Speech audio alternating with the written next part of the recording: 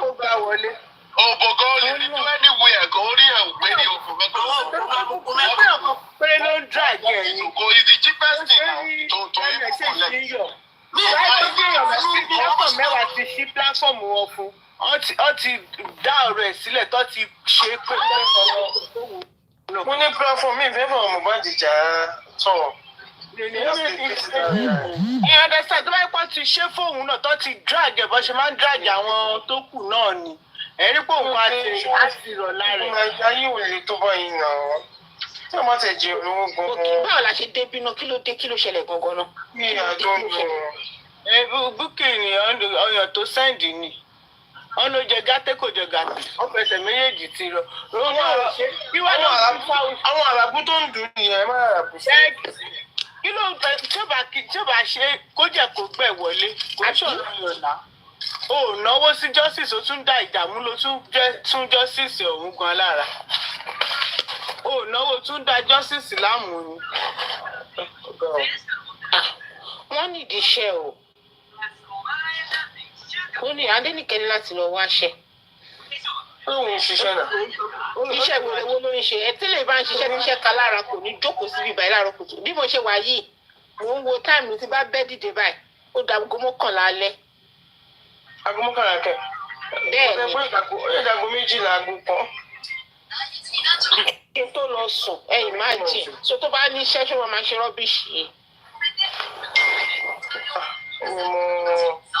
Ọ̀ṣọ̀ ìyá mi, a ní mi ò mú ní tá máa sọ sí ní. Iṣẹ́ ò ká lára ni. Arákùnkún. Kára máa kùn lórí ọ̀rọ̀ Lọ́rọ̀. Pàdé òde tí láàárọ̀ kùtù ìdájí. The next thing ẹ máa ṣe ní pé bẹ̀rẹ̀ sí ní gbé bàbá yẹn ṣe pé láàárọ̀ kùtù. Nǹkan tó ń dùn mí ni pé tó ló ń jẹ́ bá rí mi tó bá rojú, máa fa ìjẹ́ sùn. Tí máa rí pé kò tó ń ṣe èmi kan mo bí Mohbad kò tẹ̀mí lọ́rùn. Ṣèbí màá dẹ̀ máa ṣe kí ni màá wà kápá. Mi ni màá fún ẹ fọ́lọ̀ ọ̀rọ̀ Mohbad tó. Àìdọ́tọ́ ti di pé èpè ti pè pé mò ń gorí pláfọ́ọ̀mù mò ń ṣe kọ̀ọ̀kan máa wò bẹ́ẹ̀ ni. Ìwọ tó wá ti máa àbọ̀ èyí pláfọ́ọ̀mù yẹn ojú yẹn lọ. Ọjọ́ àdúró pé kíní tó ń tẹ́ pé tẹ́ bá débi eléyìí dragging ni tẹ́ bá débi eléyìí dragging ni tẹ́ bá débi eléyìí dragging. Ìgbà míì gan mo lè má ṣe TikTok mi rárá kíkọ kí n lọ sórí Instagram kí n máa lọ ṣeré ń bẹ̀ kí n máa lọ nǹkan tó ń ṣẹlẹ̀ ń bẹ̀. Wọ́n ti jẹ́ kéèyàn mọ wú ìzù mọ̀. Tẹ́wá débélé àtijọ́ sí tẹ́wá débélé àmọ́ wú ìzù mọ̀. Àmọ́ ìta fẹ́ tẹ̀lé àmọ̀ràn tẹ́ńtà fẹ́ gbọ́. Àmọ́ ìta fẹ́ ṣe. Wájẹ̀ nígbà tí ó bá tẹ̀ lọ́rùn wá kò jẹ́ wàá bẹ̀ wá máa wò. O ò ní dá sí mọ́. Èèyàn gan fúnra rẹ̀ máa nísinmi. Nǹkan tí ò fún nǹkan ó gbé sórí. Àwọn tó mọ wọn kú ọ̀n bẹ náà kó kọ́nà tètè ṣe ìyanu kọ́nà jẹ́ káwọn rí justice ìwọ wà ń bẹ̀ ó jókòó sórí pláfọ́ọ̀mù ó jí láàárọ̀ ó ti ní gbogbo òun wá justice. Ó jí láàárọ̀ òun ló ń wá justice. Òun ṣé nǹkan tóun ṣe lòun fi wá justice. Òun ló ń wá justice. Monday ó ń sọ̀rọ̀ bí ẹni tó ẹ̀ṣẹ̀ discharge lọ́sítù. Wọ́n ṣe discharge ogún ẹ̀ òpè mi ò rò pọ́n kó pé fún. Ẹ̀kìn. Ẹgbẹ́ bá kó oògùn òpè fún kò ní lè tó. Ẹgbẹ́ ẹ̀ tó fún ní dialysis tó ẹ̀ṣẹ̀ ẹ̀gbọ́n dárí jẹ̀jì. Ṣé láwọn olùmí máa ń rò pé àwọn ọmọ ọ̀rọ̀ sọ ọ́ nímọ̀ pé àwọn kan wà tó yẹ pé silent ọ̀ṣà ni wọ́n tó bá sọ̀rọ̀ sí wọn báyìí wọ́n máa ronú ni. Àní mo wà force láti comment sórí post ẹ̀kọ́ lórí Facebook. Mo rò pé máa dá mi lò torí mo sọ orí ọ̀rọ̀ sí. Èmi ò tiẹ̀ fọ́lẹ̀ torí ìjọ tí ìgbà tí kìíní tí justice ṣe tó sì ń dùn tó yẹ pé gbogbo ẹ̀ sì ń lọ létòlétò tí ò sì máa ṣe pé wọ́n ti ń pínra wọn kélekèlé orí ọ̀dọ̀ paparazzo ni mo la wà níjọ́ náà lọ ló máa sọ pé òun ní proof lọ́wọ́ ó wá ní kéèsì kan tó bá ṣẹlẹ̀ níjọ́ yẹn paparazzo wá nípa Adenike but you said you have the proof. Mo wà mẹ́jọ yẹn bí ìgòkè yẹn ní kò proof yẹn jáde. Ọ̀rọ̀ búkì ló ṣẹlẹ̀ ó wá lóun ní proof lọ́wọ́ bí paparazzo ṣe ní paparazzo dídì ó send request sí pé kó lè wá sórí live ṣáígbà tó máa dé báyìí tọ́ni rọ́bìṣì ló máa sọ jáde lẹ́nu.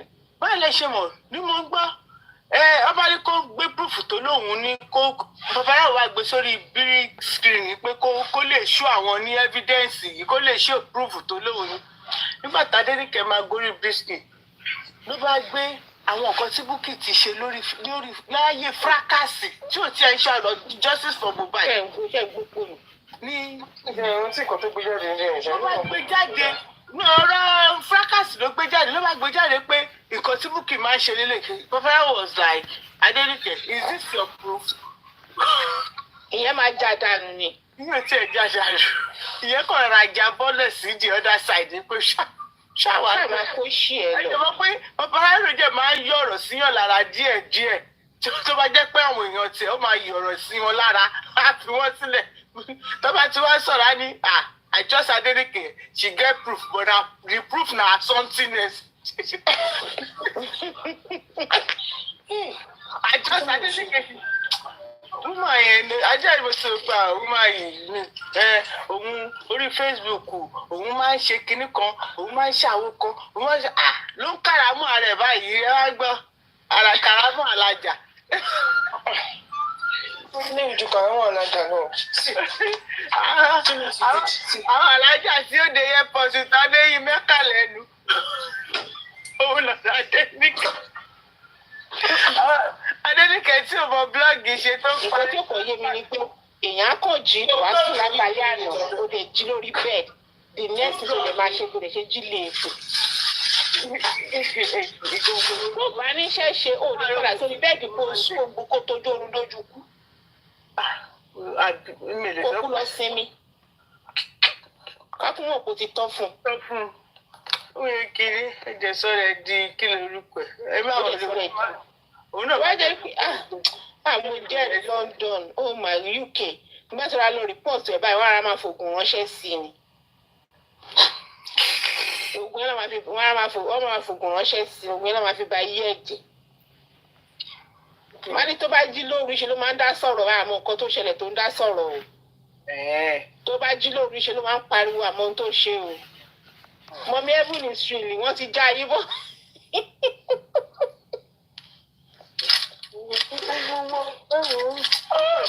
ọkọ sọ bàbá yẹn di washmat ni. àwọn gan ni wọn ò jẹ́ ká rójútùú gbogbo ọ̀rọ̀ yìí lọ jẹ́ ká mọ nǹkan tó ń lọ àwọn gangan ni because irọ́ oríṣiríṣi ẹ̀kọ́ wọn máa gbé kiri. ọkọ sọ you say the real fact. mi ò ṣọ́ mi rẹ̀ tó gbọ́ mi. mo wà á bẹ̀ ó máa gbé ó tiẹ̀ jẹ́ ká sọ̀rọ̀ dálẹ̀ ó já yín bọ́ ni. ó já yín bọ́ straight away. olórí ìṣòro ó ní ìdí pọ́nrán bó ṣe wà ó ti ya wèrè Rótìmí náà mo níṣẹ́ mi ìrìn bọ́kùnrin ìwọ ilé tí ẹ̀wọ̀n náà sọ náà fọ ọ̀rọ̀ bẹ́ẹ̀. mo ní Adenike ẹrú Papariano oníkẹ́gbẹ́ yọ̀ mí lọ sọ́dọ̀ Papariano sí mo ní Adenike ẹrú Papariano nìyẹn ọ̀dẹ̀ lẹ́nu bí ẹnu agbádá. mo ní àpò síbẹ̀ kò blọ́ọ̀gì olùsí tó náà mọ̀ kànáàkì yẹn náà wèrè àmọ́ ibi tó ń jò sí ọwọ́ àjà sí àjà sẹ́yìn àwọn èèyàn wà mẹ́ta ń bá àṣẹ lórí comment section. àwọn èèyàn ń bá àṣẹ gidi.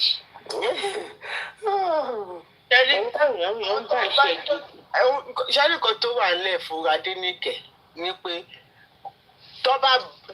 ṣé bá ṣe ń bàṣẹ nǹkan kó wá tan láìfù náà fún kó wá bàṣẹ front and back. ó máa bú sẹ́kún aṣáwọlé á sùn káàkiri. ó máa sáwọlé ni wàhálà ó ṣú ọ̀pá ó máa sáwọlé ni ṣẹ́rí gbogbo àwọn sọ̀pọ́tà àwọn tó gbé màkànákà àbí kí lórúkọ tó tọ́jọ wà lórí ìfẹ́ ọ̀ọ́ni lè bá ṣe láìfù tó bá fi lè ṣe béèyàn kan péré ló ṣì rárá bú fún tó di wèrè sí orí cyberspace tó bá rà téèyàn bíi mẹ́wàá bá ṣí live show tó rárá bú oríṣiríṣi tó yẹ pé màmá òun pé ṣóun náà lòun wá useless tó yìí ṣóun náà lòun wá ṣèkọ́ báyìí kò ní lè ṣí live show fún di. ṣé by force náà fi ń ṣe justice for Mohbad. àtàyà o ṣé by force o. ó sì ní chance tó ní. nǹkan tó sì ṣe tí ò jèrè ń bẹ̀ ló ń dùn tó wáá tó ṣe flyer yẹn bàbá wá wọn sọ̀rọ̀ ni kò ní í dùn. ẹ̀bùn kí ló fẹ́ ló wà bàbá sọ safety náà ni bàbá màmá sọ safety náà ni bàbá ń sọ ọ̀rọ̀ kan péré ni bàbá ń sọ láti jọ ọjọ́ yìí kò ṣe pé bàbá fi kún sítórì wọn àbí ọyọ. àwọn ní bàbá mọ̀ ń pa àwọn ló mọ̀ ń pa àwọn ẹni tó ń sọ̀rọ̀ wèrè lẹ́nu ó ní bàbá máa ṣe ẹ̀wọ̀n àti ìyá Mohbad Wùmí ò wá ní ìyàwó lórí country lẹ́ẹ̀rí pórí ẹ̀ ti gbálẹ̀ àwọn ń bu náà bẹ́ẹ̀ wọ́n ní God bless bàbá Mohbad là ń sọ bàbá Mr. Alọ́ba ó wá ń jó bí à ń bá ṣe ẹ̀mẹ́ bí. ó máa fi tìjú pa láìsí òye gbẹ̀yìn. ó ti lébi ń pa àwọn náà kó fẹ́ lọ jẹun. ó máa wá rò nǹkan gbé sílẹ̀ kó máa fi tìjú pa láìsí òye torí kò ní choice. bẹ́ẹ̀ náà ló máa ní òun sí oúnjẹ tá a lá máa fọwọ́ sínú pọ̀tù ọbẹ̀. lẹ́nu lẹ́nu agbada. ìfọ́lù ẹ̀ lọ. àwọn èèyàn kọ́ síbẹ̀ wọ́n ní fíìtà ló lò wọ́n náà fáìn wọ́n kọ́ sọ́dà kó fáìn tó fáìn tó máa wó kó wọ́n ní fíìtà ló lò. I'm not responding to convince you, but I just want to state my own fact of knowledge about that case of Yomi. He could make some mistake earlier nígbà tó sá lọ. I said he could because I didn't know the true fact. Bóyá òótọ́ náà le. Tó bá dẹ̀ ń le tó sá lọ, right? Tó sá fún ẹ̀mí ẹ̀. Tó bá jẹ́ pé ó fẹ́ jápa according to many people, kò ní padà wá. Everybody, well, I will start with the Bọ̀dá Sẹ̀lẹ̀ ló ń sọ̀rọ̀ yẹn. I think àwọn ti débẹ̀ olùṣọ́ alátẹnujẹ olùṣọ́ wèrè. Justice for Mohbad. Accountability. Mohbad to me is just somebody that is actually, because he's not new to this case.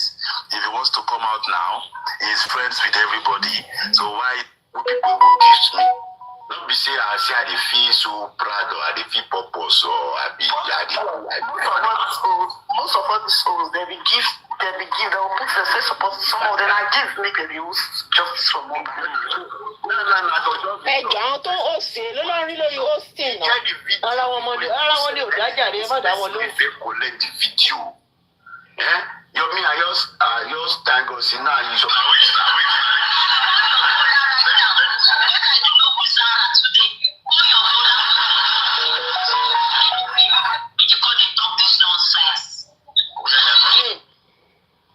But I will stand with that man.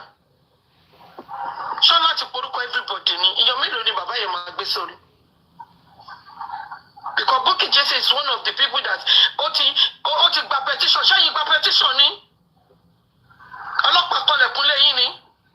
Ẹ̀yìn ká dédé yìí. None of you receive any petition letter. So if Baba is calling Bukky Jesse, leave Baba alone. Ibi tó pẹ̀lú Baba yẹn tó lọ sí nìyẹn. So everybody ni Baba máa pè. Kí ló dé ta like àbòsí báyìí? Àti like àbòsí jù, please. You should stop all this nonsense. Ẹ̀jẹ̀ lẹ bí mo ti yẹn, especially we mothers. Àtẹ̀gbọ́ pé àwọn fathers their national kìíní ni wọ́n bí tó bá wù wọ́n ní kọ́kọ́ balẹ̀ sí, but àwa lè obìnrin tá à ń bímọ tá à ń gbé oyún tá à ń dẹ̀jẹ̀ àtomi sí wọn lórí. Èèyàn ló bí bàbá Mohbad náà náà. It is well. Una lies too much. So this just una not dey pity this boy. This man have done a lot for himself now. He never even chop anything. I love this boy's story. Mo fi tí Demola tó ti sọ̀rọ̀ sí bàbá yẹn. I think I found it. We go dey house for Maria's bed. I'm sorry for speaking in bad place. Where were you? Mr. Demola, Yorùbá yẹn ló máa lọ dáadáa jẹ́ ká máa fún un. Àwa tí yín náà làwọn bí. Yorùbá yẹn máa ń dùn mí mi. Do free anything, yeah. Sí, mo fẹ́ mọ ibi tí prime boy yìí wà nígbà tí a wà ní Malian house. Tó yẹ pé she born we no dey shop. She born we no dey chop. She gbaka we no dey shop. Aláwàlá yìí ẹ máa parọ́ kọ́ lọ́wọ́ mú mi. We no dey chop. A máa sọ sórí staircase ní ibo ló wà tó bá ti jápa. Abẹ́rẹ́ nǹkan tó sọ náà kọ́lọ́hún dẹ̀ ti wọ̀. Wọ́n á ṣe fídíò tá a bá ti padà sí Malian house tá a máa sọ sórí step. sùn sórí kúṣe ṣe níta ẹgbẹ́ ẹgbẹ́ bá kọ́kọ́ sùn láì ló ti sùn ìwọ́n tó bá ti lò sí láti wá jókòó ni. àbójú máa ní ibo ló wà ní táǹdì ẹ pé mọ́ọ̀tì ni wọ́n máa mú láàárọ̀ ọ̀sán alẹ́ ní àtàdúrà tó yẹ pé táwọn máa jẹ oúnjẹ na once we dey shop and na this one wey dey cook the ọgbọnọ wey we dey shop then hot ọgbọnọ and ẹ̀bà ẹ̀rọ àwọn wá ṣe orí ibo.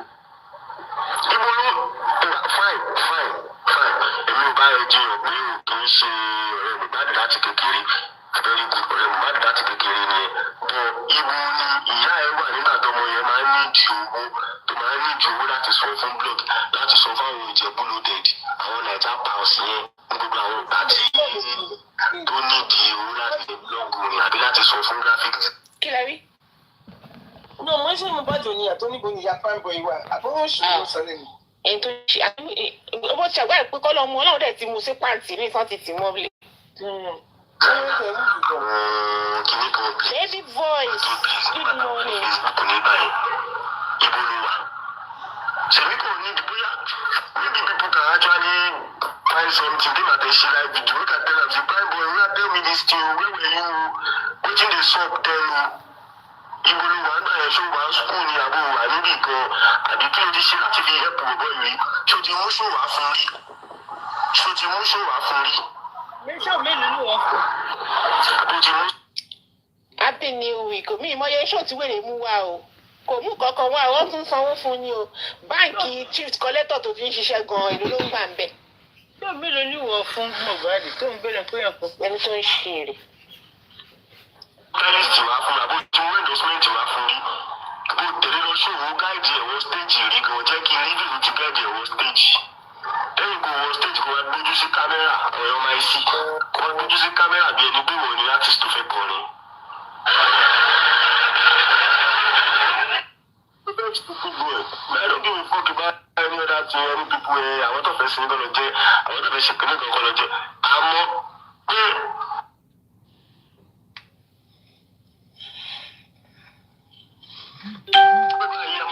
ìmọ̀lẹ̀ bàbá dáwọ́ pamọ́ pé ọmọ rẹ̀ bá fẹ́ kúrò ní ibi ìwà immunization kìnnìkan ó máa send account number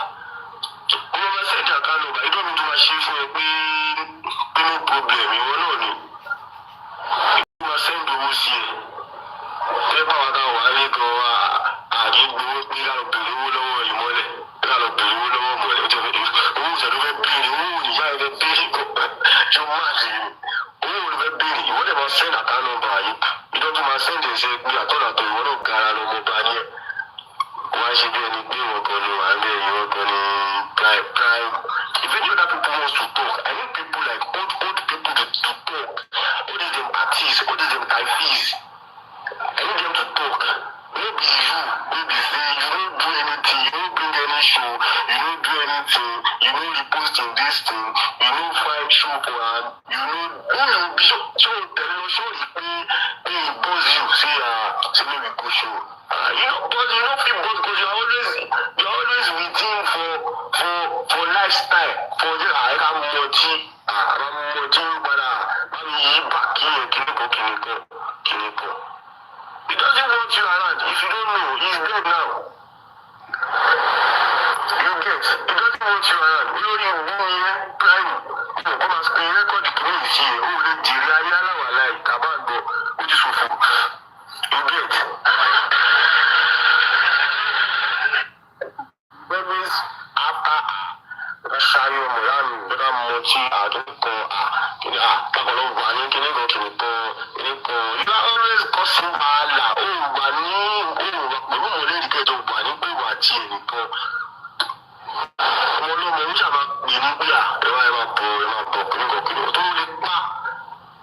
Alhamdulillah, Rabbil Alamin. No issues. We all do palapa. But I can't tell you, if Nigeria dey work, you, Ibrahim Odu ni, Alagla dey give me. Ó yẹ kí Primeboy gan lọ bá a ní pàǹtí yẹn kó lọ jọ ní petition mọ́bẹ́. Ibi tó ti pa ó yẹ kó fi hàn. Ṣé àwọn fọ́mọ̀ ọ̀lẹ́ ní Demola ìṣá? Ọmọ àdàbọ̀n ó lè tiẹ̀ rí. Ó lè mọ jàgùdà. Kí ọmọ Ìbàdàn tẹ́lẹ̀ kí lè expect? Ó kàn máa kó ọmọ sọ̀tọ̀ ń kó pọ́npọ́n bó àyẹ̀ ẹ̀ ní ó máa jẹ́ kó máa bá àwọn Ìbàdàn. They weary of our sentence. ìgbà ó ti wà ń pàǹtí kó máa lọ jẹ́jọ́.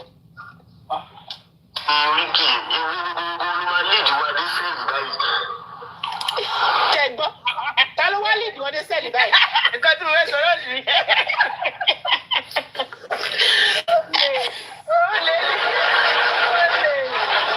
Ẹ jọ̀ọ́, ta ló léèdì wọn dé sẹ́ẹ̀lì báyìí? Ta ló kọ́kọ́ mú?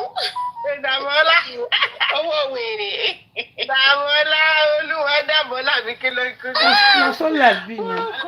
We were planning like a crime boys that it will lead us to the case of Mohbad, the crime of Mohbad. And it's not the God that can lead us to Okpa Mohbad. Good morning, my family. How are you? You don't like wetin you talk. You won't go meet am. Ṣé wọ́n bójú ẹ̀ tó lọ bá ṣe dìtò ni? Ṣé wọ́n bójú ẹ̀ tó lọ bá ṣe dìtò ẹ̀ tó yẹ pé ó ti ń forí ẹ̀ kakura? Àbò yéèzì ìyá ẹ̀ ta 3 million lẹ́fún sórí fún fídíò sórí ògùn ta 100 million naira lẹ́fún fídíò shoot. Kò tí ì rí àríbọ̀ fídíò shoot. Ṣé mo kọ́ tó wà lórí ẹ̀ wá lọ gbà wá dá olóòrùn wá sọ fún ẹ pé kìnnì kan wá sáré yọ bílẹ̀sì wá dá gbọ́dọ̀ bẹ́ẹ̀. Wá ti gbé wọn fọ́ gíláàsì wọn dùn wá yà sí lọ́wọ́ lọ́sìn náà wá everybody sórí burúkú wá ṣóòṣì yá ayé wá ti bàjẹ́ àlùzì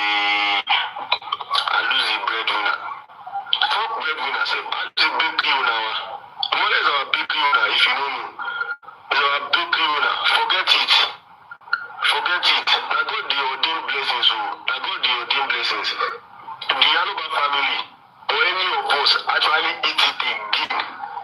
Eat that thing again. We are blessed, you know. We are blessed. We are really blessed. If we eat that thing again. You understand? Because we lost it. Ọlọ́run, ó gbà yẹn pálápá má ṣiṣẹ́ ni.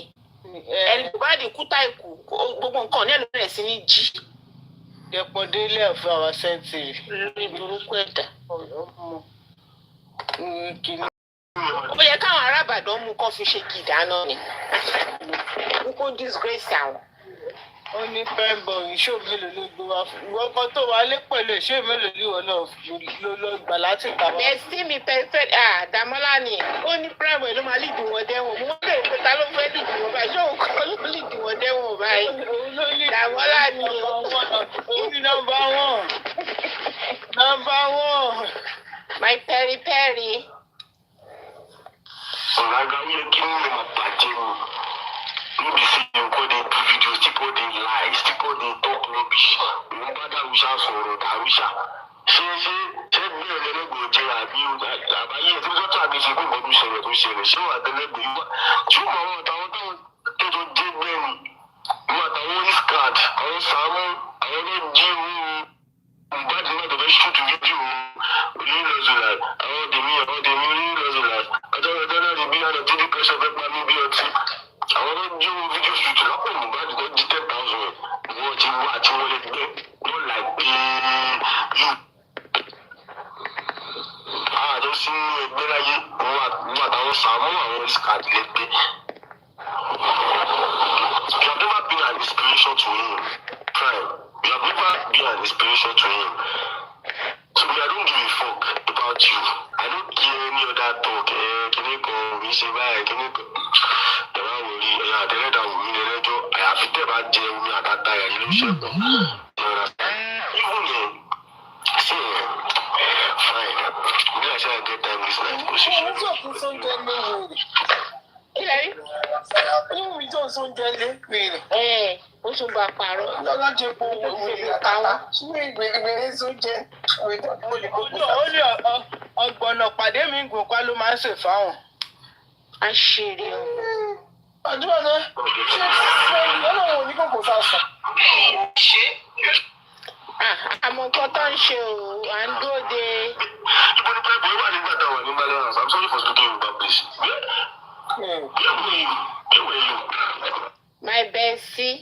I know that àwọn legal team náà ni bóyá máa fún wa ní good news. We don't know what's going on. Ẹ káàárọ̀. Ẹ káàárọ̀. Good morning. Àwọn náà ni. Títí ìdòwò káàárọ̀ máa. Báwo ni? Àwọn àtàyànfẹ́ àwọn yẹn change orúkọ ẹni ha.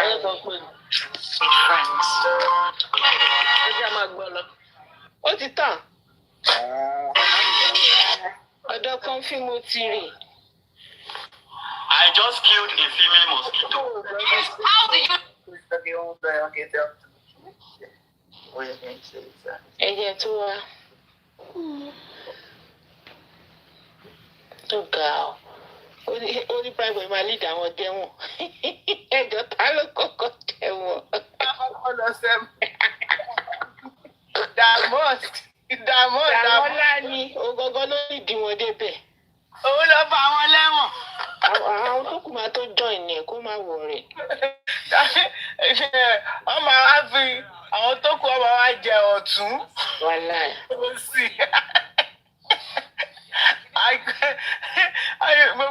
Gbogbo ọlọ́ máa joyè níbẹ̀. Àdìyàn kàkàkàkàkà. Ó ní ìyá Mohbad náà wípé Liam ò kì í ṣe ọmọ Mohbad. Wọ́n ti náà máa fún bẹ́ẹ̀. Ẹ wo bí. Ó náà máa fún ìyá Mohbad jẹ. Ẹjọ́ má bínú. Ìyá Mohbad mọ̀ tòótọ́. Ìtorí ìyá Mohbad ṣe sọ pé díẹ̀ ìyá Mohbad kan ti kọ́kọ́ tú àṣírí ìdìbọ́sílẹ̀ nígbà tó sọ pé òun bá èèyàn lórí bẹ́ẹ̀dì Mohbad matrimonial bẹ́ẹ̀dì wọn. Are you guys forget? Are you guys forget? No, sir. Are you guys forget? Lórí ìyá Mohbad kọ́kọ́ ló bá jọ. Ìbọ̀dá mi lẹ̀ pẹ̀lú ìgbìmọ̀ wọn. Láàárọ̀ kò sí tún Monday. Tí mo forí kórè. Are you guys forget? Àdàlà tí ẹ má pa mi. Ẹ̀wọ̀n wọn ló dà pọ̀ tó ṣe é lọ́dọ̀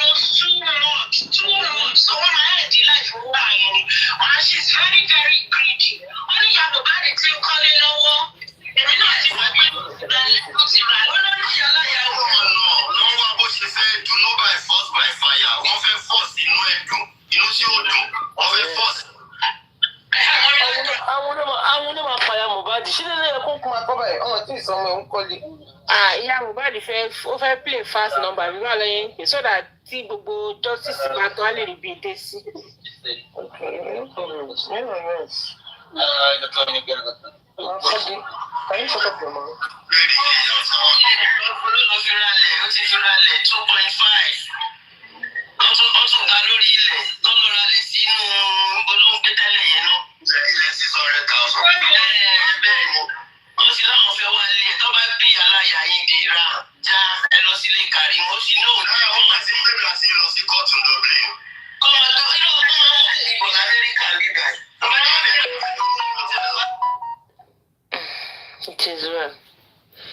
Àbàtì mo máa blọọkì ẹni torí ẹ̀ bá pé bẹ́ẹ̀. Ó tọrọ ló gbọ́ ẹ̀. Báyìí kí n kí fún ẹ. Ṣábàtì ṣì wà nù ayé mi. Ìkọ̀kan kò ní ṣe bí kò ní ṣe àwọn èèyàn rẹ̀. Àwọn èèyàn tó dúró fún real justice. Yes, baby. Baby mi ò ṣe kí ló ṣẹlẹ̀ sí Tanwijin olójú tó ṣe sọ́jú ojú fún mi fẹ́ pé bòbó yìí. Tanwijin tó ń pariwo kiri kí ló ṣẹlẹ̀ pẹ̀lú òun àti ọmọlé ọkàn tó ń ká lòlò yìí. Ó fún lépè gidi gan. Ká ni ẹ? Tanwijin DSS Tanwijin.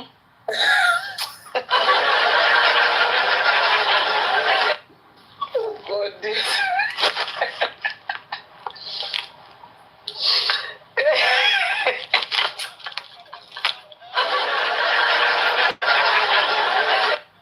Please follow the host. Tell people to share this live to help him. Tell people live this. mo ṣe máa ṣíìsì fóònù yín gan èmi ẹ̀kọ́ máa ń fóònù yẹn ẹ̀ṣẹ̀ kó disappear ẹ̀kọ́ ní kó disappear. Bàbá mi táwọn jí ti fákálò ló jẹ ó fákálò ló jẹ gidi gan ni. Mo ní no be yeti no be na be bad woman. Kalakalo rẹ jọ. Akalolo, one of the hosts, Akalolo.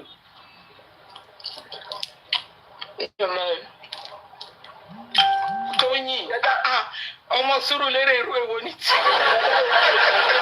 Ọjọ́ gọ́ọ̀mẹ̀ntì orúkọ náà.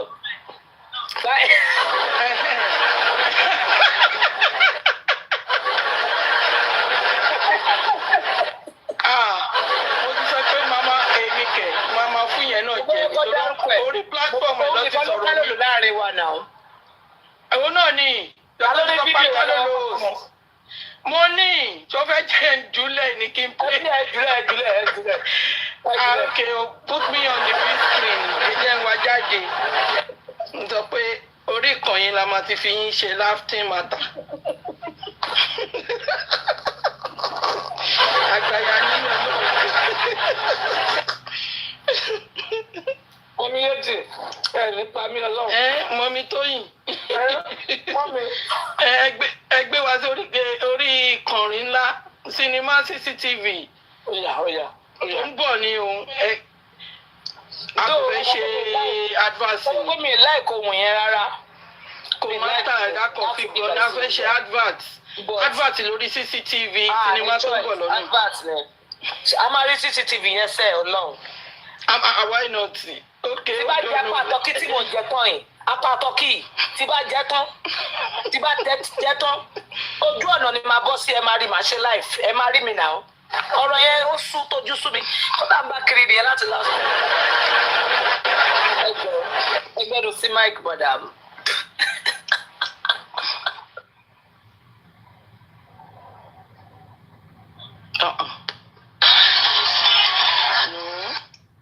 Oh shit. Kílódé. ẹ̀yin tó bá rẹ. Kílódé ọba àròkọ mo fẹ́ play now. bá mi ṣe ẹ bá mi láì. Ìbá mi dáa fún ẹ̀dì music. Orí burúkú ló máa bá ẹ orí burúkú bó ṣe gbé ìyá ẹ̀ ṣẹ́ pé yẹn bó dẹ̀ ṣe máa rí fún ìyá ẹ̀ nìyẹn. Ìyá ẹ̀ ò ní jèrè. Ìyá the music private kò ní jèrè. Torí tí ìyá ẹ̀ bá lọ sọ dájú sí láti ọdún máa bá ẹ pàdé ìdá. Sọ́ọ́ni ò lákọ̀ọ́ ni ó ti ṣe fún lákọ̀ọ́kọ́.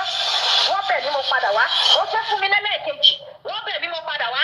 Ẹlẹ́ẹ̀kẹta lélẹ́yìí orí burúkú ọmọ òṣì. Kò mìíràn tó kì í sọ̀rọ̀ sí. Kò mọ́. A kò máa sọ̀rọ̀ ṣùwà. Tó bá ti lè jòkó sórí platform òṣì ẹ̀ yẹn. Tó bá ti jòkó sórí platform ikú ẹ̀ yẹn. Platform tó yẹ pé ayé ẹ ti bàjẹ́ olórí burúkú ó lọ sí South Africa. Ó má lè tọ́jú bọ̀ ọ́. The music pivot ojú yẹ ẹ máa bó nínú ayé. Ṣé díẹ̀ ní ti bàbá Mohbad? Ti yẹ ẹ máa wọ́ ọ̀sán ẹ̀rọ torí ọmọ mẹ́rin ìyá ẹ máa sọ dànù lọ́wọ́ lẹ́ẹ̀kan ṣoṣo. Ṣé olórí burúkú ọmọ ni ẹ? Ṣé o ní o ti ya olórí burúkú ọmọ láti ilẹ̀ wá ni? Ṣé o ní o ní ẹ̀kọ́ ni? Ṣé o ní ẹ̀kọ́ kó tilẹ̀ òkú kéré mọ́? Ṣé o ló jìnnà sínú ayé yẹn ni? The music pivot orí burúkú ẹ máa sọnù mọ́mọ́ mi ẹ ìyá ẹ máa fojú sunkún ẹ ni.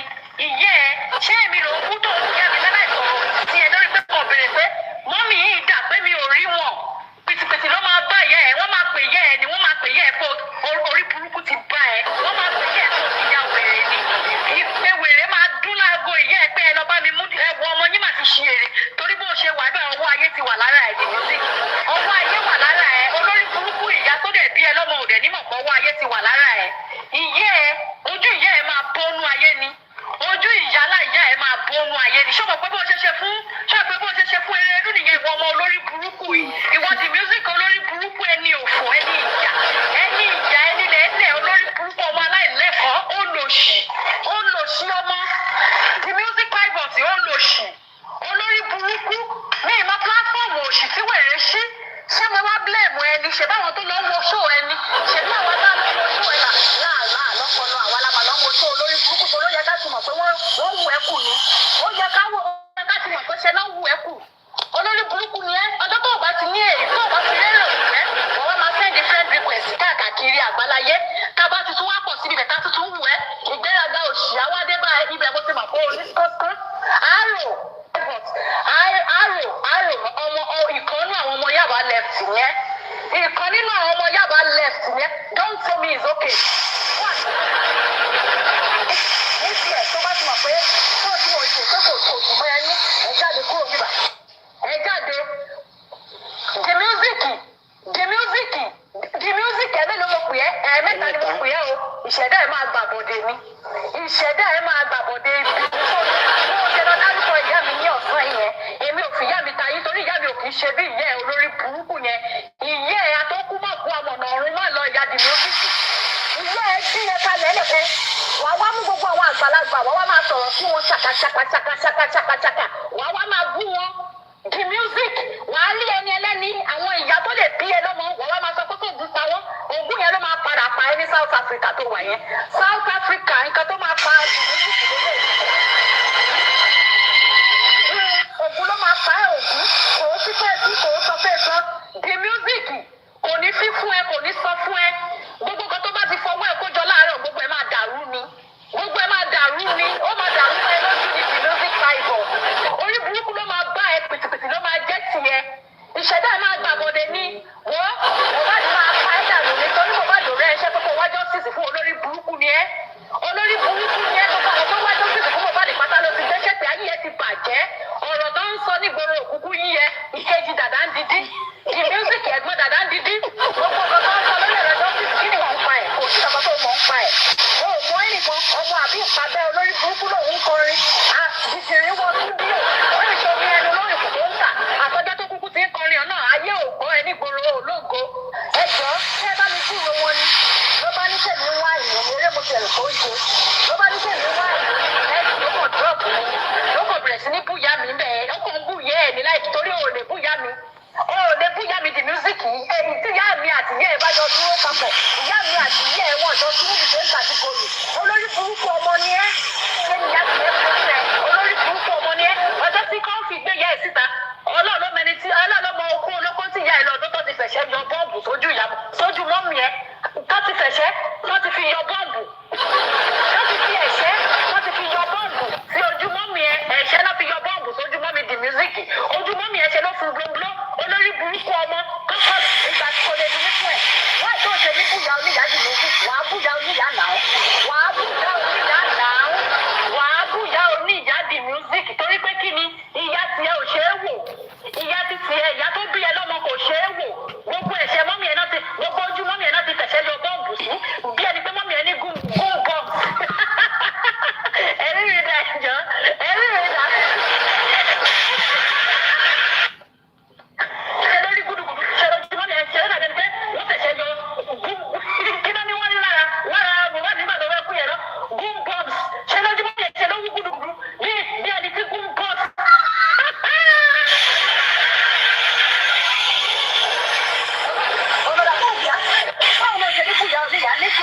láàrin èmi àti wọn ṣé ìyá ẹ lè rí báyẹn kò sẹ́ni tí ìyá ẹ máa dàbí ìyá di music yẹn kára ò ní ta torí olófo ẹ̀dá ló bí di music kò sẹ́ni tí ìyá ẹ lè dàbí ìyá di music yẹn a ò ní ta wàá máa gbé lòkè àti gbogbo àgbàlagbà tó bá ti rí àwọn àdẹ̀kọ́ la rẹ́. ẹ jẹ́ ká breaking. This is Monday morning. Sorry, one of my sister is here. Toyin, Go come across the live stream, but then I don't know you to be this kind of violent, and then I was so shocked. Because I'm going live stream, you are shocking to me. So I'm pushing the comment section, and Sister Yeti to sorrow you want to take a break, rara. So maybe you're upset that much, I don't know. So that's why they felt called to auntie. Okay, money, okay. Anglican no làwọn náà lọ. Okay. Because bí ṣe mo feel pé bóyá àwọn ló ń sọ̀rọ̀ pé bóyá ni upset. No. Kò ṣe àwọn play show èèyàn ni. Oh, okay. I had to click on our video to go and check the person that was talking, and I'm like, any go join ti o le sọ̀rọ̀ tó yìí kí ló ṣẹlẹ̀. No. Èmi mo ṣe padà wá tí mo ṣe wá comment pé Toyin, it's too early for gbàsẹ̀ ní Monday o. So be calming down, girl. You know? Àti today, wọ́n bú mi ní now. Tó bá bú ẹ, mo mọ̀ pé orí áàpù yìí ó bá wà ń bẹ̀. kò ṣe tẹ̀ jẹ́jẹ́ ṣe ti get tẹ̀ jẹ́jẹ́ díẹ̀. ṣé tó bá fún mi kí n má dáhùn àbí. ó máa sọ̀rọ̀ bọ̀ kó bá ti sọ díẹ̀ èkó tó fẹ́ ṣùgbọ́n. sábà fi mí lẹ̀ lọ́rùn kan. ọmọ àlèyàn ló máa bú tí kò ní ṣe kínní bó tó bá lè sọ pé ó tó jẹ́ kó tó bá ti sọ fílẹ̀ síbẹ̀ wọ́n ti mọ̀ pé òkè tí ọmọ lọlé lọ gbèsè wá nìyẹn. Because let me tell you one thing on this app. I understand. I'm for justice for Mohbad. Okay. And our justice for Mohbad. Yes, they are all justice for Mohbad. So understand. Yeah. Okay. It's not just. Mo group justice for Mohbad. Mo go no ṣe join wọn. Tipẹ́. Okay. So ṣẹ̀ṣẹ̀ yé mi báyìí. Okay. Yeah. So ọwọ́ àgìtàlẹ̀ tó wá bu yín. Pé wọ́n bú wa ni ẹ̀dọ̀ bá dẹ̀ ti dá padà fún wọn máa dùn wọ́n. Kàwọn náà máa dàwọ́ ẹjọ́ wájú ń fúnra yín gbàgbọ́s. Gbogbo yín ẹ jẹ́ kí Mohbad sinmi o. Ọ̀gá àwọn ọ̀rẹ́ máa sọ. Ẹjọ́ sinmi orúkọ ọmọ yẹn mú kó lẹ́nu láti last year kí ló dé? Àtẹ̀yìn first party àtẹ̀yìn second party ẹ jẹ́ kí Mohbad drink cup kó mu drink kó drop cup lọ́rùn o. Ẹ jọ̀ọ́ Mohbad ò tí ì sinmi until tó bá rí justice. Ẹ ti gbọ́ Òun ló ń tọ́ṣe òun ní soul ẹ̀ ń tọ́ṣe everybody. Ẹ má jẹ́ àṣẹ kínní ẹjẹ́ àtọ́kùn yẹ kó ṣe rí. Don't talk to her and she's my sister o. I know. Tell her make she drop, make she go talk to you for inside house. Comment section but pé wọ́n. No be here on our phone or something. No. Ẹjọ́. Ẹ wo Now, àǹtí ayé ẹ máa gbọ́ ẹ dúró ẹni sọ̀rọ̀. Ṣé rí nígbà tí Mohbad kọ́kọ́ kú, Ọlọ́run ọba mo fi ṣe rí. Tóyìn lè justify ó lè testify sí nǹkan tí mo ń sọ yìí. Èèyàn ẹlẹ́mìí ni mí. Ní èmi ò kàn ṣèyàn tó ẹ kó máa wá síta wá máa pariwo kíní kan ṣe no I'm not that kind of person. But níwájú àkáǹtì mi tó gbà orin Mohbad tí mo ṣe ń bẹ̀ tó jẹ́ pé mo kàn ń ṣe continuously kò ń ṣe 50.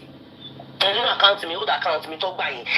Because I felt ìgbà tó kú ìgbà tí mo kọ́kọ́ ṣe orin Mohbad mi ò mọ Mohbad rí mi ò mọ bóun ló lórin náà èmi kàn ṣe ni bóyá bí 3 years ago tàbí 2 years ago mo kàn ṣe orin yẹn ni I didn't even know bóun ló gòun àti kíníjọ kọrin kí lórúkọ bọ̀bọ̀ tó wà bíbá yìí bọ̀bọ̀ Naamali mi ò mọ̀ pé bóyá ọjọ́ ń kọrin àbẹ́ anything I just love the song and I did the video mo dẹ̀ post ẹ̀ sórí TikTok lọ́tọ̀ tìgbà tó wá kú Ọlọ́run ní jẹ́ ká kú kógo wa tó búyọ lọ́tọ̀ tìgbà tó kú ni mo ṣe realize pé orin yìí tí mo like Mohbad ló kọ do you get but nǹkan tí mo fẹ́ fàyọ ni pé nígbà tí bọ̀bọ̀ ikú nítorí pé Mohbad gbogbo èèyàn ló mọ̀ pé ọmọ ẹ̀mí ni Mohbad so when he died ṣàṣà afẹ́njọba lẹ́mìí mímọ́ Ọlọ́run lára ni Mohbad ò farakàn ṣe get ẹni tí ò bá ní ẹ̀mí Ọlọ́run lára ni ọmọ yẹn ò farakàn àní màmá lọ títí báyìí nígbà èmi fúnra mi ni mo kọ́ṣọ́ náà tí mo stop láti máa ṣorí Mohbad because wọ́n dàbí pé mo fẹ́ ya wèrè màá dẹ̀ máa lọ títí báyìí mi ò lè ṣorí mi màá ti gbé fóònù lókè báyìí mo ti ń ṣorí Mohbad mo ti ń jó lọ títí gẹ̀rẹ́gẹ̀rẹ́ tí mo lọ drop ọmọ sí school coming back láti ṣe school runs then màá dẹ̀ máa ṣe orin yẹn màá dẹ̀ máa post ẹ̀ mo ṣe léra ọtí ìgbà tára mi ò gbé mọ́ àní mo máa sùn gbà mí máa jí báyìí orin Mohbad ló máa wá sí mi lọ́kàn máa ní pé èmi dẹ̀kẹ̀rẹ́ mo like kí n máa kọ orin praise kí n máa kọ orin worship song and all that all of a sudden gbogbo orin yẹn wipe off kó lẹ́nu mi tí bá jí pé mo jí báyìí pé mo fẹ́ orin kan fẹ́ wá sí mi lẹ́nu orin Mohbad ló máa wá sí mi lẹ́nu orin Mohbad ló máa wá sí mi lẹ́nu so I know pé ikú Mohbad mo mọ̀ pé kò ń ṣekú lásán bó a lè jà fọ́lọ́run Ọlọ́run bá Ọlọ́run nìkan ló lè jàjà yẹn ó dẹ̀ ní gbogbo nǹkan tó pamọ́ ojú Ọlọ́run ló tó ṣẹlẹ̀ wá rí tó bá jẹ́ pé foreign world ní nǹkan tó ṣẹlẹ̀ ti ṣẹlẹ̀ sí Mohbad á ti rí justice ti pẹ́ that's one thing tí mo fẹ́ kí gbogbo yín mọ̀ Mohbad máa ti rí justice for a long á ti rí justice ti pẹ́ tó bá jẹ́ pé ìlú òyìnbó ló ti ṣẹlẹ̀ but gbogbo wa mọ̀ ló ta ti wá àmọ́ bí ta ti ń bọ̀ gbogbo wa mọ̀ pé bó ṣe gbogbo ẹjọ́ yẹn wọ́n ti dàrú kò dẹ̀ lè lójútùú we all know that. We all know that pé wọ́n ti da ẹjọ́ yẹn rú bọ́dẹ̀ ṣe máa dàrú títí táyé máa fi parẹ́ lélẹ̀ whether we come out to do justice for Mohbad, I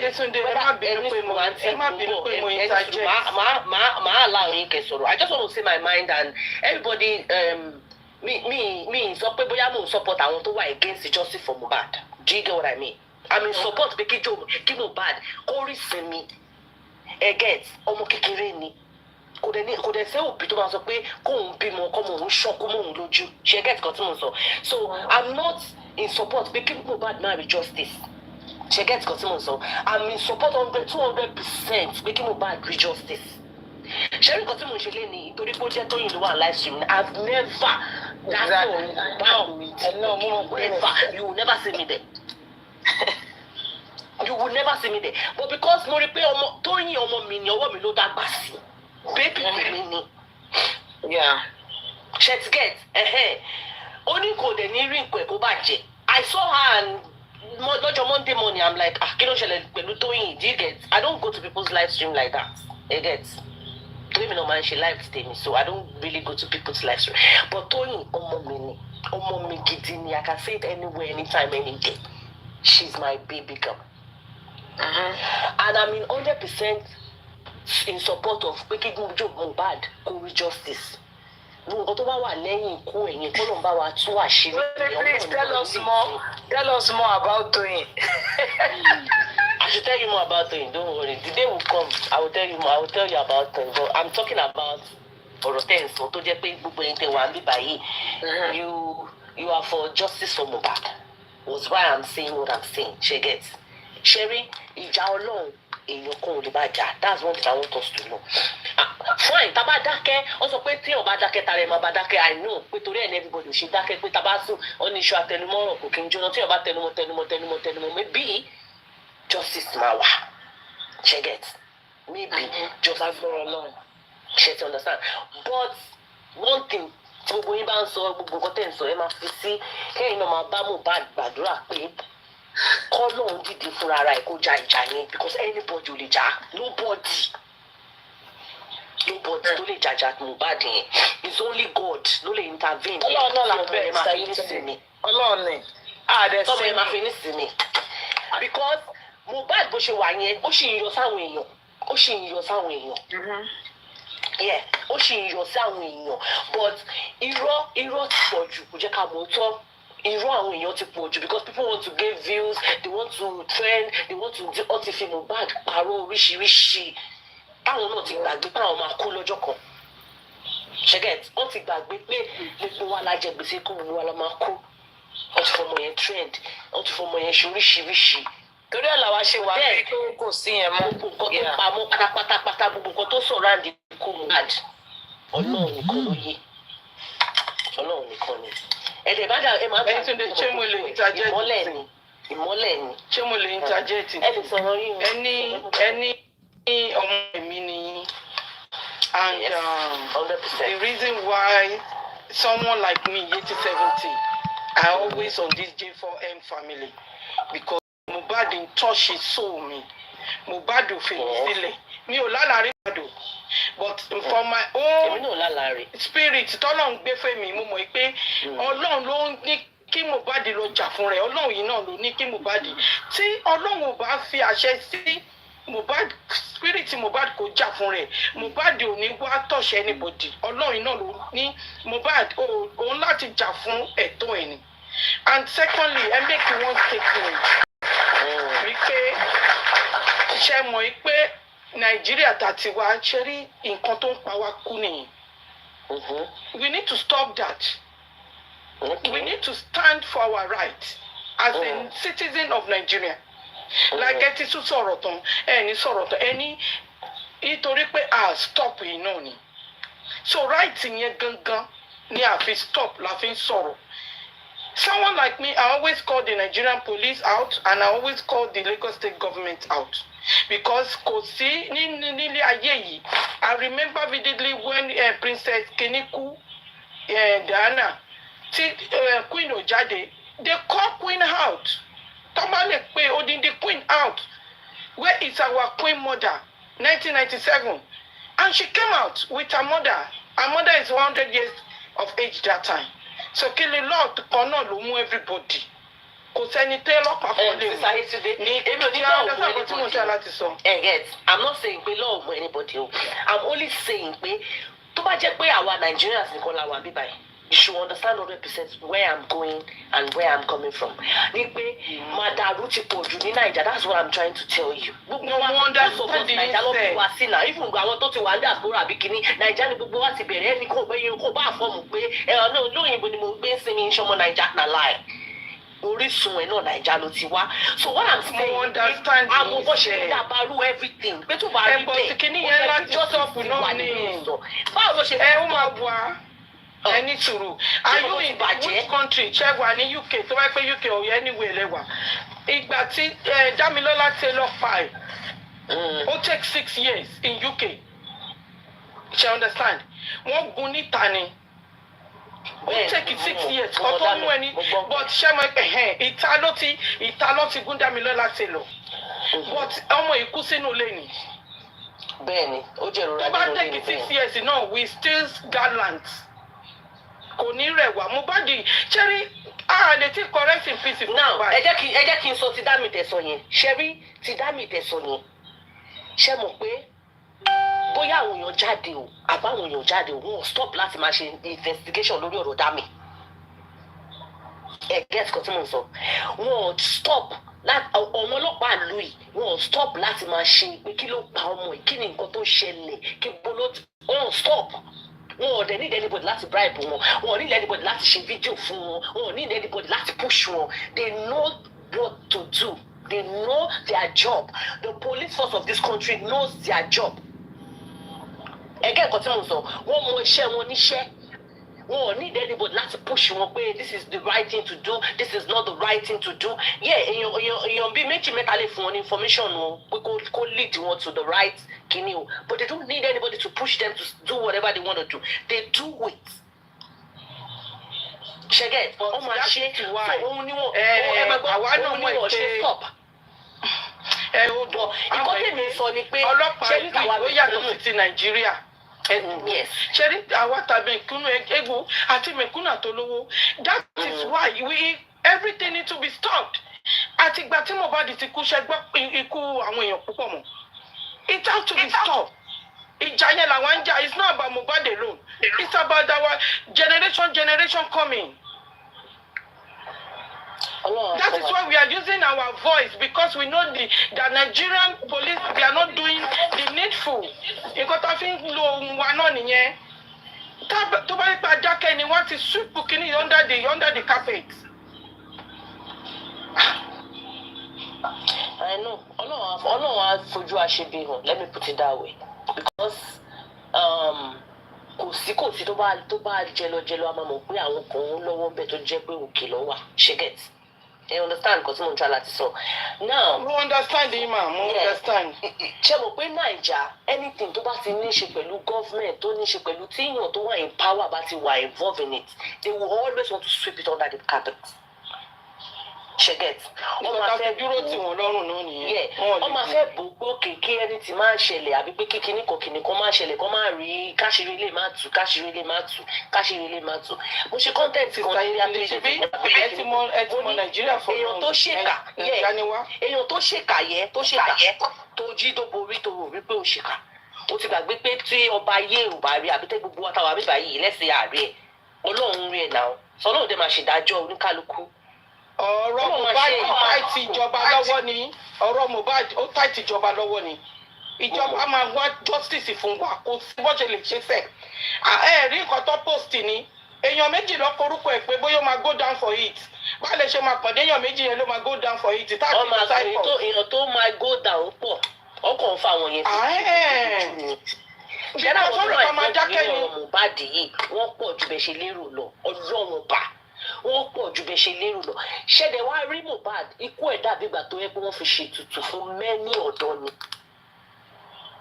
ẹgẹ́ nǹkan tí mo sọ mẹ́ni ọ̀dọ́ Mohbad fúnra rẹ̀ ẹ̀mí ẹ̀ bí bóun fúnra rẹ̀ fi ṣètùtù fún mẹ́ni ọ̀dọ́ ni because nǹkan tó ṣẹlẹ̀ gbogbo bó ṣe ń bú ṣẹlẹ̀ okay when he came to this country too he was bullied ẹ ṣe bẹ́ẹ̀ mọ̀ pé ó wà bullied even when he came to wá sí UK nígbà ó wà ó bully wọ́n bully ẹ̀ because àwọn tó lágbára jù lọ tó ń ṣiṣẹ́ lábẹ́ wọn wọ́n di ìlú ìmú wọ́n lágbára nílùú so wọ́n bully ẹ̀ he was bullied. And ṣẹlẹ̀ rí ibi tó ti ń bully jù ìlú òyìnbó ni ẹ lè fẹ́ kù nílùú òyìnbó ibi tó ti ń bully jù pé wọ́n bully yàn láyé lọ́run ìlú òyìnbó ni wọ́n máa bully ẹ̀ tó ti kọ́ ni. Exactly. She understand? So when he came here, he was bullied.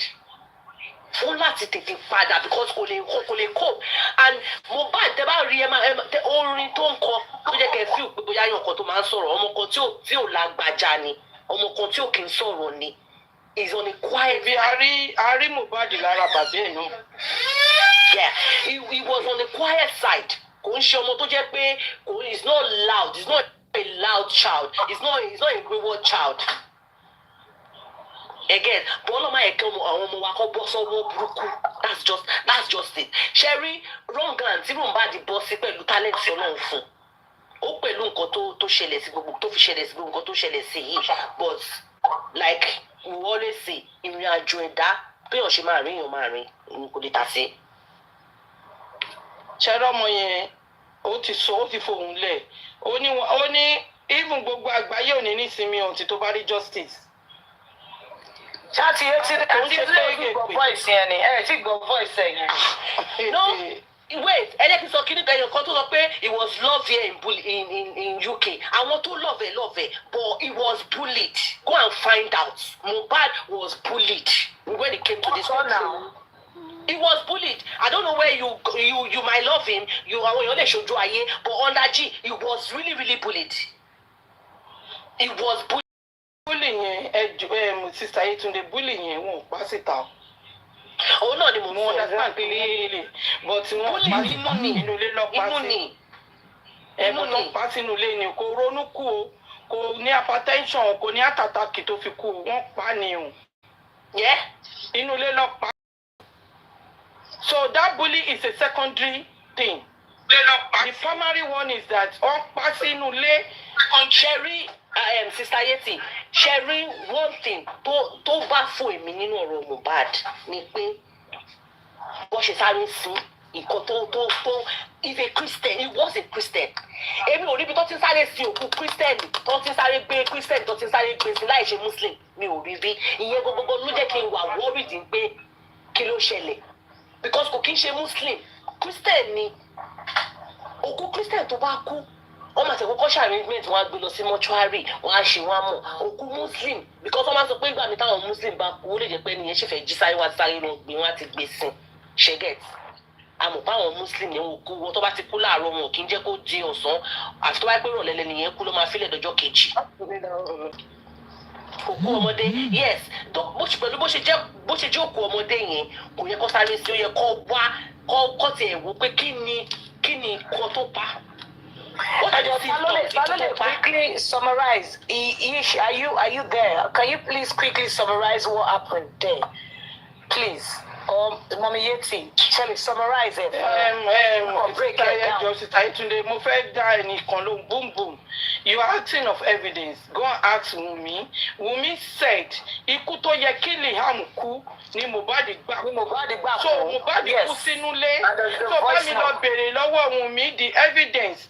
And the same Wunmi ló ní wọ́n wá gún Mohbad pa. No, she's not correct. Wunmi tó ṣílẹ̀kùn fún wọn lọ bá mi bí sọ fún ẹ pé Wunmi ló máa bèrè lọ́wọ́ ẹ o kò ń ṣe mi ló máa but ọ̀pá Mohbad sí ilé ni Wunmi ló sọ fún wa. Kò ń ṣe gbogbo question tó bá béèrè ní comment section lè máa dáhùn. No, I didn't, but this one I have this one. Because she doesn't have the knowledge of what was going on around her. Sister Yetunde yẹ get nǹkan tí mo fi dá lóhùn. Àwọn ọmọ káàmpù ọmọ yẹn ni mo dé láti lọ sí ọ̀gá wọn. Ó ti yé yẹn. Tóyìn orí mi lórí live torí gbé ara mi ò yá mu lọ bíṣẹ́ lè ní ire o. Enjoy day yìí o kẹ́ ní wonderful week. Àkáǹtì yẹn ti jẹ́. Ó ti jẹ́ o. Level 40 something. Àti Yetunde ẹ̀ tí wọ́n wà level 80 báyìí. Ó lágbára o. kò má ta. It is well, sis.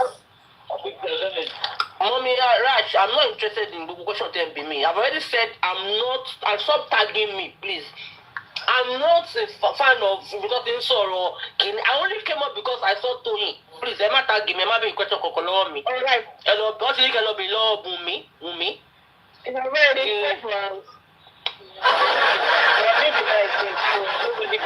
Don't go yet. Kí ló dé ṣe fẹ́ fún mi láyọ̀ ni. Sister Yeti. Sister Yetunde ṣé Anglican lẹ lọ ni? Bẹ́ẹ̀ ni mà. Anglican.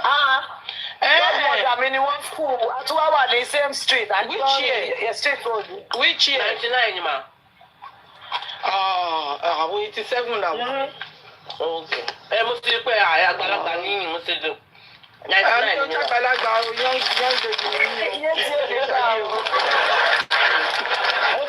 Èmi sì ń ṣayé o. I know that we're not 18. Let me put Àwọn ọmọ ọlọ́bọ̀dé. I'm also all about this baby too. I say about to need late for this now. Èmi 55. Mama, Nice to meet you. Love you. Yes, I tell today, they just me lion now. What's the Christmas is lion? Going to alone, drink or that judge me, gift him on TikTok, please. They say it's the born again. Our baddest gift today. I want to tell you. Mi ò bá dé fi gift o ànídàmú mi tẹ̀síyàn ní rose láyé mi. Ó ga o. Gbogbo owó tí wọ́n sọ TikTok yẹn wọ́n gbà káǹtì kí tí wọ́n máa ọlọ́ọ̀ máa jẹ láyé. Ó dà pé ẹ ti wọ level 40 something now. Finger money náà. No, mo ṣe fẹ́ wọ 39 ni. Finger money ti wọ 40 something ọgbà. Mo gbọ́ pọ̀ gbàgbà. Wọ́n ti gba tí wọ́n padà náà wọ́n gbà padà. Oh really? Wọ́n gbà padà. Ó ga o. Wọ́n gbà padà. Ráyè mi ní time for TikTok láti gba àkáǹtì kankan padà. Mo máa ní match ní next week sis. Ẹ jẹ́ wá support me. Tóyìn mi gift mi lórí TikTok. Ó gbọ́ mi àbí ò dáhùn. Má tààtì mi o.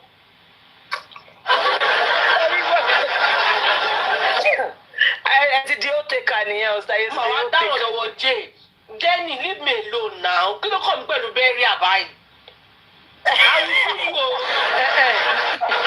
Ṣẹ́rí ẹ mọ̀ nǹkan tó ń jẹ́ ní ẹ̀ńtà láti sọ ni pé ṣẹ́rí tí bó ṣe tètè kọ́kọ́ sáré sin Mohbad ti rùn because nǹkan tí wọ́n ń kó ẹ̀ tó gba wọ́n yẹ lọ́wọ́ ẹ̀ tó sọ nìyẹn ní corona inquest wípé ó ti wà ní stage 2 ó dẹ̀ ti rùn and Ọlọ́run ní jẹ́ ká rí ẹlẹ́dàá wa ọ̀tá àwọn ọmọ wa kò gbọdọ̀ wà nílẹ̀ kó dẹ̀ ti rùn bàbá ẹ̀ máa ń kọ́ lọ sí ni the same apply to my in-law.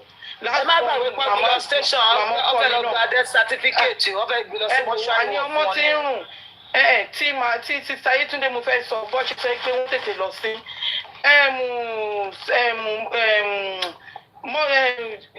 kí lè máa pè mother in law mi last born wọn ó kú is it last year or 2 years ago dáàdi ẹ̀ dẹ̀ wà ní Naija wọ́n dẹ̀ fẹ́ travel wá padà sí America ṣé mọ̀ ẹ́ pé wọ́n ní kọ́ lọ sí lójijì ni but ẹ mọ̀ ẹ́ pé kò sóòbí tó máa rí ọmọ kó kú lẹ́sẹ̀kẹsẹ̀ ibo là ń gbé sí and ọmọ yìí ti kú ó ti ń rùn kò síbi tó máa gbé sí and that is why tí tó fi ní kọ́kú lọ sí nìyẹn and wọ́n dẹ̀ ti ṣe àwọn ritual àkọsílẹ̀ wọ́n ju kòkò sínú burial ground ẹ̀ wọ́n ju kí lorúkọ aṣọ white sínú ẹ̀ so ìyẹn ló yẹ ká ìyẹn lèmi ń béèrè lọ́wọ́ Wùnmí kí ló ṣe dé tó fi ṣerú gbogbo yẹn and ọmọ yẹn that lovely yóò da yẹ̀pẹ̀ sí Mohbad lé lórí that is the question that the whole world was asking Wùnmí kò yẹ yín because èmi ò gbọ́rú ẹ̀ rí nílẹ̀ Yorùbá ọmọ kékeré tí kò ṣe fáwọn òbí ẹ̀ ló lọ ró so that is the question a lot of people on this black app. Sherry,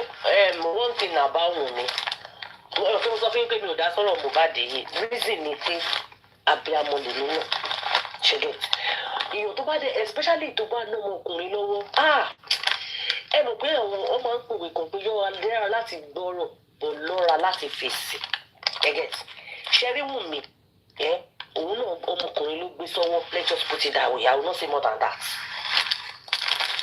Ó yé mi ọmọkùnrin ló gbé sọ́wọ́ so and ṣẹ́rí nígbà míì àwọn ọ̀rọ̀ kan máa ń wà tẹ́ pé tíyàn bá débẹ̀ kéèyàn fò ní ọlọ́run ọba kéèyàn kàn fò kéèyàn bá ti fẹ́ gbẹ̀ṣì kéèyàn bá dẹ̀ ti fẹ́ kí nígbà míì ṣe wọ́n pé nígbà míì ọ̀rọ̀ tó bá jẹ ló máa jẹ bò padà ṣẹlẹ̀ rí ẹyin lóhun tó bá ti jábọ̀ yẹn ò lè kó o ọlọ́run ó pẹ̀lú nǹkan tó yẹ pé mi ṣe dá sọ̀rọ̀ Mohbad rárá mi ì dá sí kò sí láìtọ́ tí ń ṣe ọ̀rọ̀ Mohbad tí Tóyìn nìkan ni mi mọ̀ because mi mọ̀ pé Tóyìn mi ṣẹ̀ṣẹ̀ fọ́lù àkáǹtì ẹ̀ lẹ́ni ni wọ́n ti gba àkáǹtì mi TikTok gba àkáǹtì mi so this particular account tí mò ń lò yìí mo ṣe ìfà orí live orí TikTok cousin mi mo ṣe wá sọ́dọ̀ cousin mi so orí TikTok cousin mi because àwọn cousin mi yẹn náà àwọn family justice for Mohbad ni wọ́n ti máa ń wọ́ mi kékeré mi wá join justice for mi ò ráyè o ẹ̀fẹ̀ mi lẹ́bi mi ṣe wá but she's always on every platform tó ti ń ṣe justice for Mohbad. So when I saw Toyin on her TikTok page, I said, on something pe you kan ti wájà Toyin, mo ní Toyin wo nbari, mo ní Toyin pepere pe, mo ní Toyin pepere pe wo. Mo ní ṣe Toyin bí mi ba de bi, mo won charge phone mi nu le ni o, I have to go and pick my phone. Nte mo fẹ́ wo orí live stream yẹn. Mo ṣe wá lọ charge phone mi, I have to go and orí ẹ bá jẹ Toyin pẹ̀lú tó rin yẹn. I have to go and I have to go and look for her page to come in. Láti sọ pé Tóyìn dọ̀dọ̀rọ̀ náà mi ò mọ ẹ́ sí onígbàsíbòsí o. Then I even thought maybe it was Aunty Tunde that was talking when playing what she was playing. I thought maybe that was her voice. Maybe she was the one pine pé àyàn kan ṣe wọn kìnnìkan. I'm like lẹ́jọ́ Monday pé ipò o was why I said Tóyìn pick me. Get. Mo ṣe wá sókè pé mo tún wá ń dúró pé káàntì Túndé sọ̀rọ̀ tán látẹ̀ ní sọ̀rọ̀ tán mo rí pé wọn ò dákẹ́ Tóyìn yẹn ní Monday ó bá kọ́ sí comment section gbà àsìkò tí pọ̀ nínú Monday lẹ́bà kò kí ni ṣé wọ́n rán ẹ sí mi ní gé ńlọ kí ló dé ìdílé. Àwọn Yorùbá ti wá yín débí o àwọn tó wá yín ti wá yín débí tó bá ti wáyọ̀ lò tó bá ti ríyàn lókè. tó bá ti rí wọn lórí láì Nǹkan tó ṣẹlẹ̀. Monday and everybody mọ̀ pé mi ní dédé wá sórí TikTok lẹ́ni Monday láàárọ̀ kùtùkùtù. Come join us kẹ̀. Àyẹ̀lẹ̀ ìbàdàn. Ẹ bá mi join níyà ní dáàbò. Ẹ bá yẹ kó join my sister mi dá tó. Ẹ má fi gift bribe mi wá join yín o. Philip fi leave me alone. Oh, God, I love you too. I love you guys too. Yeah, you guys are doing well. To be honest, you are doing a great job. But ẹ kò má fi jásí jù, please. Ẹ má fi jásí jù. Because at the end of the day, when we now get justice for Mohbad and gbogbo ìgbésí then on my re-platform years, gbàgbọ́ fún nǹkan ló máa ń ṣe bíbá yìí o. Ṣé get customers? So that's what I'm trying to say. Ẹ kò máa kó wọlé sí. Ẹ gbà bẹ́ẹ̀ fún àwọn ajá kó máa gbó. Àwọn èèyàn mọ̀ wá as peaceful people. But when you come for us, ẹ wò ebi máa lọ́ máa wò wó yìí lára. Ó yẹ kó mọ̀ pé mi gan. Madam, go make better person talk. Èmi kò ṣe bí n ṣe business. You don't want to do this. What I'm saying ni pé ṣẹ́rí TikTok tá à ń ṣe yìí. Èmi náà ní rìkọ́dì àrífà níbi tá àrífà ti ń sọ pé òun lọ sí inquest òun rí mọ́tò ọba ń bẹ gbogbo àwọn yẹn máa sọ pé ìkọ́tà àrífà sọ gbà yẹn You don't want to injustice. You leave us. So ṣẹ́rí nǹkan tó ń bẹ ni pé. Ìgbà tárífà sọ yẹn ìgbà ìmọ̀ ní àjẹtí mọ̀ ní. Ìdàmọ́lá náà tó sọ́lé náà ìgbà ìmọ̀ náà lòun náà sọ. Àti Ìdàmọ́lá ṣì rí sẹ́ńtò ó ṣẹ̀ sọ. Ti àrífà ọ̀la àrífà adéládé wọn. Fọ́jọ́ mẹ́rin o. Kò wá tà àrífà lóṣù méjì ní pàǹtí náà so ìyẹn ò jẹ́ tuntun náà. Ibi tí Ìdàmọ́lá máa gbà lọ sí láìdè. Ibi tí àrífà náà ṣe máa gbàdá lọ sí gbé láì ṣe pírẹsidẹ́ntì. Àṣà àrífà ló pààyàn ní àbárífà wà ní ọ̀sẹ̀ Ẹ ṣe Dàmọ́lá ló pààyàn ní. Dàmọ́lá wà bẹ́ẹ̀ kí ló dé tí Dàmọ́lá lọ sí ìgbà tó ṣẹlẹ̀ kí ló.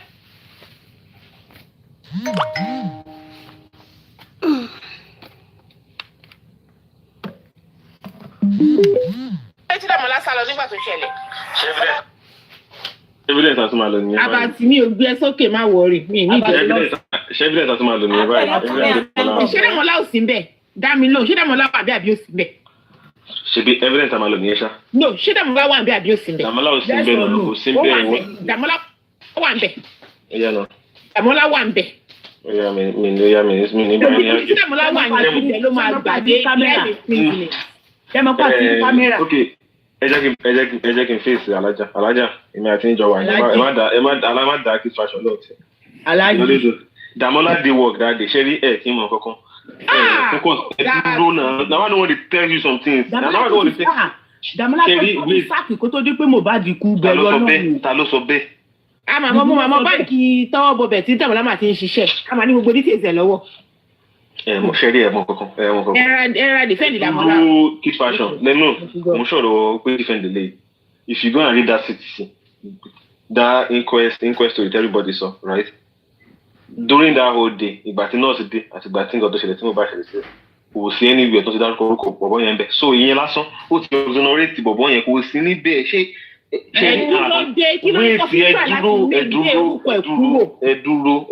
ẹ dúró. Mi ò ṣubú. Ṣé ṣàlàjà ni kí n fèsì àbẹ́yìn? Ara méjèèjì ló máa fèsì. Ara mi ò ní dáa mi ní strength ẹjọ́. Ẹ ṣàánú mi, ó ṣàárọ̀ bọ́ndì. Kò sáwọ̀ ń ta náà. A ṣe kọ́kọ́ náà no violence akọ̀rọ̀ ránṣẹ́ fẹ́ wá. Ṣẹ́rí okay ẹ jẹ́ kí n try to understand. Tí mo ṣe wà yìí, I have no interest in Damola. Kò sí I don't care about that guy. Kò sí I don't know him. Mi dẹ̀ kí ẹ̀ ń pa nǹkan tó bá fẹ́ ṣe or anything. Mo kàn sọ ni pé when they were invited to the inquest, ìgbà tí Wùmí lọ sí inquest, Adura lọ sí inquest, tí gbogbo àwọn tó wà nílé ẹ̀ lọ sí inquest wọ́n sọ̀rọ̀ at least wọ́n ló sọ̀rọ̀ last time yẹn náà. Ó sì bàbá ẹni tó sọ̀rọ̀ ní the last time. When everybody went to the inquest, right? Kò sí anybody tó emphasize lórí Dàmọ́lá. Ṣẹ̀rí tí ọ̀rọ̀ bá ti ṣẹlẹ̀, tí ẹni tó ń sọ̀rọ̀ abẹ́ tó ń kọ statement tí kò bá ti mention orúkọ èèyàn kan báyìí tó tún bí pé àwọn olótún wà ń bẹ̀ tí kò rántí ẹni yẹn tí kò mention ẹ̀ ó ti lọ nìyẹn kò sí pé ó wá dọ̀lọ́ kò sí bọ̀bọ̀ yẹn ò sí nínú picture the guy ló dé. Ṣé máa ń pé nígbà tí ọ̀rọ̀ yẹn ṣẹlẹ̀ Dàmọ́lá wà ń lé ó dẹ̀ sàkúrò lé ó ti sáré lọ sí Ìbàdàn.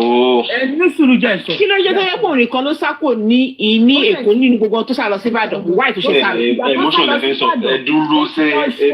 À ń bèrè question ní why tó ṣe sáré? Ó ti lọ ṣe má dàrí ẹ má jẹ́ ká fẹ́ emotion sọ̀rọ̀ yìí.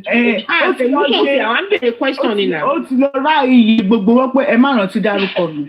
Kò sí nǹkan tó kan ọlọ́pàá pẹ̀lú yẹn tó bá ti rá ẹni yé tó bá ti kọ̀ọ̀kan púpọ̀ sínú statement ẹ̀ òun lọ sẹ́wọ̀n nìyẹn ẹni tó rá ẹni yé kò sí nǹkan tó kan ọlọ́pàá. Ó máa lọ rá wọn níyè ìgbà tó náà jẹ́ máa múyè wọn padà ló fi pé kóun lọ ra fóònù lọ́wọ́ Àdúrà ló fi wá lọ fi fóònù yẹn ṣe ní tó fi ṣe. Ọlọ́sàn nìkan tó ń ṣẹlẹ̀ ẹ kàn ń sọ báyẹn. Ìwọ gangan ló sòótọ́ dàbs. Báwo ni ṣe fẹ́ sọ̀tọ̀ ṣe bá ti evidence báyìí kí Wùmí lọ wá tẹ́lọ̀ nígbà. Ó yá kí ló dé tí Wùmí ń sáré kiri àti gba Dàmọ́lá sílẹ̀ why?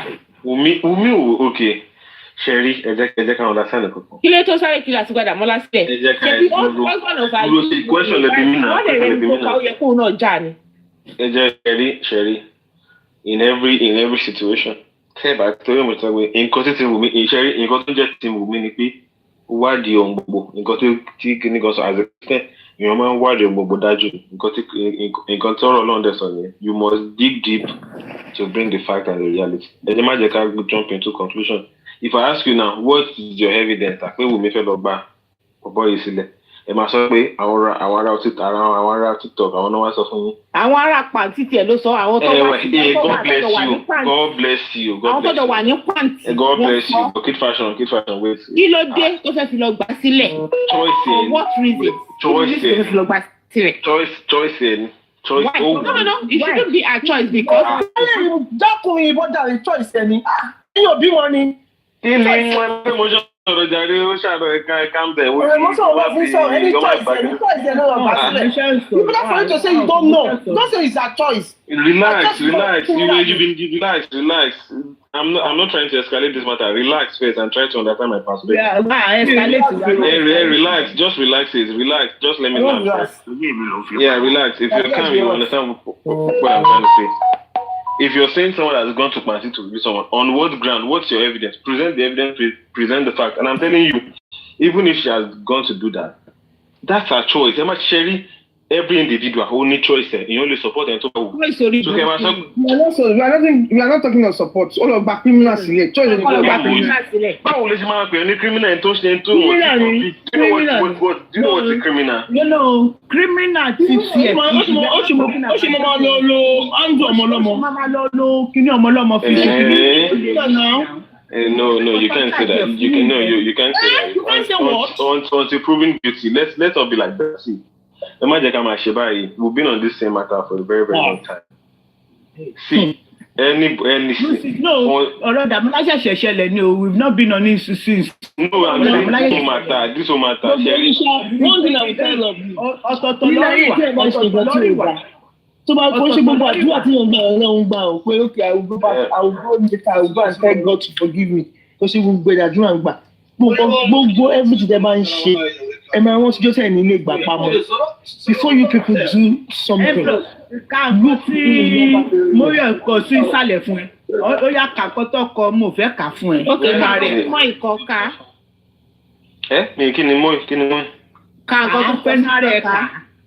She last comment why is the platform happy? We are not looking for Mohbad. Sherry, I can understand it. Sherry, everybody, why I to see? Wait now, I need to sorrow now. Let me talk first. See, it's part of the reason why sometimes I don't want to come on this platform anymore because everybody wants to feel like go to Shelley. At this point in time, if people are not willing to stay calm to understand the process, you will not understand why I'm supporting this particular person. You get? So in that sense, so if we don't have any evidence against me and Kid Fashion, we've actually been friends for almost a year now. So she knows me very, very well. If you have any evidence that can nail someone, wait now.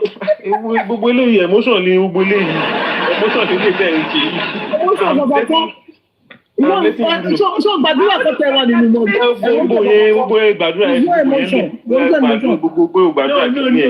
Forget all those ones. Those ones are emotional.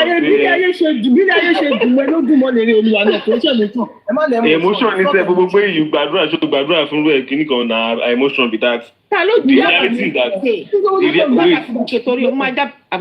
Don't drop her now. See, wait, let me talk first. Wait, Kid Fashion, wait, Kid Fashion. Let me make you understand one thing. Nobody's trying to be wicked here because they are supporting someone. And even the people that have done the worst crime on earth, they have an access to a lawyer, they have an access to their family, and they still want to have access to their human rights. That's one thing that we all live abroad, if I'm going to be right.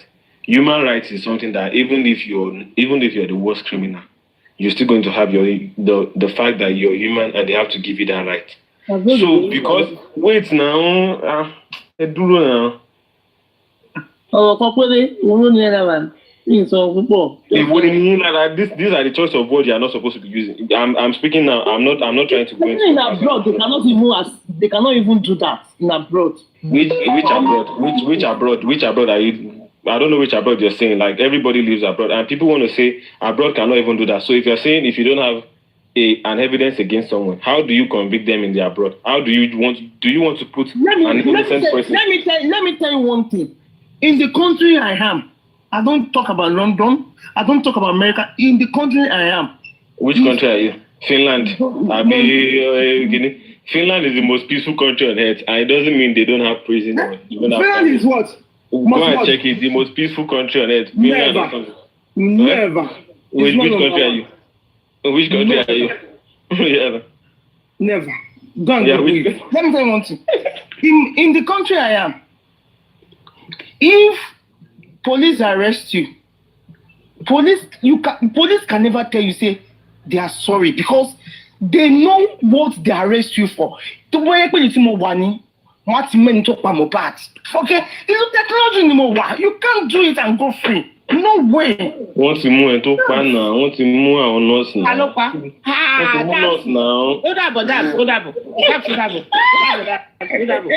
All people here, me in energy of man. Keep passion. I don't miss you now. Statement tó sọ yìí mi ò miss ẹ̀ mọ́ ó dàbọ̀. Nọ́ọ̀sì ló pa Mohbad lóúnjẹ. No, I don't miss you now. I don't miss you now. Hey! Gbogbo yín people here bẹ̀rù Ọlọ́run. Ẹ fi gbogbo ẹgbẹ̀rún Ọlọ́run sílẹ̀, ẹ fi gbogbo yẹn lẹ̀. Bẹ̀rù Ọlọ́run, that's why tí ni wọ́n ṣe. Emotion ni gbogbo yẹn fi hàn. Emotion kan, ó lè rí òyìnbó ò lè ṣe nǹkan báyìí, òyìnbó lè kí ló tẹ̀ ń gbé àbàtì sókè báyìí torí Ọlọ́run. Èyìnbó wo ni kò lè sí. Àbàtì dúró.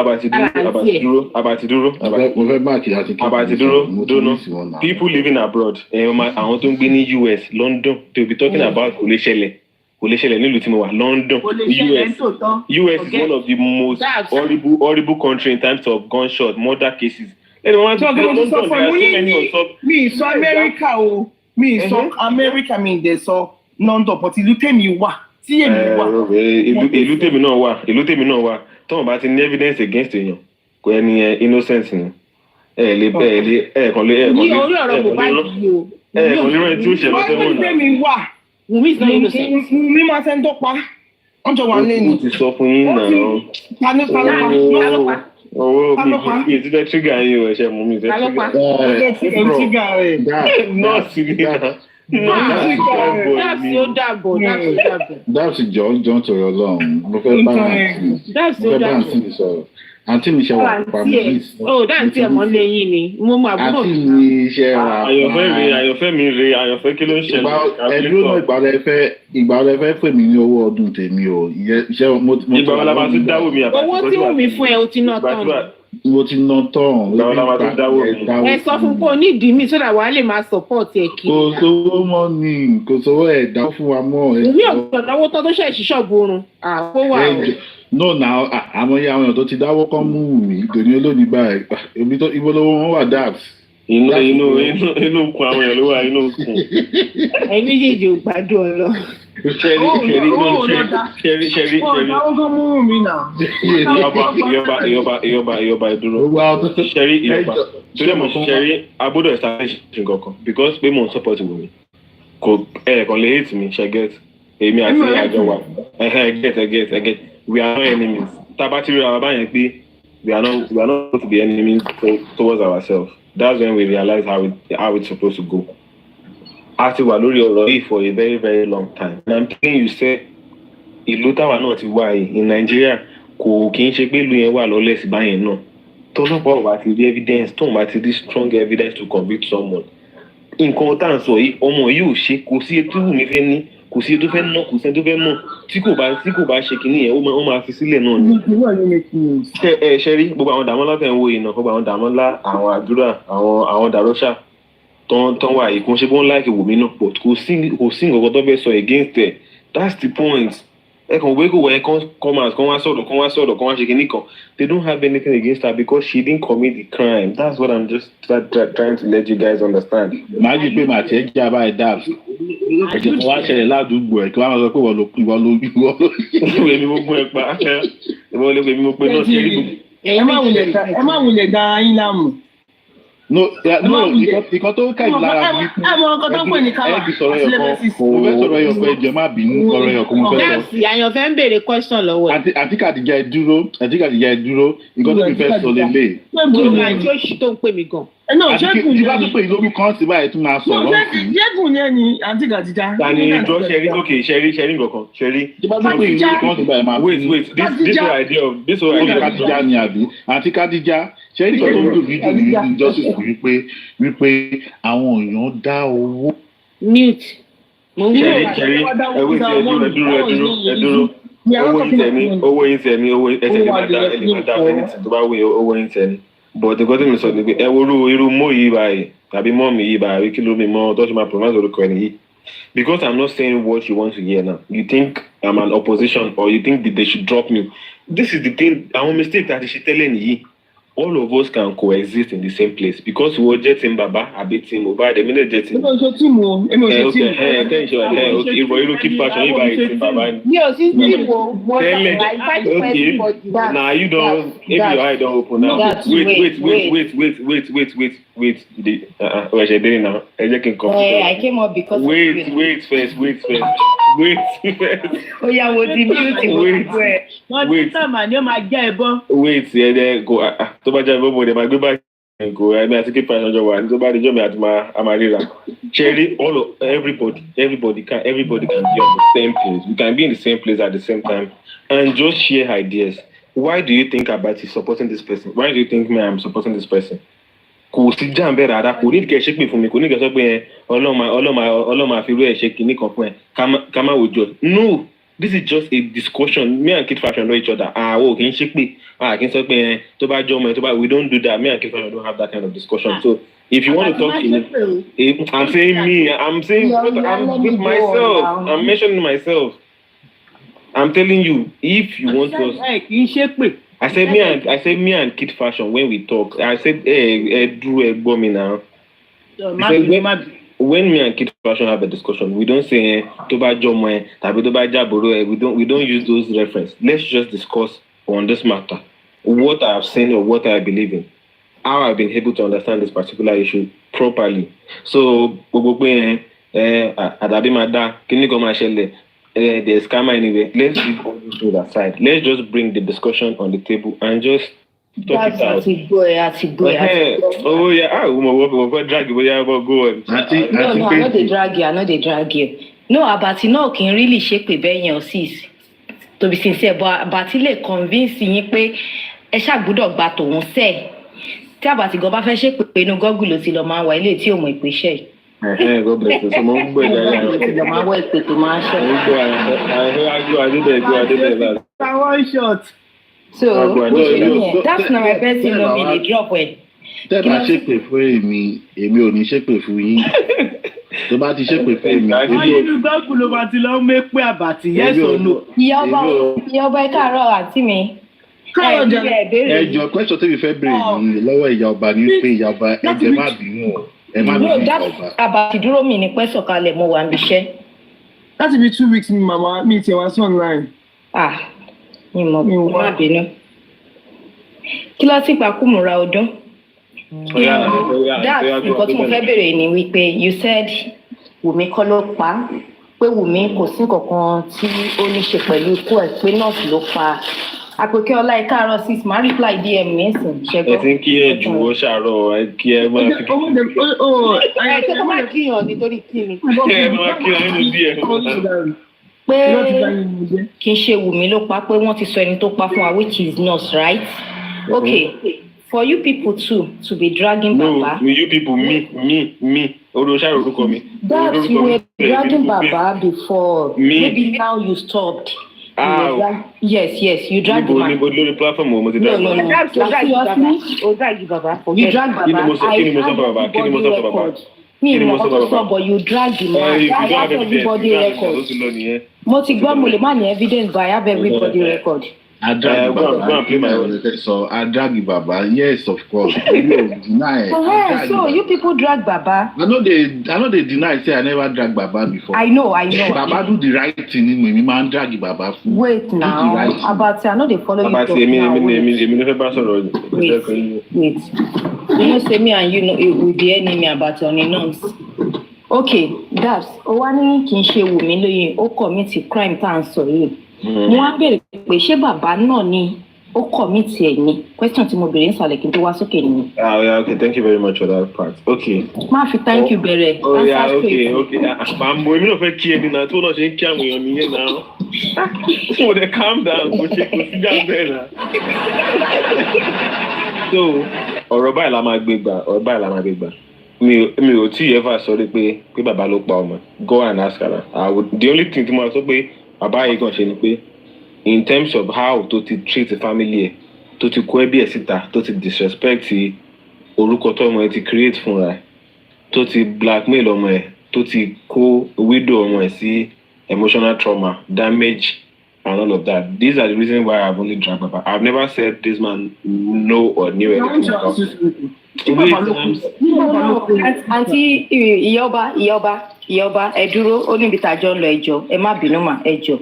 Okay, you said because of what Baba did at first. Exactly. Okay, I understand you now. I understand you.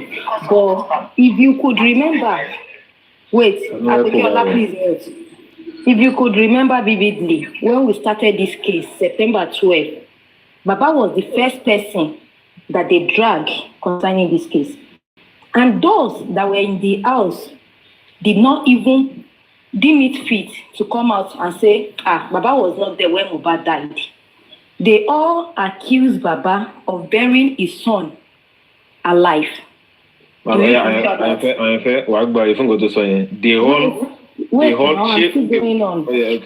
okay. And even the wife put out a statement like 6 or 8 captions then that they have killed the nigga. Gistlover was chatting.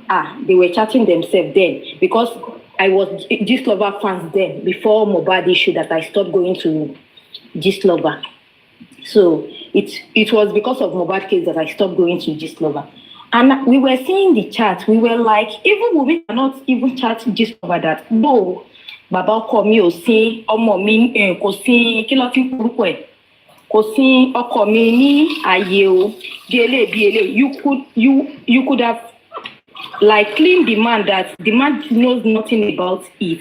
But they dragged that man for the very first 3 weeks that we started this case. The man was dragged. And after then, that the man turned around to say, okay, even it was from the man that we noticed that there is a nurse in that house. Wunmi did not come out. The Gistlover about me, the February Roy, má jẹ́ kí n sọ̀rọ̀, ṣá jẹ́ kí n dákẹ́ fún ẹ. Pé, Dabs, are you hearing me? Toro ti lọ kọ́ ọba yìí o. Are you hearing me? So for that first 3 weeks, even it was from Baba that we noticed that there is a nurse in the house. Wunmi ò jáde kó sọ fún wa pé nurse ló gbọ́n ọkọ òun pa o. Ọkọ òun ní kíní ni ò bí ó ṣi abẹ́rẹ́ gbà àbó ṣi nǹkan kan ṣe fún. Ṣùgbọ́n pé Wunmi ò sọ nínú 8 write-up tó put síta. So kí la wá ń sọ nígbà tí èèyàn bá lé ní títí tó bá wá tí abáléwúrẹ́ tó bá wá yí ojú padà sí èèyàn tó bá wá ń ṣe otherwise. Mi rò pé yẹn ní nǹkan kan nínú tó yẹ kó jẹ́ ẹ̀ṣẹ̀. Yes, I know. Rush baby, you know.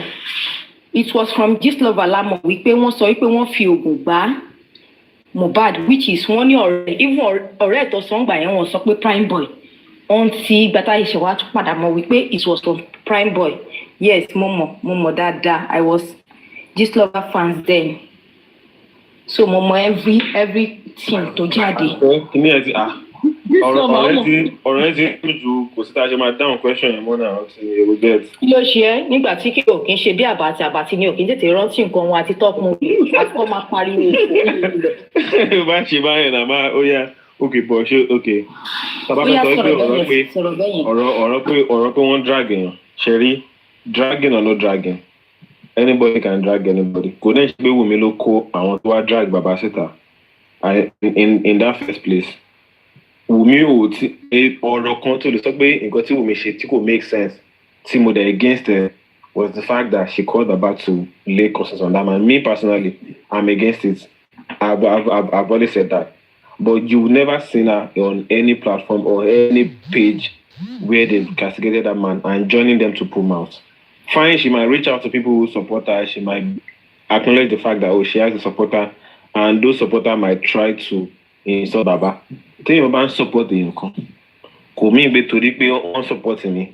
Gbogbo nǹkan tó máa ń ṣe, I'm in support of that. Ẹ má jẹ́ ká get it wrong. We support. Like, wait. I'll give you an example. We supporting Baba too. Baba did not pay us to cause. Exactly. So you have to clear that part. So same thing. Tó yẹ pé táwọn tó support Wunmi tó bá ṣépè fún Baba. Kò ṣe pé Wunmi mọ̀ ń pa ẹ̀. Táwọn tó ń support Baba náà tó bá ṣépè fún Liam náà. Kò ṣe pé Baba náà support ẹ̀ 50-50 ni. Kò sí anybody tó máa hold anybody against irú nǹkan báyẹn. Ṣé again? Because we've seen people on platforms tí Baba máa acknowledge tó dẹ̀ ń ṣépè fún Liam. kò mí pé mi lè sọ pé nǹkan tó bad because nǹkan tó bá wọ anybody òun ó lè fi òun o lè actually fàkàtà ṣe anything kò ṣe pé o kàn lè máa wo o lè kàn lè máa dictate fún ẹ ṣé you get but now choosing how people would operate their account for them that for me that's a no because o lè sọ pé team Wunmi ń bú bàbá kó wá má sọ pé team bàbá náà ń bully am so everything na 50-50 for there case closed on to the next question. Ola, you want to no Abati is here before you Akokeola, sorry let Abati talk first. Nǹkan tèmi gan tẹ̀ fẹ́ sọ ni wípé. Abati ó tún lọ wò nínú Google pẹ̀lẹ́ tiẹ̀. Nǹkan tèmi fẹ́ sọ ni wípé ìyá ọba èlò rẹ̀ dá tọ́lẹ̀ fún yín tọ́lẹ̀ tí ìmúlòdì. Abati don't go that route.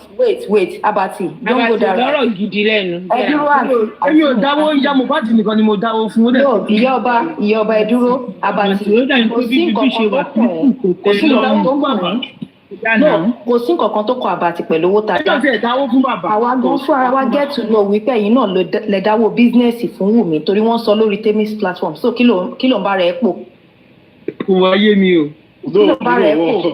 Ìyá Mohbad gan fún owó ìyá Mohbad ni mo ta. Ìyá Mohbad gan ìdáwó fún bàbá.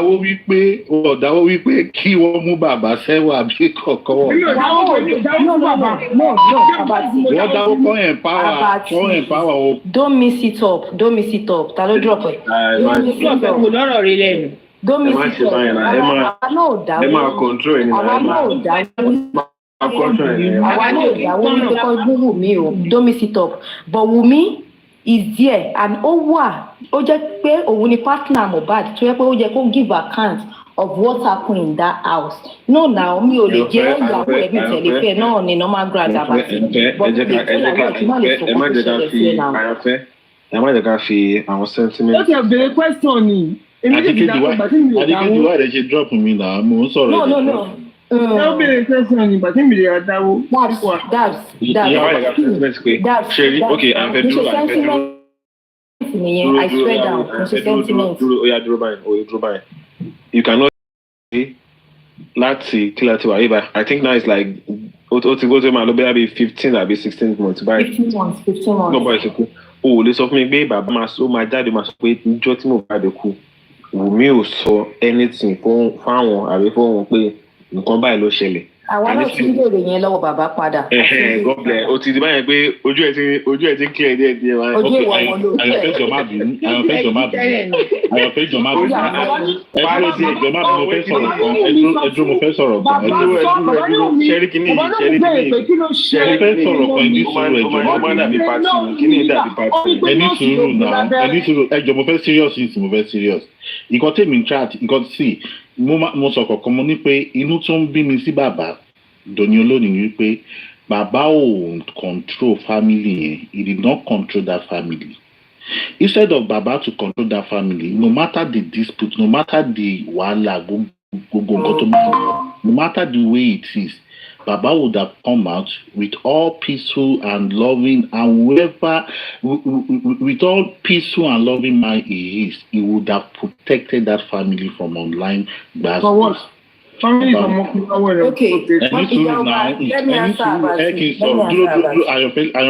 Let me just finish my talk.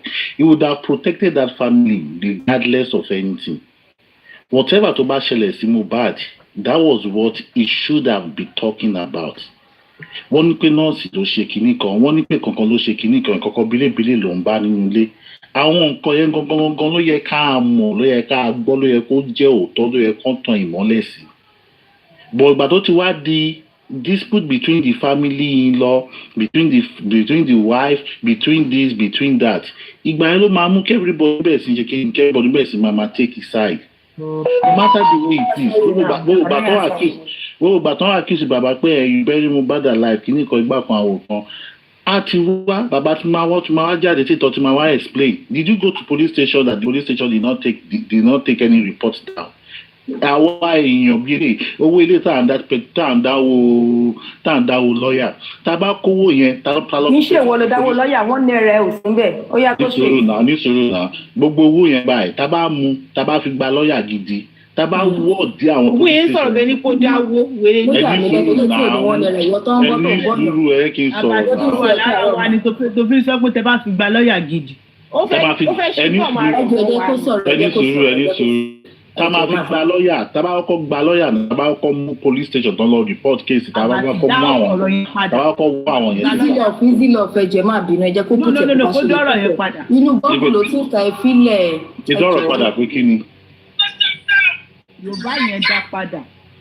Ẹ jọ̀ọ́ ẹ ṣàjẹ́ kó sọ̀rọ̀ ẹ jẹ́ kó sọ̀rọ̀ àwa tó ṣàmọ́ sọ̀rọ̀ àṣà kò ní ẹ jọ̀ọ́.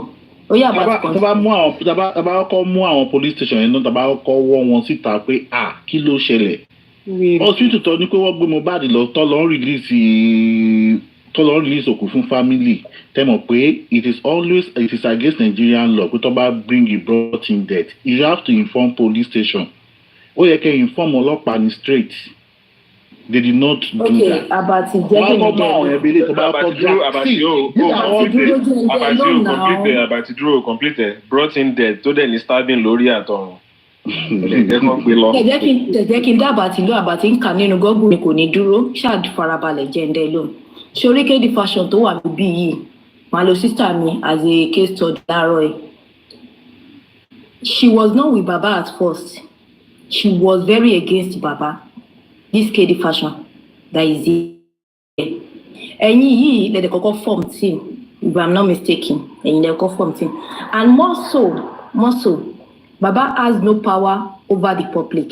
Remember, Baba did not granted the interview first that Wunmi killed Mohbad. Even when Perkins interviewed Baba, OG interviewed Baba, Baba never mentioned Wunmi. And we hear that Baba even prayed for Wunmi on that very day. To OG Baba said it was nurse. The nurse injected Mohbad wrongly. Mm-hmm. It was VDN that came out, said those people in the car were laughing, and with all the write-up that Wunmi brought out, there is something that is not right, that they should do DNA. They should do DNA because maybe that could be a motive why they killed Mohbad. And we, the public, we reasoned with VDN and we started doing it. Even before Baba agreed to that DNA, it was like a month or plus. Baba agreed on it. Why can't Baba control the public? Wait. Baba cannot control the public. Baba is not feeding us. Remember, Baba cannot control the public. It is left for Baba, this is Egwele, and if Baba should say Egwele,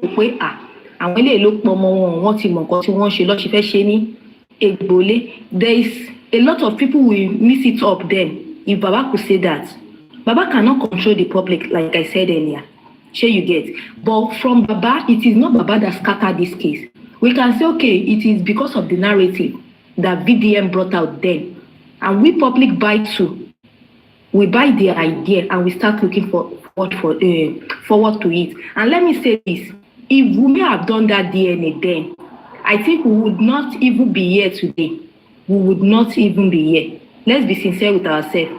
I'm on a neutral ground now. I'm not with Wunmi. I'm not with Baba. I'm just here. Yeah, see, honestly, I reason with you, BDM actually put a lot of input, narratives, and all this kind of stuff. Even before BDM came out,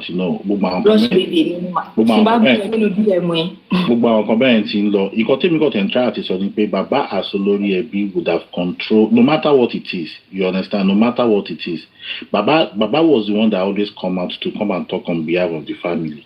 He was always the one people listen to. He was always the one people want to hear. He was always the one that people was actually looking at. So Adibi Baba has brought a lot of control and stuff like that. I don't know DNA. DNA for Kini. You go to Pamela, just sit at a one now. You go to lot of DNA. If Baba would have controlled this narrative, no matter how it is, the family would have been together by now. There won't be any dispute, there won't be any fight. But justice family will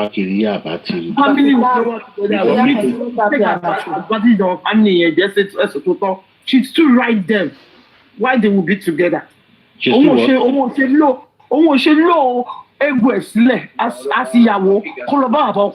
nígbà tí nǹkan yẹn ṣẹlẹ̀ òun ṣe lọ síbẹ̀ kò lọ bá wà bọ̀ ọ̀pọ̀. Iyaba, wait, see, I don't know where you are from. Me, I don't know where you are from. I said I don't know where you are from. He's from Yoruba land now. What are you saying? Okay, she's from Yoruba. Okay. Nǹkan tẹ́mi try this on ni wípé kò sí ilé tí kì í jà. No àtúbí wey no dey fight. Kò sí anybody tí kì í kó àwọn ẹlòmíì wọ́n lè máa agree lórí ara wọn. But nǹkan tó yẹ kó máa jó wọn lọ́rọ̀ at that moment ni pé they lost someone.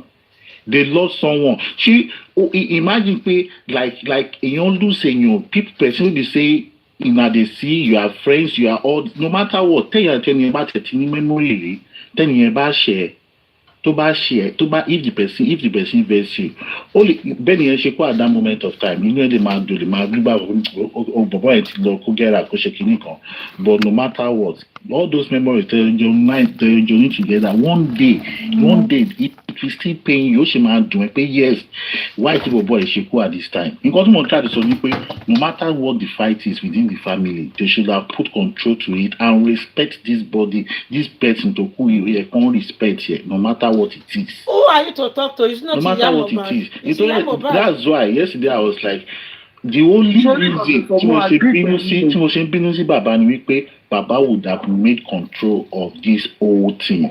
Bàbá is the head of the family. Well respected. Bàbá gan òun gan èmi fi pé bàbá ló yẹ kó set rule pé nobody should go on internet to go and grab interview. Let's work with the police, try to gather evidence. Okay. That's see, can't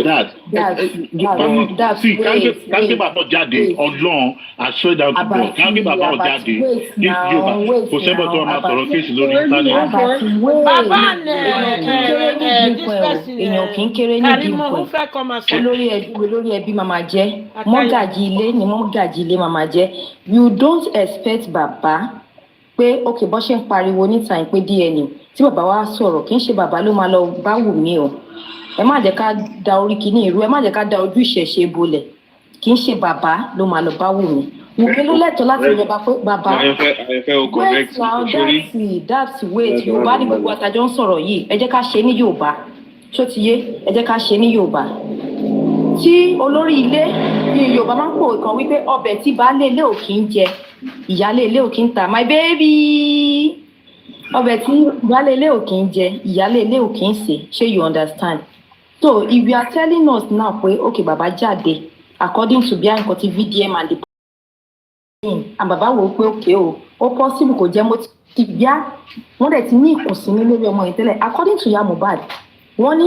Mohbad ti fẹ́ ṣe DNA yẹn on punch o ya Mohbad káàbà tí má sọ fún mi pé òun ò gbọ́ rí o on punch wípé Mohbad ti fẹ́ ṣe DNA yẹn ṣùgbọ́n bàbá ló stop ẹ̀ and if that is true about what ya Mohbad said and that same man tó stop ẹ̀ tẹ́lẹ̀ ó wá tó sọ wípé okay I want it now I expect Wunmi to go and meet baba àwọn méjì wọ́n wà in cordial relationship tẹ́lẹ̀ wọ́n mọ owó ara wọn náà wọ́n jọ Wùmí á lọ bá bàbá but so far tó yẹ pé Wùmí ti sọ tẹ́lẹ̀ according to people I'm not there níjọ́ tí wọ́n sì Mohbad wípé bàbá ò ní rí wọn ní ràgbà tó bá ní wọ́n fẹ́ ṣe case máa fojú wọn mọ màbó I'm not there o wọ́n quote mi bẹ́ẹ̀ yẹn o. níjọ́ tó sì Mohbad fẹ́ àbí níjọ́ tó sì pọ̀ kí ló dé kí ló sí Mohbad wọ́n sọ fún wa wípé wọ́n sọ níbẹ̀ wípé Wùmí sọ wípé kò sí nǹkan tó máa ṣe wọn níbi kankan gbà kó tó di pé Yàtúndé tún ṣẹ̀ṣẹ̀ wá sọ níjọ́ first court wípé wọ́n bá fa kéèsì yìí di 3 years àwọn máa bá wọn nà tán pé Mohbad Liam fúnra rẹ̀ ló máa wá ṣe DNA fún wọn pé Liam á dàgbà nínú kéèsì yìí Yàtúndé ló sọ yẹn bọ that very first day wọ́n ní Wùmí ló sọ according to them so tí Wùmí bá ti lọ rẹ̀rẹ̀ sílẹ̀ níwájú bàbá tó ti sọ bàbá yẹn ò lágbájá to me most of the things tí bàbá yẹn ń ṣe gan at this point wọ́n ti bàbá ni bàbá yẹn ò lágbájá á ti lọ bẹ̀ tó bá yẹ pé irú dádì mi ni Wùmí bá dán irú ilé ìwò ẹ̀yin tẹ́ wà lórí social media gan ẹ̀ bá káàánú ta ló bí but let's just leave it like that. ó pọ̀. Okay. Sorry. I just want to reply. Please, can I say something about sorry, go this in. I beg you. Awele, you said the public were nailing Baba already. You haven't said that. Honestly, if people are accusing you of one thing, àtẹ́wọ́ yẹn àyànfẹ́ ló ní má rò pé wọ́n ni mò ń pàtẹ́wọ́ fún àyànfẹ́ I ni mò ń don't pàtẹ́wọ́. care. I don't care about that. àtẹ́wọ́ tiẹ̀ ní gọ́gùn. I don't care about that though. Yeah, the fashion. If you clap for me, it doesn't. ìtẹ̀lé kíláàpù fẹ́ o fẹ́ gan pa. So I will see whatever it is. Okay. Àwẹ̀lé. Oh yeah, say it after me. Okay, see, nǹkan tó wà accused Baba should have come out and make that narrative a writing. Ẹ lọ sí ọmọ yín, ẹ lọ ṣègbà kan, kí ni nǹkan tẹ̀ ṣe, blah blah blah. Baba would have come out and made that claim and make it right. Nǹkan táwọn gbọ́ lélẹ̀, nǹkan tó ṣẹlẹ̀ lélẹ̀. If you are putting your mouth on that, trying as possible to control that narrative, it would have been better. Ní ìsìn báyìí, okay, bàbá sọ pé òun délé ẹ̀rí ẹ̀jẹ̀. Ìgbà tẹ̀rí ẹ̀jẹ̀ ti dẹ̀ lọ, ẹ tún lọ mú ọmọ tí lọ gbé sí pẹ̀lú ẹ̀jẹ̀ tẹ̀rí.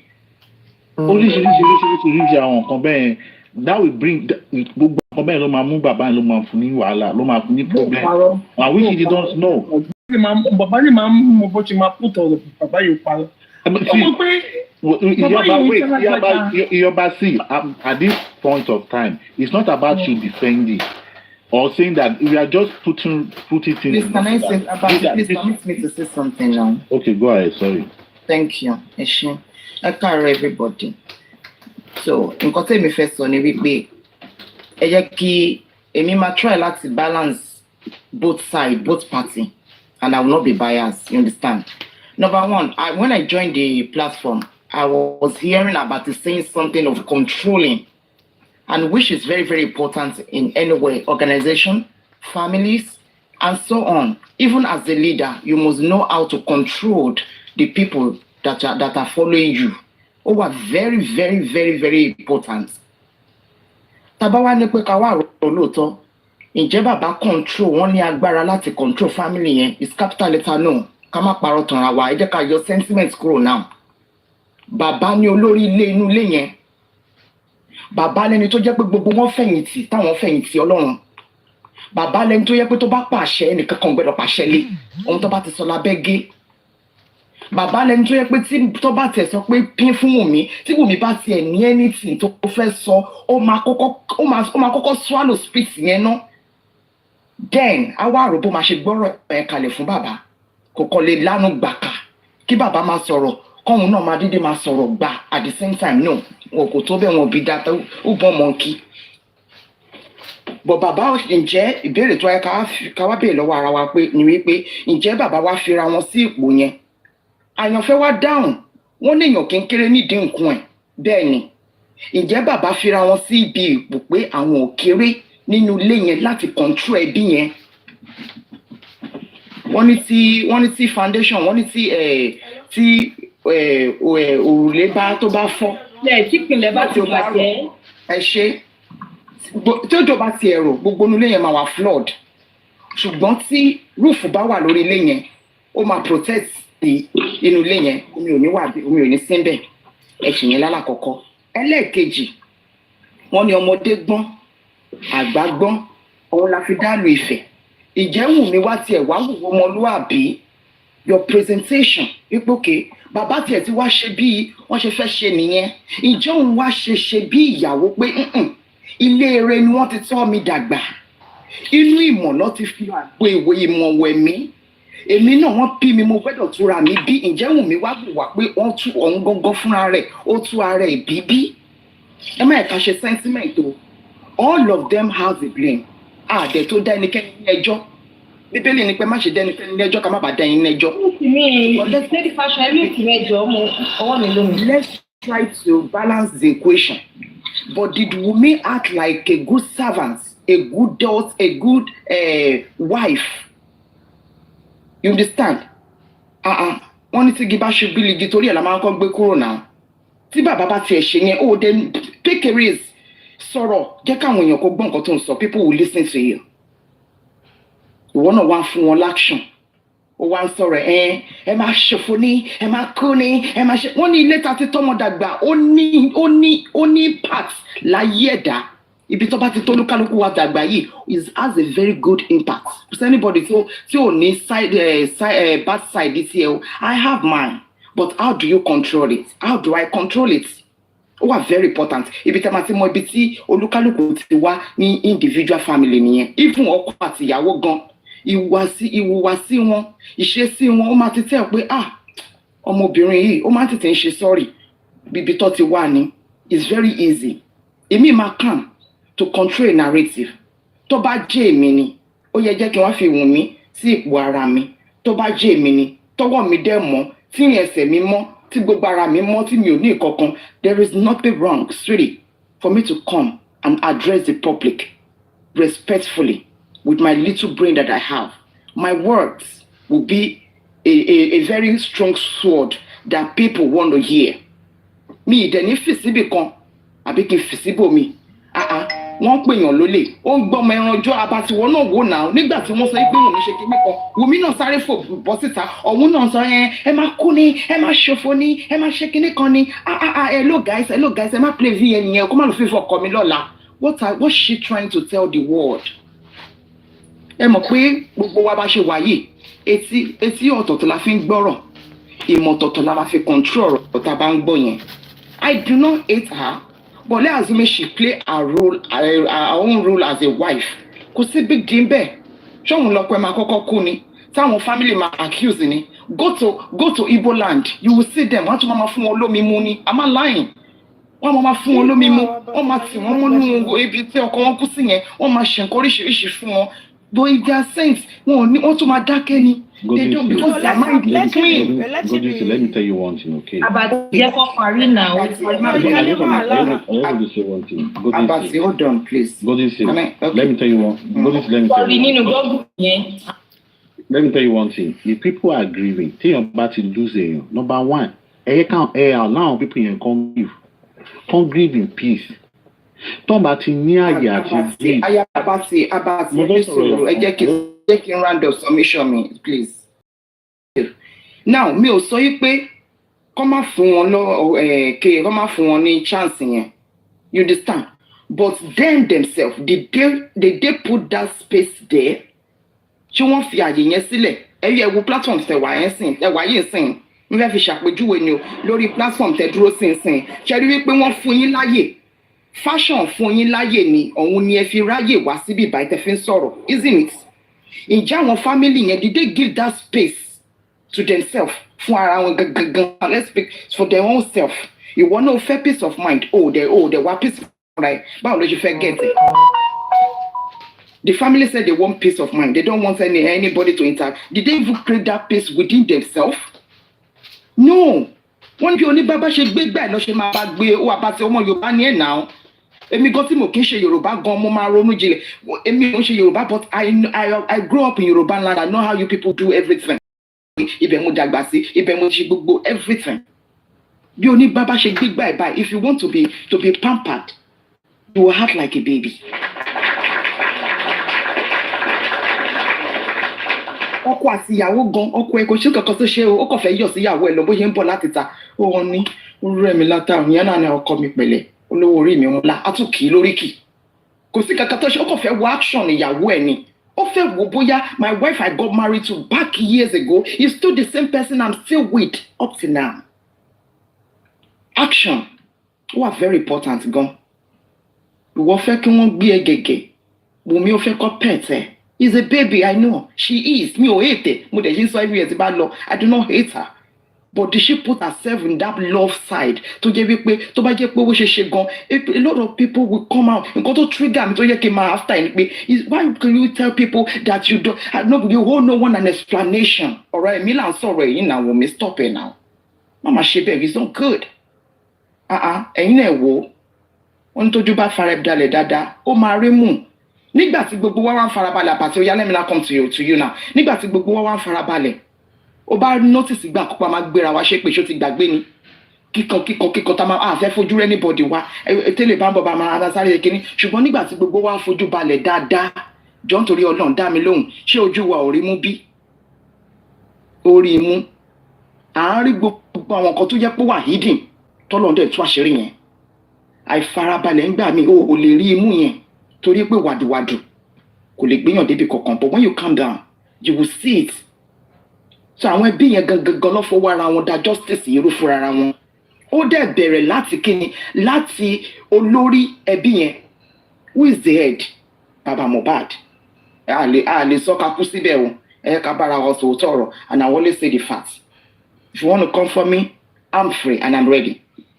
But the truth is, ìpìlẹ̀ yẹn ti destroy ìwọ tó jọ ọkọ nínú ilé oníyàwó láwọn ọmọ gbogbo nínú ilé dẹ̀ ó dẹ̀ wó níwájú ẹ̀ ó túmọ̀ sí pé you are not capable to be called an husband.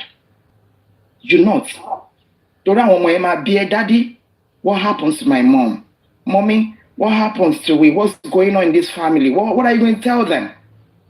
You going to keep quiet and start looking at them? No, that means you are a failure. Little ballet, you go digby.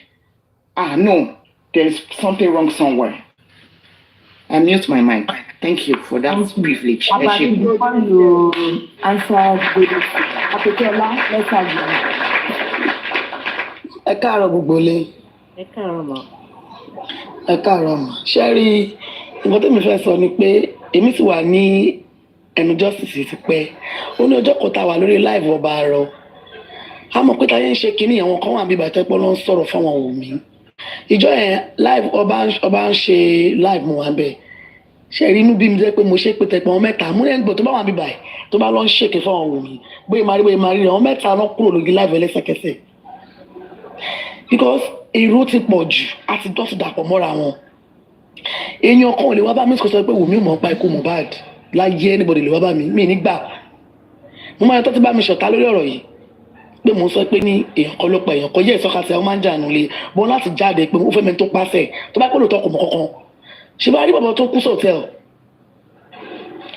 bàbá tó lọ ṣe exam tó ló kú lọ ṣe exam ní Ilé Ifẹ̀ máyẹ̀ má ṣe wà lẹ́wọ̀n táàmù sátòrí ọmí ṣe kéèsì yẹn ó máa rí ṣe kí ló máa sátòrí ọmí tó fi yọwọ́ kò ní ọ̀rọ̀ bọ̀bọ̀ ilé tó kù yìí torí pé bàbá àti ìyàwó wọn corporate because àmúsá tó bá pé yẹ tó fẹ́ ṣe justice ẹ kí ìyá ọgọ́ ló jáde pé mo fẹ́ mọ ẹni tó pọkàn mi yá lọ ilẹ̀ pọ̀ mọ́ Wùmí lẹ́tà yà padà jáde pé òun regret pé òun lọ bá Wùmí why tó ń regret why tó fi lọ bá Wùmí at first tí kò lẹ̀ pọ̀ mọ́kọ ẹ̀ ká bá ń jáde ká kókò tọkàtà ó bá ń jà tọmọ bá ti kú ọkàtà ó máa dọ̀rẹ́ ni afẹ́mẹ́ tó pọ̀ mọ́ wa ogún òdílé wọn ló kù yẹn wọ́n lè má rí rẹ̀ mọ́tọ́ yẹn máa jáde láyé nínú ẹbí yẹn kí ẹ̀kọ́ sọ pé nọ́ọ̀sì ló yìn jẹ́ ẹ̀tẹ̀ tó fi kú báwo nọ́ọ̀sì ok ṣé nọ́ọ̀sì náà tún wá mọ ọgbọ̀n ọlọ́pàá tó ń bribe ni abẹ́mọ̀ pé ìdẹ̀ sọ́tì fishing wọ́n ti ń bribe àwọn ọlọ́pàá tẹ́ pé wọn ò rí kéèsì ṣe láti jọjọ́ yìí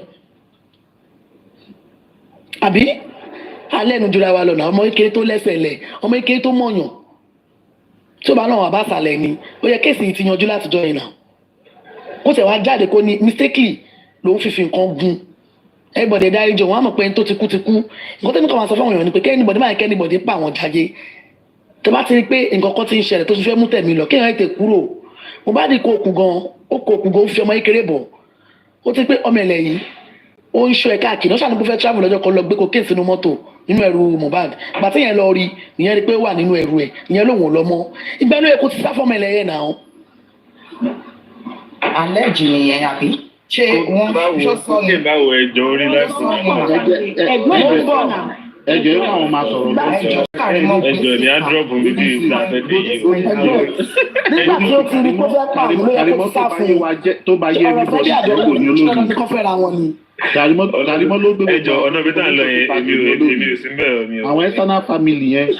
mo ń bọ̀ ẹjọ́ house mo ń bọ̀ ṣé láti tó ti kọjá ọdún kan kàmátì rẹ ni kàmátì rí di ó ti kọjá ọdún kan ṣé wọn tó wá dìde tó náwó ara tó náwó wọn ṣé fù ni wọn náà ń ṣe fù náà everybody ní family wọn ní ìyàwó wọn lọ́mọ ní fashion mo wà ní fẹ́ mo ti ń lọ ó ti dọ̀rọ̀ ní kokéènì.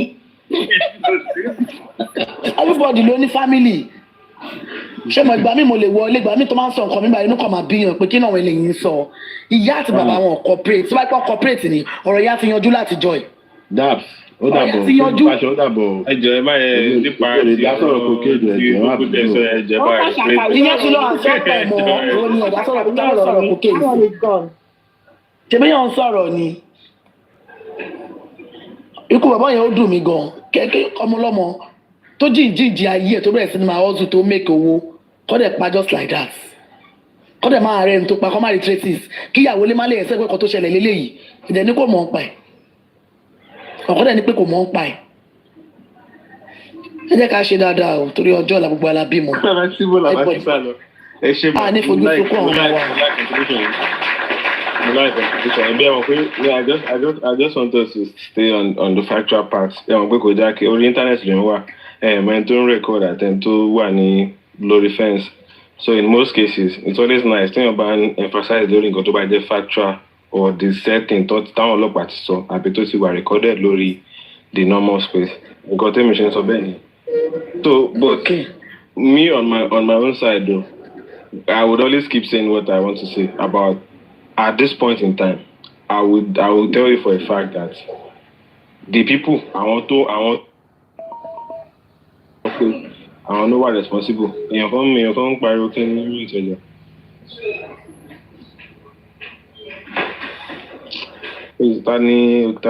So in this case right now, Emi fi pé Wunmi doesn't know anything about how this guy died in terms of like pé ṣé òun ló pa òun kọ́ ló pa but ṣó mọ nǹkan tó pa. Of course, which is the fight, the injury and the nurse. Sherry, ohun tí tá bá tó understand pé a lè delete gbogbo process yẹn kúrò ńbẹ̀. Ìgbà yẹn la máa tó mọ stage tá wà. Process tí a lè delete kúrò ńbẹ̀ ni ó bá yàn jà ní show. Ó ní injury lápá. Wọ́n pè nurse. Abẹ́rẹ́ tó ń dẹ̀ fún dẹ̀ ló trigger. Sherry, tá bá ti mọ̀ yẹn, kò sí any new thing tá fẹ́ mọ̀ pé tẹ́ bá sọ pé nǹkan tó ṣẹlẹ̀ yẹn pé wọ́n gún pa pé wọ́n ṣe kinní kan, that would not be another new story. And for that new story to be valid, a gbọ́dọ̀ delete gbogbo story pé ó jà ní show. Ó ní of that. So at this point, àti kọjá gbogbo pé stage pé ó jábọ́ lórí railings, wọ́n gún lọ́bẹ̀ ọdún kinní kan. Let's be factual. What evidence are people going to bring out now that would then make a meaning, that would probably make sense to what everybody have been saying? Àwọn ọlọ́pàá ṣe autopsy, wọ́n rí injury lápá ẹ̀. Wọ́n rí pé òkè ẹni yìí ṣèṣe and stuff like nǹkan everybody náà dẹ̀ sọ nìyẹn pé ó ṣèṣe. Kò tí ì sí anybody tó sọ different thing apart from that. Kó wá sọ̀rọ̀ fún ẹ̀ dàbí kó wá bẹ́ anybody sọ̀rọ̀. We are not entitled to her speaking to us. Emma Jagama, we are very entitled. If we are very, very concerned about these people, we should not feel entitled. There's a difference between being entitled and being interested in the case. If you are interested in the case, expect to be we're interested, go by sorrow. She has her own things to do too. She has her reasons for not coming up to speak. To sorrow, to give statement, she has been interrogated of like 5 times. And they don't see anything wrong in holding her down. So for me, I feel like it's just like a personal interest for people to just want to castigate her, say, oh, she has something to say. If anyone has me, I always keep saying it. Demola, Adura, and don't need anything against me. They are not in support of me. But the main reason why they are just staying quiet or just keeping calm is that they don't have anything to bring. They don't have any evidence. They don't have anything to say. So, I don't talk too much, sir. Anyways, Godisi, just to reflect on what Godisi said.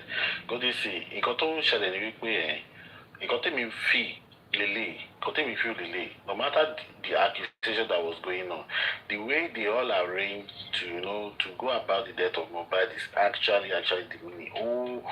For me, great concern. And honestly, if I'm coming from the father's side, or Timo, so I know why didn't he put everybody in order? He should have put everybody in order, no matter what it is. Come out and represent the family with all truthfulness.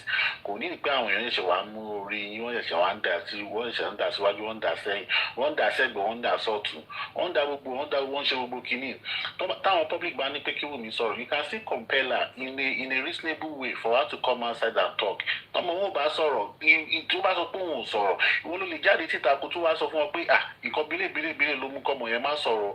It's not that you should not it's not that you should not come out and make us to see that yes, there's a fight within the family that can never be settled. See, all the people that talk about Mohbad today, they were outsiders. They were people that were not in the family.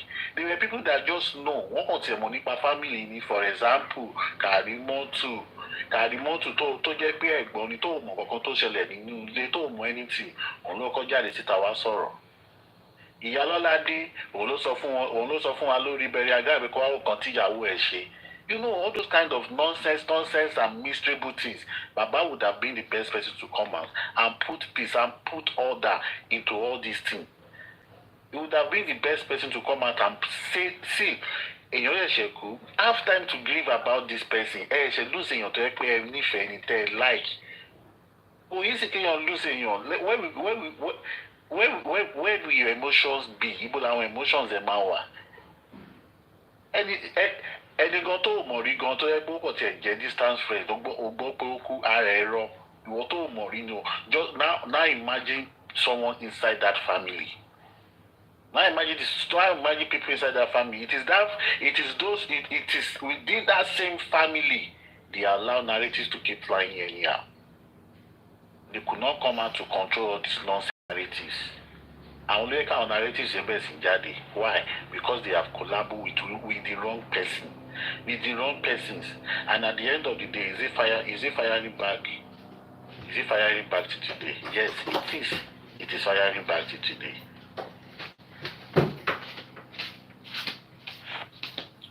Thank you, Abati. And you know we. Why no clap for Abati now? Abati ring so. No, I want to. Why you gonna deserve? To buy that. For the man son, and you come and she free fair. Wọ́n fá báàgì náà ẹjọ́ ẹ pàtẹ́wọ́ fún ẹ náà ó make sense ẹ pàtẹ́wọ́. You see, very peaceful. See, we are one. What we just need is we should not be biased and we should try to balance things when we are talking because àti kọjá stage pé a fẹ́ máa fi síbì kan ju bì kan lọ you understand àti kọjá gbogbo stage yẹn that was when tí kinní yẹn ṣẹlẹ̀ tí ara ń ta everybody pé kí ló lè ṣẹlẹ̀ kí ló dé ṣéyàn lọ ṣe báyìí ìtara ni ní gbogbo gbà yẹn but let's try now to balance things and put things in order mi ò ní pé ká má tún disagree o ká má tún búra wa but let's try to let it slide quickly ká mọ bá máa ṣe bá máa sọ pé ó ti lọ dá má bínú ṣàwárí má bínú yìí ó wúwo lẹ́nu ẹlòmíì wọn ò lè sọ you know. So ẹ má jẹ́ ká tún máa bára wa drag nǹkan tó ẹ ká kọ let's just try to analyse things the way it's supposed to be. Anybody to buy baby jar won't waste your time boy. You don't know me. I just gbádùn Christmas is for lọ ṣe shopping. Adike di afa ìgbàlẹ̀ fẹ́ send owó ọdún sẹ́mi kí n gbáyé dé. Ọjọ́ rẹ̀ fẹ́ send owó sẹ́mi. Ṣé ìdábà mú bọ̀bọ̀ yìí ẹ̀dẹ̀ lọ́jọ́ surely day together kí ló dé náà. Kò sí go for me bí a kẹ́ o ṣe àwa lè rí. The valley she has up for everybody come back. My doctor, you need that Adenike the Johnson the funny thing now is that I feel like people have actually shown interest in this case. They really like. But what is just quite sad is that at the end of the day. The question for that. Yeah. About Fakesi, but everything will come back to me or any of those in the house. How would let them go down for it now. Nobody is saying that nobody should not go down. Even right now, nobody should not go even right now, misunderstanding. Sherry, Emi o sọ pé say tó bá yẹ pé kò sẹ́nibody tí kò lè lọ sẹ́wọ̀n sẹ́ nǹkan tèmi ń sọ kankan nìyẹn. But ẹ máa jẹ́ ká ṣe we listen we don't judge. Let's listen first. They let them go down for it. Nobody is saying that. Anybody, even me. When did the Demola issue happen? The same thing I said too. Because for me, I was doing factual. But when I should phone for you to log out the account there, because I'm like very realistic. And if anyone is trying to convince me that okay, he did it, okay, let the people in charge and concerned party, those people want to impersonate go sue a court, go there, and lost one. Autant.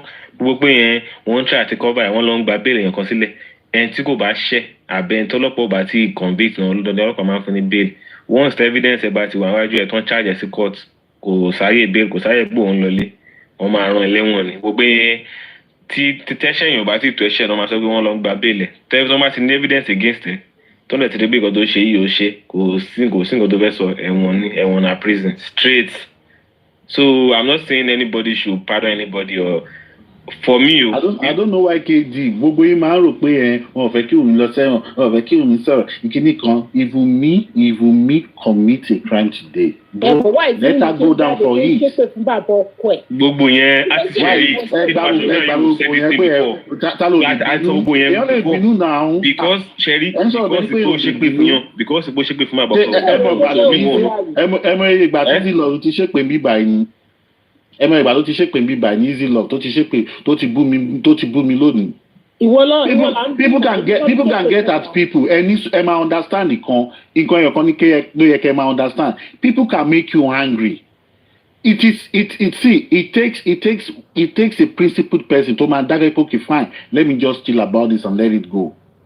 People can make you mad and you can come out at that person share your bínú your Adenike. Have you never been angry at people before for getting to you for hurting you? It's just about it. It's just like you're accusing someone. Not do that because if you get at people, they will come at you. I must see that in a purple uniform. That one did. Anybody will go wear purple uniform. Anybody will commit go wear uniform. Sherry, you cannot be accusing someone. Lè sọ pé ó lè lèèyàn. Ẹ tún wá sọ pé kó lèèyàn tún wá jẹ́wọ́ nǹkan tó ṣe. Ẹ tún sọ pé kó lèèyàn tún wá mú nǹkan tó jí wá. Ìwọ tó sọ nǹkan nù. Àti ìwọ tó fẹ́ mú nǹkan yẹn ni wà lọ wá jáde. Gbogbo yẹn kó kọ́ máa ṣiṣu kọ́ máa. You are saying somebody has done something. Ẹ tún fẹ́ jẹ́ kó tún wá fẹnu ara ẹ̀ ká.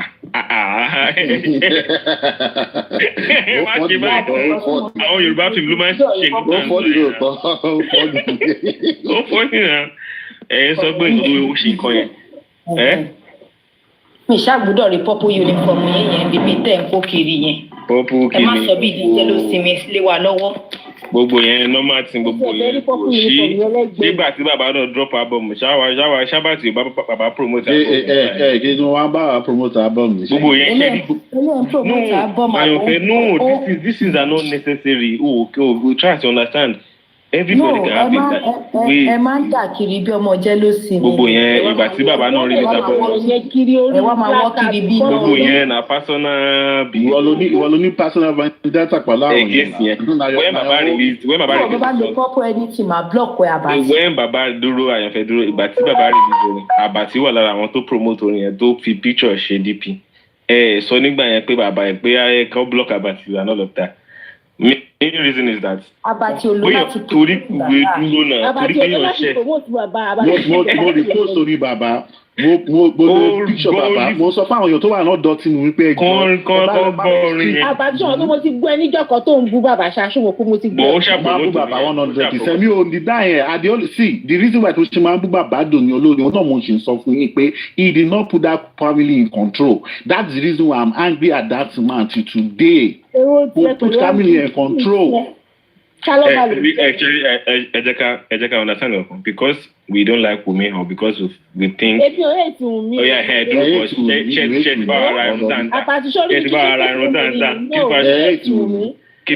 Mo ti stream orin bàbá Mohbad. I don't stream all in song. Pata. The reason why I stopped streaming that song is because it's on Latin platform. That's the reason why I should stop. See, Kid Fashion. Should I ask you one thing? Because you don't like women now, does that mean I don't hate her? Okay, yeah, no, I'm not saying hate. I say like in reference to like. So because you don't like her now, wait.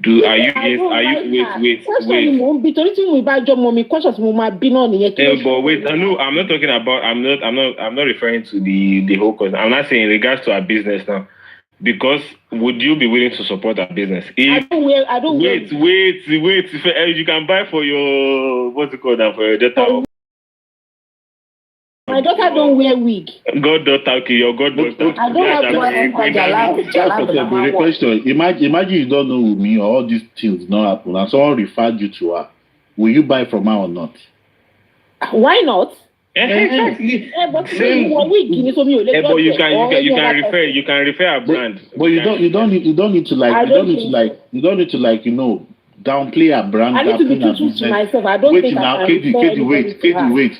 Why can you not refer it? Wait. You don't need to downplay her business, downplay her because of what has happened. 10 you need no abati tó bá ṣe jẹ́ pé yẹn abati tó bá ṣe jẹ́ pé yẹn ni tó bá ṣe jẹ́ pé yẹn need gbogbo yẹn ẹ ká jẹ́ better human beings. A lot of you that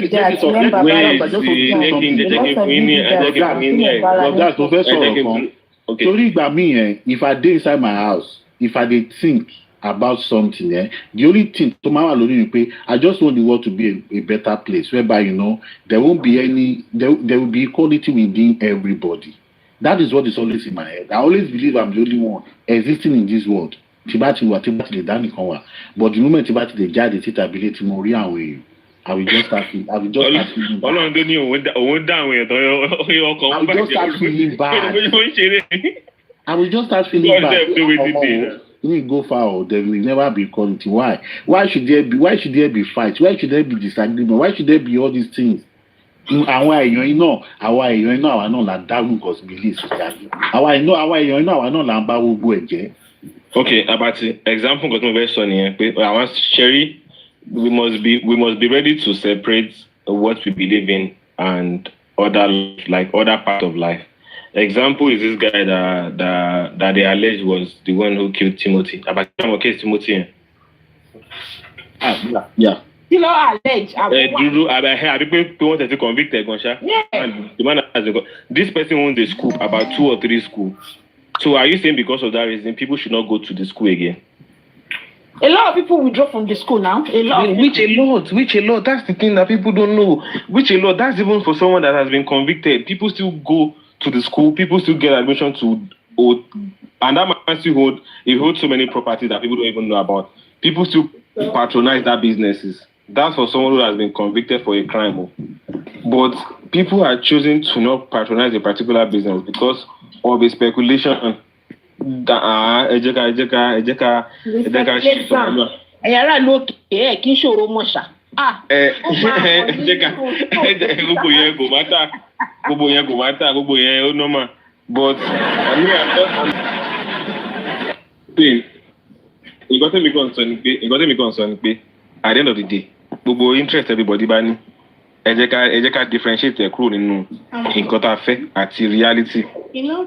So kéèyàn kan máa downplay brand yẹn is not nice. Èmi kàn fi pé bígbà téèyàn bá ní believe kan against gẹ̀ lèèyàn ṣe ń dà àwọn kan ṣe ń downplay the brand ẹ̀ pé irun òkú ló ń ta irun kìíní kan ló ń da kìíní kan like ní gbogbo yẹn we've gone past that stage àti move on pátápátá ní gbogbo stage yẹn. Okay, Mọ́mí Ezufle kí bèrè question nísàlẹ̀ bẹ́ẹ̀ kí ṣe lè dá wọn lóhùn. Why? No, okay, Cherry. Ọ̀rọ̀ yìí everybody come and best me personally I don't believe there is any justice for Mohbad. That's me. I always said I've only okay good ever since I've actually come into this course the main reason why network ẹ gbọ́dọ̀ dà kó gbọ́dọ̀ láti pé kí network ẹ máa dà. I'm interested with the fact that me personally I don't okay how about now ṣé ń gbọ́ mi dáadáa báyìí. Me personally, I don't believe there's any justice for Mohbad anywhere. In terms of like, me, I don't believe that. Because why? There are some things I don't want to say because some people will get offended about my belief. But the main reason why I came into this course was the fact that people were bullying the child, which I'm against. People were bullying the wife, which I'm against. First day, it just wants to be this family is not a good family because why? The first impression Yalolade saw was Yalolade and one man to one Caraba. Other people about one of the boss story arena. Hello video, and that was the first day just want Mohbad. That day was the day I decided that family something is wrong. Imagine you coming to a burial ground to say, "Hey, we'll be see away buddy." On the day you're trying to bury someone, that was not even I think probably 24 hours to let you know how this family has been blindfolded about some particular instances. So to fast forward to nǹkan tó pa bọ̀bọ̀ yìí, èmi fi pé ara àwọn behaviour tó máa ṣẹlẹ̀ ní ìlú tá a ti wá ní gbogbo yẹn pé èèyàn ṣe léṣe pé wọ́n pe nurse gbogbo ẹgínní normal ẹ má jẹ́ ká máa wò pé na abnormal thing. Many people have gone through this same process too. Ẹlòmíì wọ́n máa fún ní wrong injection ní hospital ó dẹ̀ máa kú. Ẹlòmíì wọ́n máa diagnose ẹ̀ fún nǹkan tí kò ṣe wọ́n máa fún ní injection nǹkan tí kò ṣe ó dẹ̀ máa kú. These are the problems that we have in Nigeria. So if this particular thing has happened to another person again, It's just to wait. Let me talk. Let me land. Finish now. You talk. Sorry. Yeah. See, the main reason is that there are instances like this that has been happening. People have been diagnosed wrongly in Nigeria for many times. It's just to raise awareness of when you have a particular issue, try to sort it out immediately. Go to a professional. Try to speak to experts. Try to speak to people who are experts in that field. Don't do self-medication. Don't treat yourself at home. Don't do some things at home. Check your BP time to time. Don't get intoxicated too much. These are the things that people should want to emphasize on. Sure you get. But trying to say justice where everyone go, no, me, I don't believe in that part. Go see anybody, don't go anybody back. Go see justice being overlooked by anybody. These are just a negligence that are actually common in Nigeria. Time to time, after so thank you very much. Èèyàn kan béèrè question kan nísàlẹ̀. Ẹ jẹ́ kí n kà fún yín, mo ṣe rẹ́sìn. Ó ní why is Wunmi team not looking for justice? That's the question I just answered. Husband. Okay. Because mo rò pé no, me, I'm just saying personally. No, me, I'm just saying personally. Me, I don't believe there's any justice. Me personally, I don't believe anyone killed this guy. This is just like a negligence or a mistake or personal. How do I put it? Maybe a mistake from a particular person because Tibo Boy Basheleshi, there will not be a quack nurse coming in. Let Ejeka get it right. Tibo Basheleshi, Kunisi quack nurse. Tibo Bade si quack nurse, Kunisi be one injected. So me, you got me confused. So all these things now, automatically court, they can still argue it, and automatically they will sentence them to court. Okay, why are we not looking for justice? Why because there's no justice. Why are we not sue anybody? Who do you want to sue? That's the point. Who do you want to sue? There's no justice. Why are you always saying there's no justice? Oh yeah, tell me where there's justice. Let me tell you one thing. Okay? There's no justice. Let me tell you one thing. No. Let me tell you one thing. Mohbad will get justice regardless the outcome of whatever happened to him. Okay. Mohbad will get justice. But the justice these people are actually looking for is what they will not see. What do you mean by we won't say it? Why? I know the justice. I see whatever justice these people are looking for. Justice that we're going to get, whether you guys like it or not. Exactly what. See, I'm not saying you will not get it. Don't get it wrong. You will get whatever justice you are looking for. But the fact is there. The fact is that the justice would only sue the negligence part, which is the quackness, the injury. These are things that are quite common. This thing still happened in Ibadan that somebody still went to Oriomi, that they gave expired injection to someone, and that complication led to the death. These are normal things. To man in Nigeria, time you can pay so by woman shell steady. Elomi, Oma lost hospital, Oma support if you follow typhoid. Meanwhile, Elomi, equal to Jera, Oma typhoid and malaria lunch. Oma lost hospital, Oma equal to Bajel. These are the things that people don't want to talk about in Nigeria. Wrong, how do I put it? Wrong administration. Thank you. Emperor, sorry, if I can just come in there, because I just, thank you very much for that, your submission, because that's been my take on this matter all along. Like, for me personally, I felt Mo died out of medical negligence, which could, especially in that environment in Nigeria, which could happen to anybody. We don't know like the kind of health conditions, but according to speculations around, it was like he had high blood pressure, it could be low blood, whatever it is. But for me, I've always been on the nose that this guy died of medical negligence. And as you said, this should be like some kind of awareness for people when you have something wrong with you. Like, well, you don't need to go to the chemist and blah, blah, stuff like that. But we could all see, okay, how did this justice for Mohbad, how did it start? I think we started the abuse he had when he was alive from his record label owners. That was how justice for Mohbad even came to light. How we got here, I don't even know. But I think this was what started the movement. abuse from record label owners and all of that. And from that, we all knew how this thing all went. From this to, and I'm just of the belief that out of the 15 people in that house, and I'm very sure like we are all knowledgeable here. Like to me, I don't know. I'm not trying to downplay anybody's belief or to think of something else that happened in the house, but I feel like to us here, like 50% of us here, we still have that kind of 50% kind of mind. Like guy could be something like they were just being negligent. Gbogbo àwọn tó wà nílé yẹn, like wọ́n tara pé nǹkan báyìí lè ṣẹlẹ̀. Because personally, I have a personal experience when it comes to medical negligence. Something that happened to me personally is not like a story, you understand? And even not, okay, the kind of person, Mohbad that came to limelight. And I'm very shocked with you abusing and not can you be justice for Mohbad Shishele.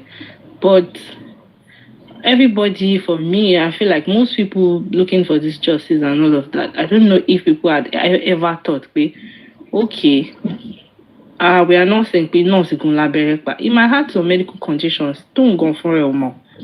He went to a show and he came back. It's possible that he had some alcoholic drink. Possibly he had something to prior to the nurse coming in to inject him. And even apart from quack nurse or no quack nurse, like negligence gone share a lot of people. Don't really doctor don't mistake or nurse don't mistaken, even in the Western world.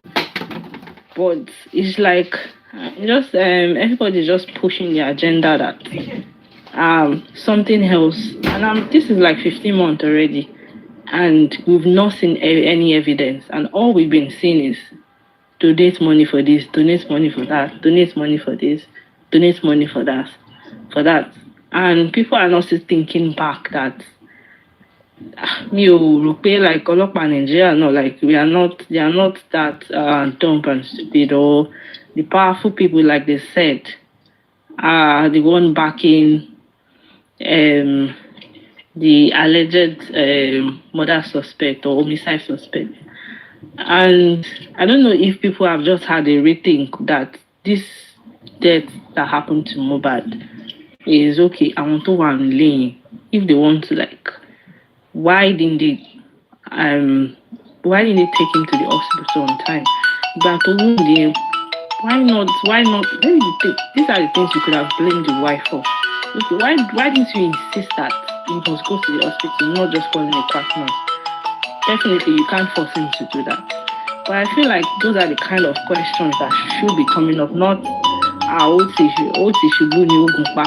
and they even had issues when the lawyer said there were no marks on this guy. That was where the issues for legal team and everything started. And this guy knew everything at stake. He's practicing no more. He's in the UK. They could disbar him. But if not, everybody, this negligence of a thing is something that is very common, especially to us in Nigeria. Even if once you mistake on the Western world, not to talk of how like the condition is at home. Hello, please, can I make a contribution? Yes, please. I'd like to be with what that sister just said. Sorry, Jan, sorry. Okay. You know, in the UK, in the hospital, if a patient die, okay, unexpectedly, even you are the one treating that patient. If that patient died, do you know who will come and carry the death of the patient, the body of the patient? Yes, I know. Yeah. Do you know who will come and carry it? Yes, I know. I know, like, first of all, they have to call, I think there are just people they have to call, come and certify like this person is dead before even the family members comes in.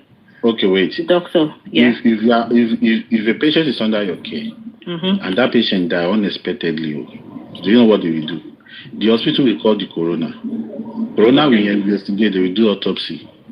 Okay, if that patient die under your watch and you, under negligence of you, neglecting that patient with that, under circumstances, you will be the one to go down for it. They will collect your license and they will punish you for it. So not you should in all cases, Abati. Yeah, not in all cases. Yes, I understand. Can I make a contribution, please? Okay, yeah, go ahead. I would like to build on what my beautiful sister just said and the other lady that antagonized you when you were speaking. First of all, I always ask, what is definition of justice to everybody making contributions? What is definition of justice for you? Are we looking for selective justice? Are we looking for justice because we hate somebody? Are we looking for justice because we have a personal vendetta? Or are we looking for justice because you grow up in a traumatized environment and you expect every other person to experience the same thing? Let's look at it in this way. Why do we have division on the justice for Mohbad? It started when a one-side accusation against one person without judgment. Everybody was focusing about this, and when they started pointing finger to the widows and actually nailing her down, then we had another division saying, no, it's not fair. It's not going to be like that. And first of all, let's take it back. Who brought this awareness? Of course, Iyabo Ojo brought about awareness, justice for Mohbad. Yeah? As far as I'm concerned, she brought it out. And what we all do, we all crown on it. We all supported her. And we all wanted justice for Mohbad. But as there's been so many divisions to the extent that people are maiming each other. People are actually making money through it. From the death of a 26 years old. We're not going to get a selective justice. What we want is a right justice. Many people are in prison today because they did not commit the crime. They were lied against. Many people are being discharged from prison after 30 years because they lied against them. There are other findings to make sure the finding came up and they realized they're actually the culprit. Is that what we want? Before we make contributions to all this, think about it. If they pinch you, if you want to pinch other person, pinch yourself and see how it feel like. If you are in Mohbad's shoe, how does it feel like? If you are in Wumi's shoe, how does it feel like? If you are in Baba Mohbad's shoe, how does it feel like? You understand? So this is how we should search our own conscience, and we should not use emotion into this. Mohbad, in my own knowledge, died of medical negligence. But in our Africa that we come from, we believe a death must be somebody did something, somebody killed you, a spiritual power killed you, or somebody killed you directly. God bless you, Jade. God bless you for that. And it's very, very wrong. People died of natural death. Many people have died after Mohbad. They went to bed and they never woke up. The heaven will not come down. And when we want to relate to, in abroad, this is not happen. Please, know that. In abroad. In abroad, do we treat our people? Do we treat people the way they treat their own? One. Number two, in abroad, is there facilities required? Of course there is. In Mohbad's case, you can say there was negligence. But at the same time, it can be proven that he is a capacitated adult that can choose to go to the hospital when he wanted or not. And evidence remains that men are quite egoistic when it comes to going to the hospital. They can hide their emotions. They don't want to look as being weak. All they say is, I'm all right. How many of us with boyfriends, with husbands, that we can see them that are being ill, and they will say, I'm all right, I'm fine, and they will never go. Can you force an adult? Especially when they are in the sick row. You say somebody to go and you're going to lift him up? No, you're going to beg him to go. But other in abroad, is there facilities? Yeah, you can call an ambulance. You can call a doctor in. They can come into your house. You understand? And by the time they say they assess the person, they realize the person is dying, whether they have capacity or not, right to save life, they will wheel the person straight to the hospital. But it baffles me when you said in abroad. People just hear it, they never leave abroad, and they just say whatever they want to say. Many of you that contributed to this, all this, and destroyed this justice for Mohbad, many, they did that, and they will never do to their own family. Most of these contributors did it to destroy the family further. However, we can say they destroyed the family further, but ẹni tó fẹ́ ṣe ìbàjẹ́ wà lójú ẹ̀. Did this girl kill that husband? No. Where were we all when they started dating 40 years ago? Where were we all when they put guns to the young lady's head? Where were we all when Baba Mohbad said, "This is how I contributed to my child"? Where were we all when Mohbad said, "This is what I went through"? We were not there. So why do we think at the age, psychologically, sit down, yeah? At the age, after she's giving back to the child, at 5 months, why will I kill my husband? When in Nigeria settings, the husband will actually look after that child. Is a celebrity. I'm about to be a celebrity wife. I gave back to the first child of a celebrity. What would be my intention to say that I want to cut this life short when I have no job? I have no means of living. You understand? You could say, okay, if you want to prove negligence, but there was no negligence. Why is the ambulance to be called in Nigeria when it ran into emergencies? You're talking about England being, it's gone to coroner's court and stuff like that. Mistake do in England. Mind you, a quack nurse will never inject you in England. It's not going to be possible. You're going to be a registered nurse to inject somebody.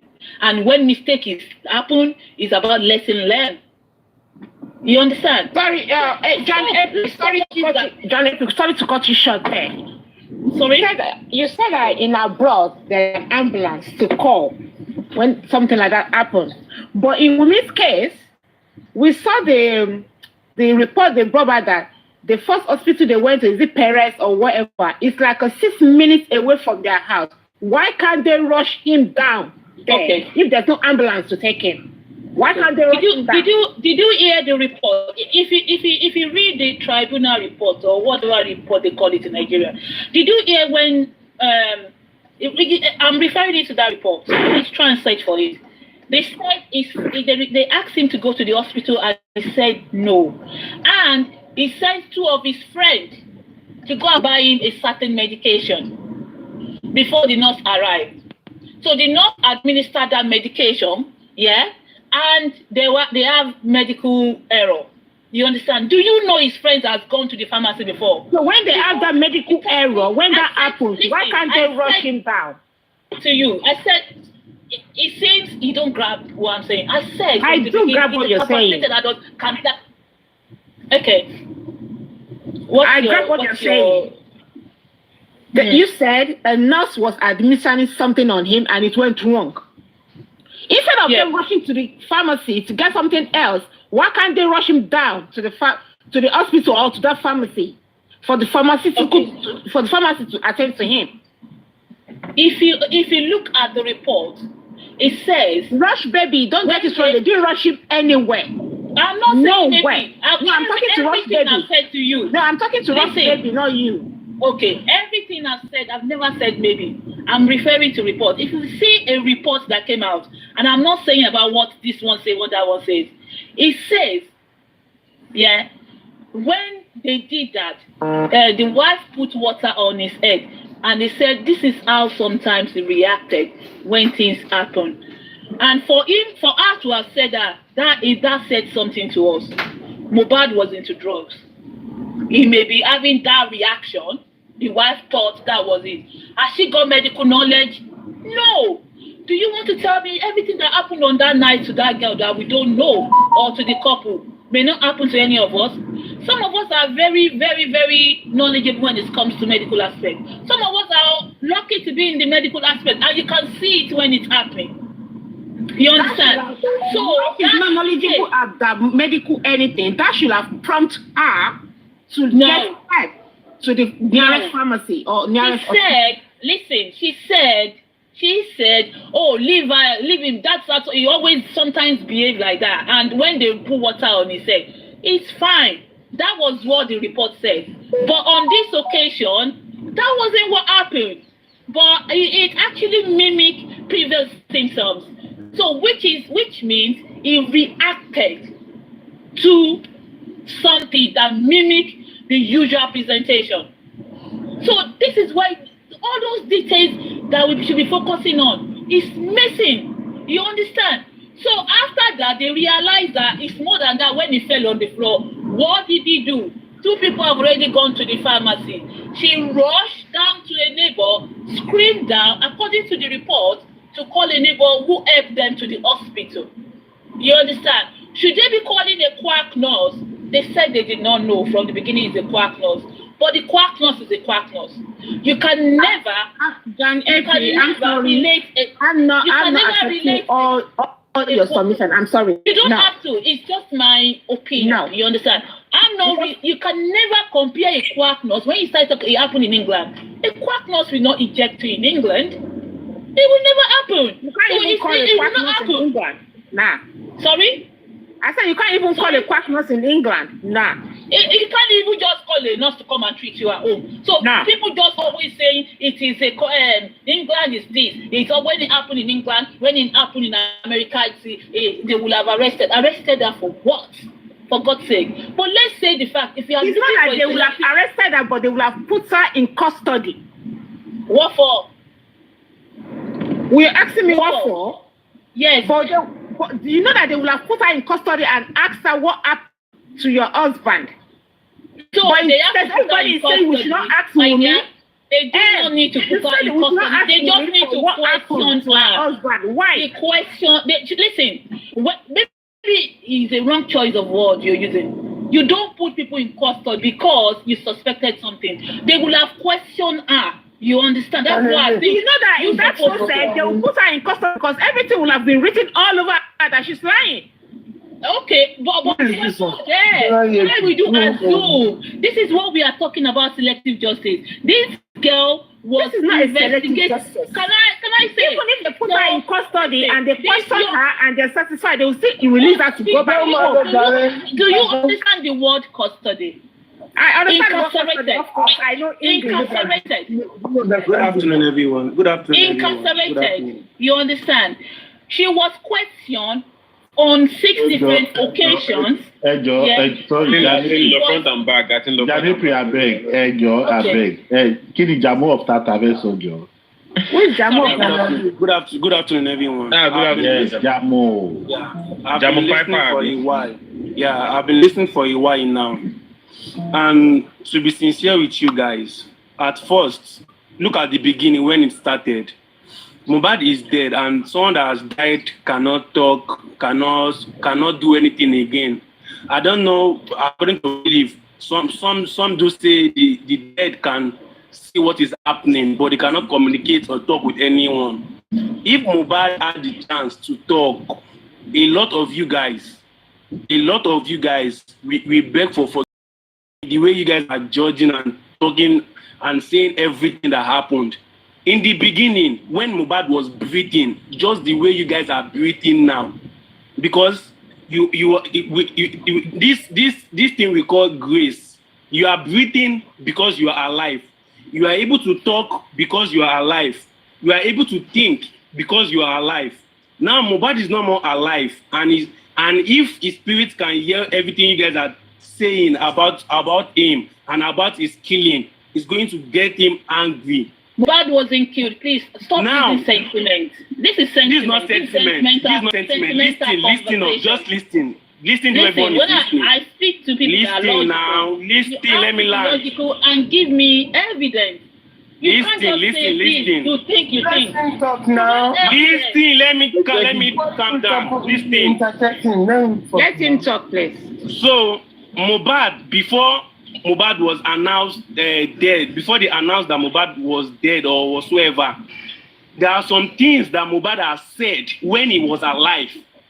There are some words that you guys are meant to hold seriously that Mohbad said before he died.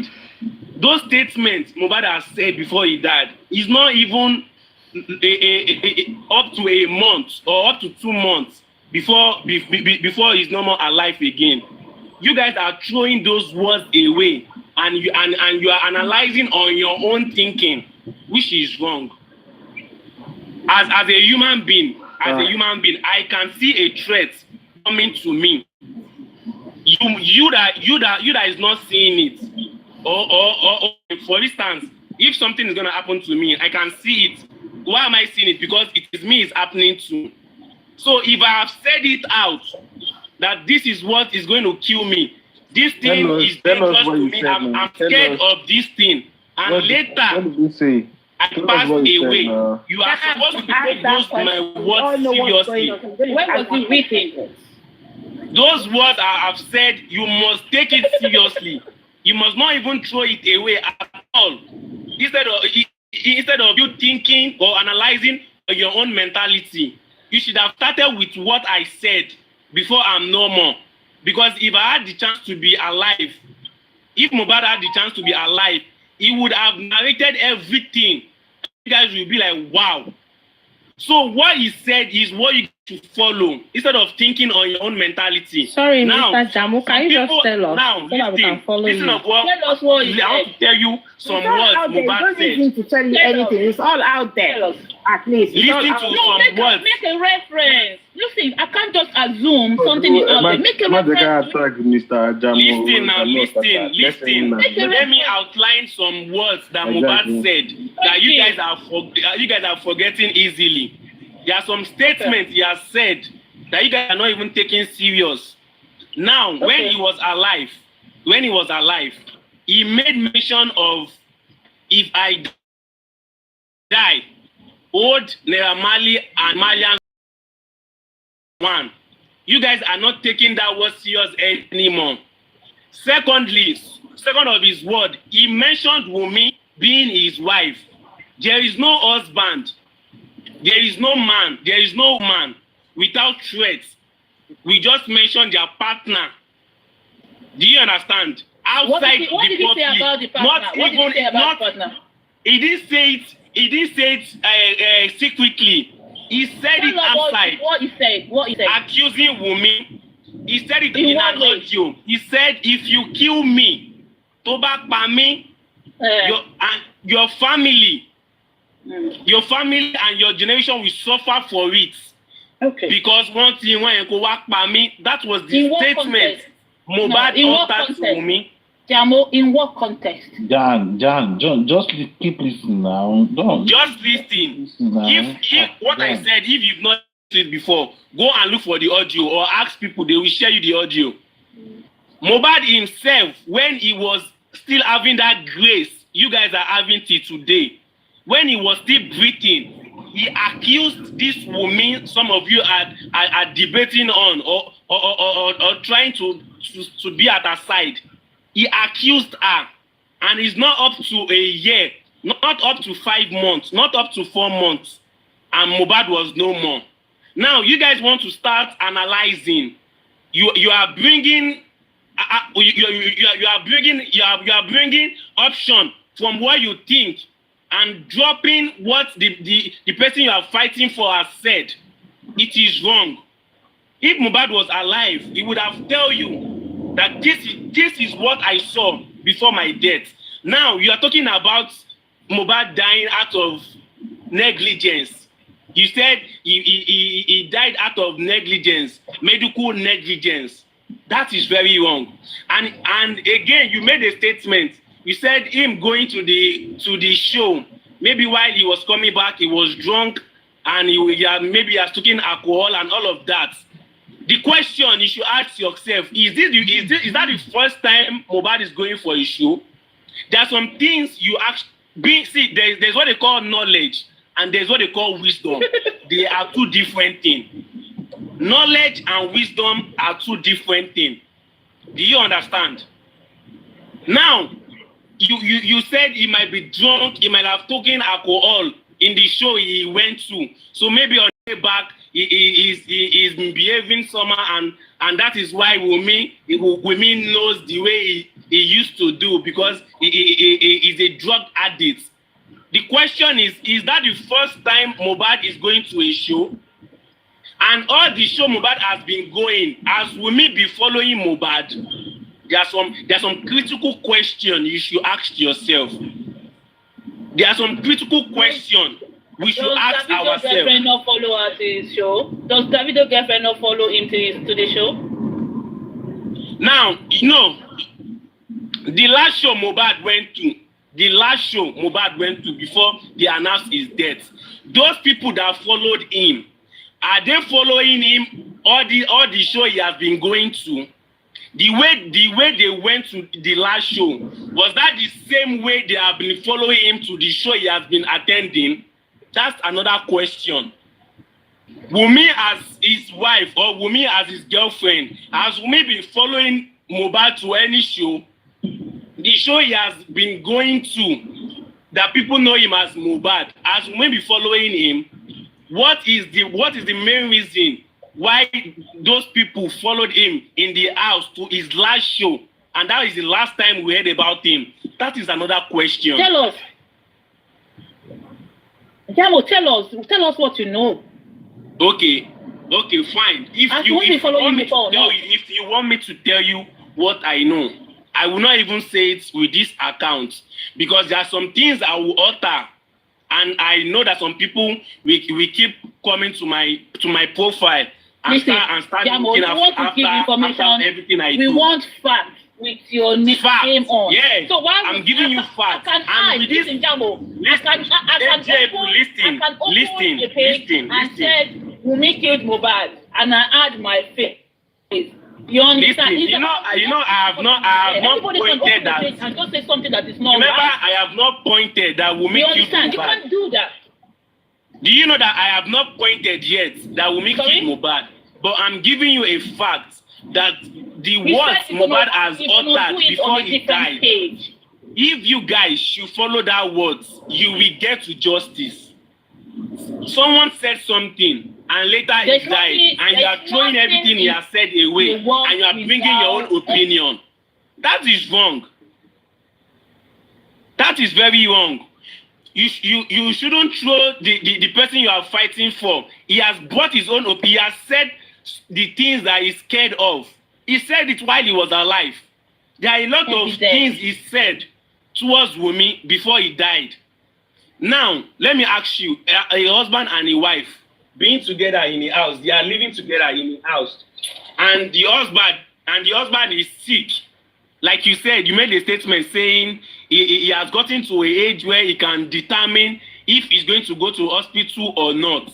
Now, the question is, there is a video where Mohbad was in the hospital, where he was saying he was the only one they gave water, a bottle, a drink in a bottle. He was analyzing that he was the only one they gave a drink in a bottle while he was fighting for what is this guy? This guy listen. I'm watching those words you said. You said Mohbad has gotten to the stage of him. Zeno, God bless you. Zeno, there was a video where Mohbad was in the hospital, and he said that he was fighting for Zeno, and Zeno and all of that. They declined him and did as if they were not friends, and he was the only one they gave a water bottle in the hospital. Now the question is, that video in that hospital, was he forced to go there? Was Mohbad forced to be in that hospital? Because that place is making that video is in the hospital. Did you see him uttering that I am forced to be here? Was he forced to be in the hospital? No. So why are you accepting that when he was about to die, he declined of going to the hospital? Instead, he sent his friend to get drugs at the pharmacy, a celebrity for that matter. That is wrong. Secondly, at the point of death, no, wait, listen. I will listen to you later. At the point of death, no one will like to die. Just be coming to you. No one will like to die. You remember when this guy was begging? He was begging Nigerian. He said, Nigerian, please help me. I don't want to die.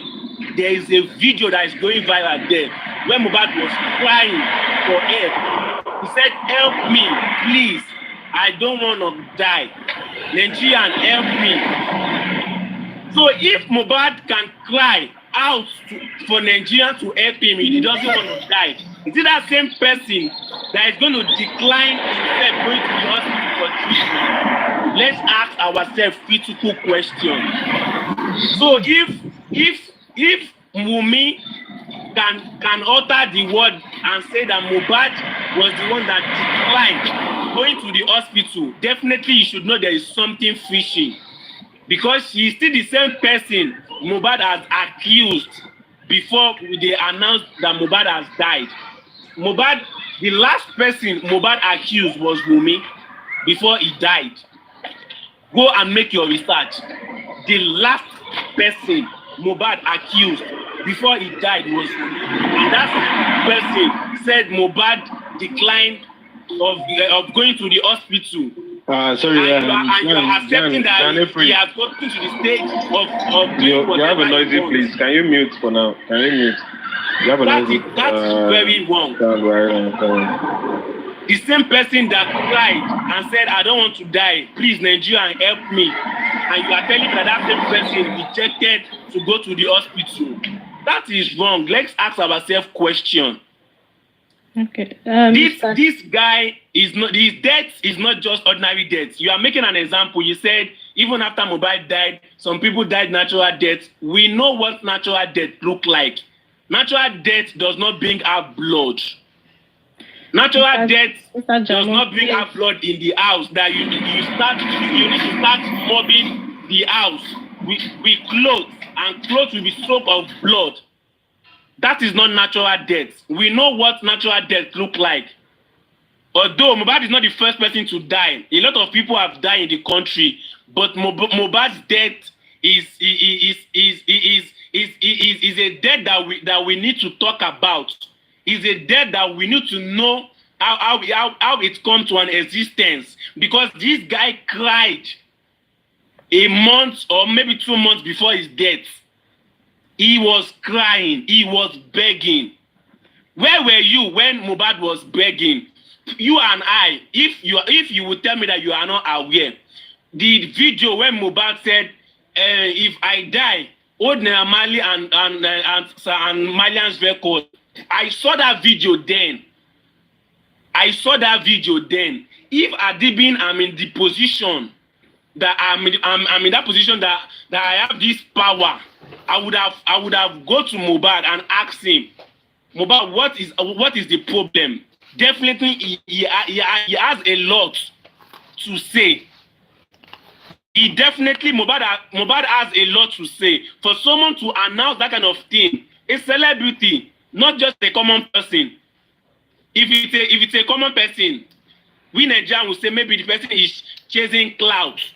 Or the person is just trying to get people's attention. Please, Jamo, before you go on, position is a celebrity. Before you go on, can I ask you some questions? That is okay. A celebrity that is doing fine. He doesn't need your money. He's not chasing clouds. He's okay on his own. So for him to utter those words, he is under a threat. Hello, Mr. Jamo. Can I ask you some questions? You've made your submissions. I want to go to when you said the statement that Mohbad made before he died, which were, if I die today, hold Sam Larry and Naira Marley responsible and hold Wunmi responsible, right? He said you should hold those people responsible. Now, like, at least the trials have not started and all of that. So, and it's not as if everyone concerned regarding this case has not been questioned, or the police have not done their jobs or whatever they've been doing. And I'm sure they haven't left the wife of the deceased out of this. I'm sure she's been questioned.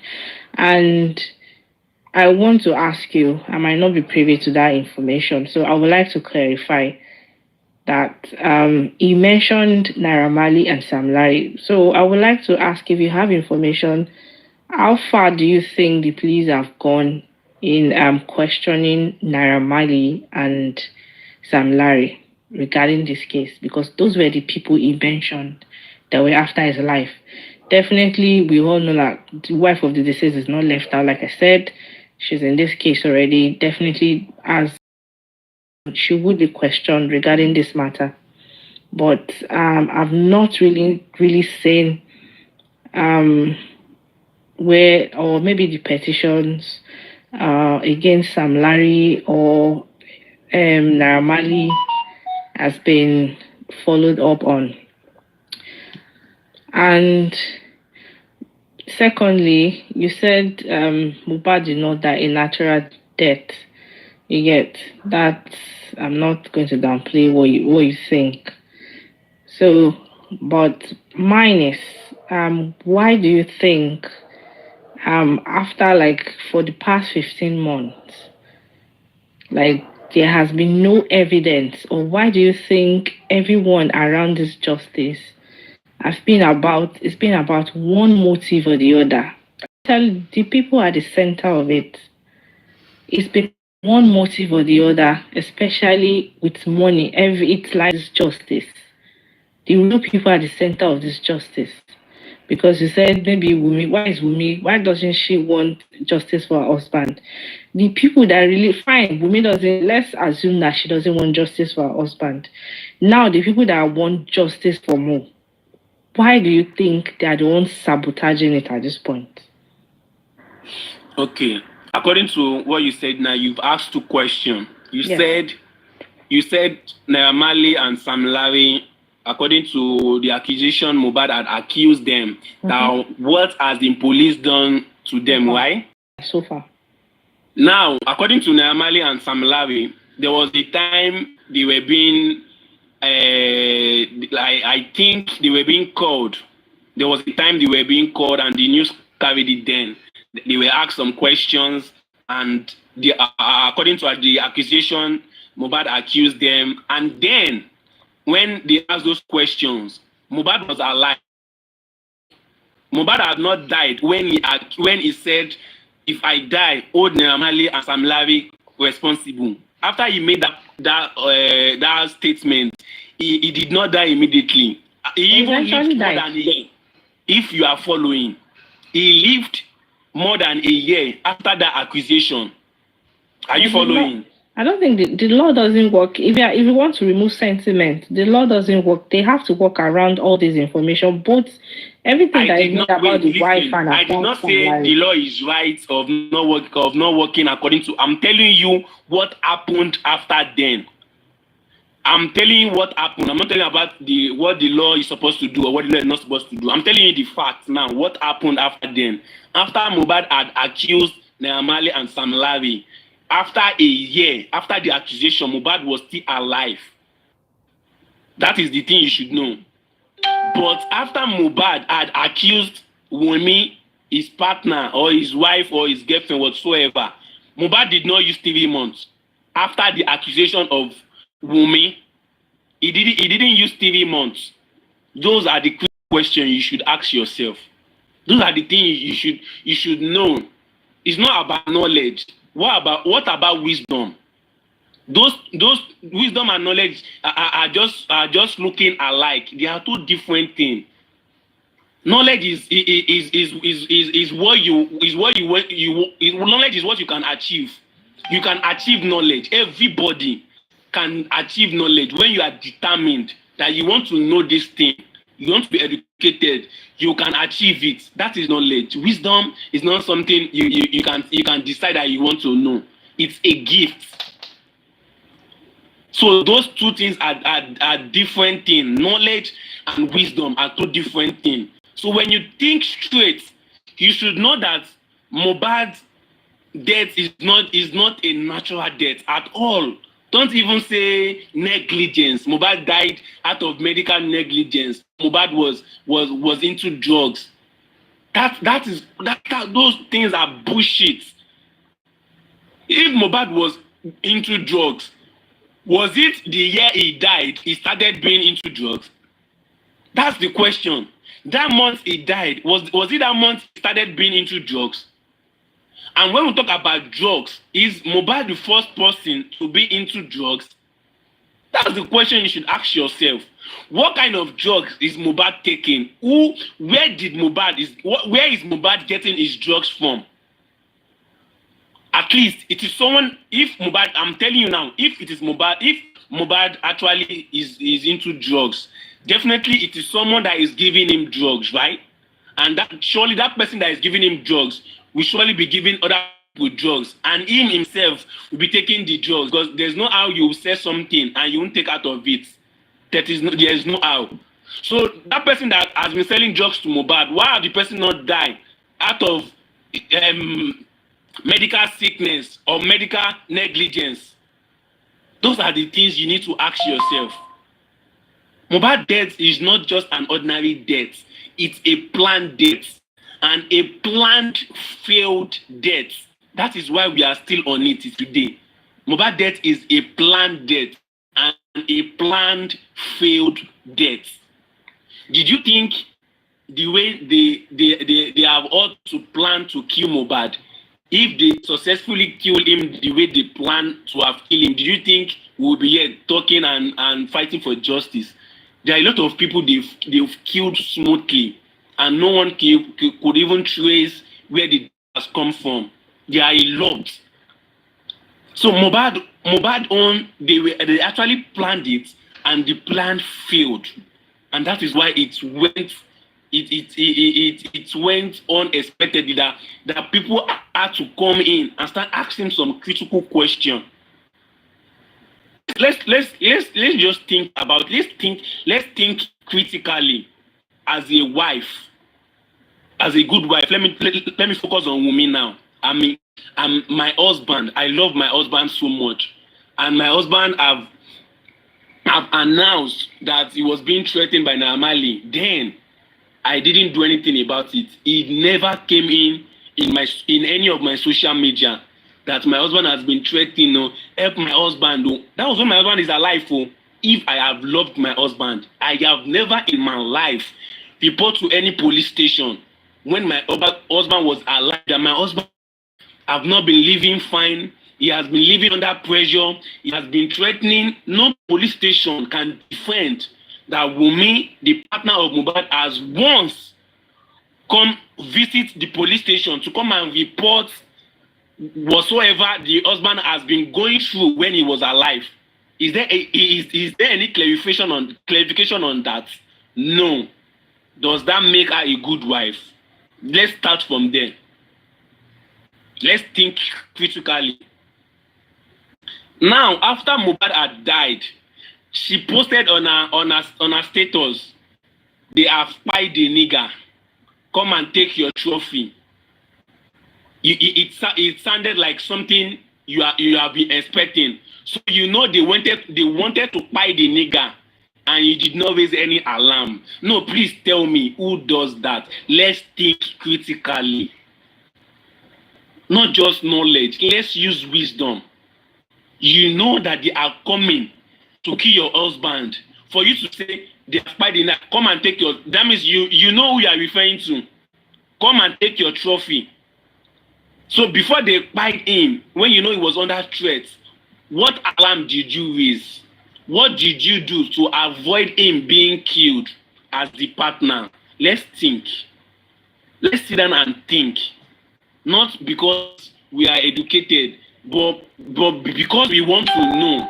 Do you understand? When you talk of education, if you are not being aware of something, there's no how you can know it. Only if you have interest of knowing about it. If someone make a statement now, fallacy, for instance, If they say fallacy, if you've not heard of fallacy before, definitely you won't know the meaning. You need to go and search about it. So this Mohbad case is something you need to go deep inside of you. You will sit down and think deeply if you want to know the truth. It's not just something you will just talk out of, let me just say my own opinion. Don't just say, think, go back, refresh. Do you understand? Refresh and think, what could have happened? Your husband was killed, and the next thing you posted on your story was they have fight the nigger. Come and take your trophy. Who are those you are referring to? What did you do before they fight the nigger? What alarm did you raise before they fight the nigger? Those are the things you need to ask yourself. It's just like a mom and a child. Your child is being threatened and is coming home breathing hard, warning from afar, and you ask him what happened to you.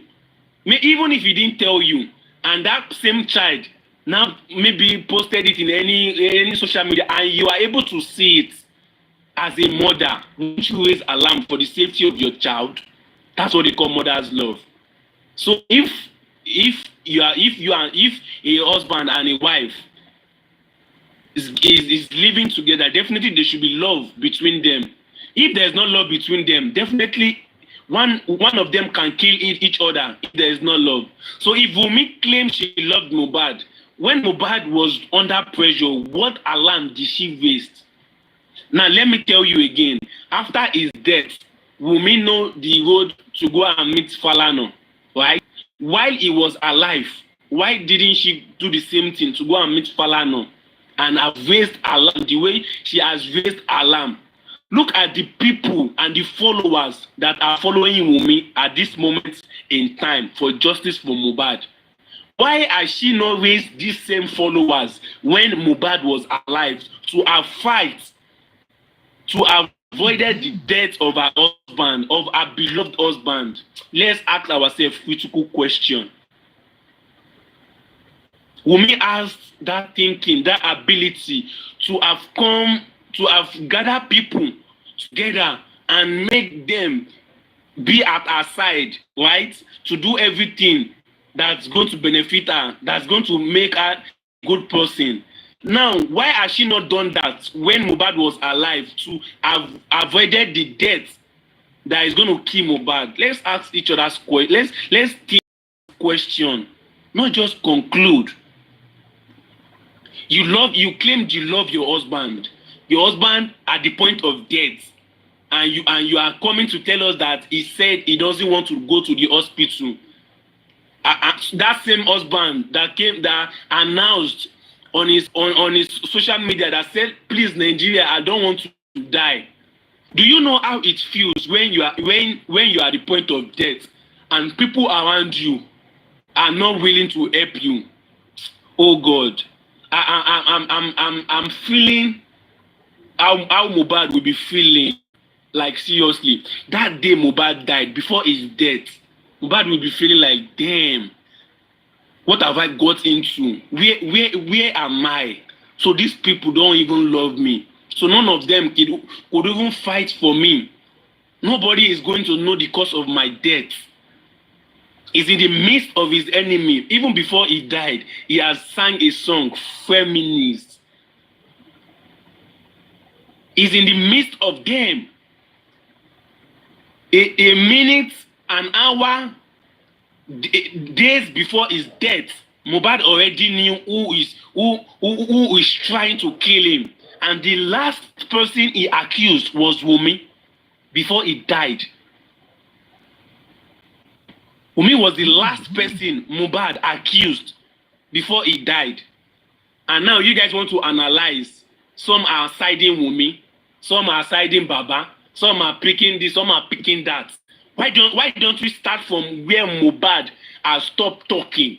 At least you guys that are talking and analyzing now, it's because you have the grace. Because you are living, you are breathing. That is why you are analyzing. Mohbad has stopped breathing. Those things he has analyzed by himself, those things he has said by himself, why didn't you start from there? Why did you dump it? If really you are fighting for justice, if really you want to know what have killed Mohbad, you would have started from what Mohbad has said. The last statement, the last word, the last song, the last things he said before he died, that is where you would have started from. We were told 15 people were in the house with Mohbad when they came back from the show. At least, some people were saying, according to the news, Mohbad had a fight in the show and all of that. He fight with Prime Boy and he blew the glass and he was bleeding previously and rubbish. Everything they said can still be used against them, especially the wife, because the wife is with them. The wife went with them to the show. Even if she claimed that she was not there when the fight happened or when he broke the glass and all of that, at least if she accepted that a fight had happened in that show and Mohbad blew a glass and he started bleeding, what stopped her and the rest of them to branch to the nearest hospital to start a treatment on her husband? What stopped them from rushing to hospital to start a treatment on that same beloved husband? Is the wife not aware? If she's not aware of the fight, is she not aware of the bleeding? At least we heard the report from the police. He bleeded previously. So is she not aware of the bleeding? Why didn't they branch to the hospital? Those are the questions you need to ask yourself. So if she still come outside to say Mohbad didn't bleed, that is why they did not branch to the hospital, fine. Then they now went home all together. Definitely he went home fine, nothing was wrong, he was not bleeding and all of that. Now where did the sickness come from? Someone that went home by himself, where did that sickness come from and took his life overnight? And blood was all over the house. At least there are witnesses in the house that they said they saw blood. Even if the witnesses later deny, there are pictures, there are evidence, pictures of clothes that was covered with blood in Mohbad house. Where did that blood come from? Is it from natural? Is it that when someone died natural death, blood will start pouring out of their body? I don't understand. That is another part. Now another part is him being a celebrity. If they claim he has died a natural death, why didn't they video him? At least people who died accidentally, like unexpectedly, they do video them and say, look at this person, no, look at him, he came home, and we didn't know what happened to him. He died, he could not stand up, we woke him up, he could not say anything, and we found out that he is no more with us. Why is there no video of Mohbad being dead in the house? Ask yourself this question. Why are there no picture in the house, Mohbad lying down lifeless? Ask this critical question.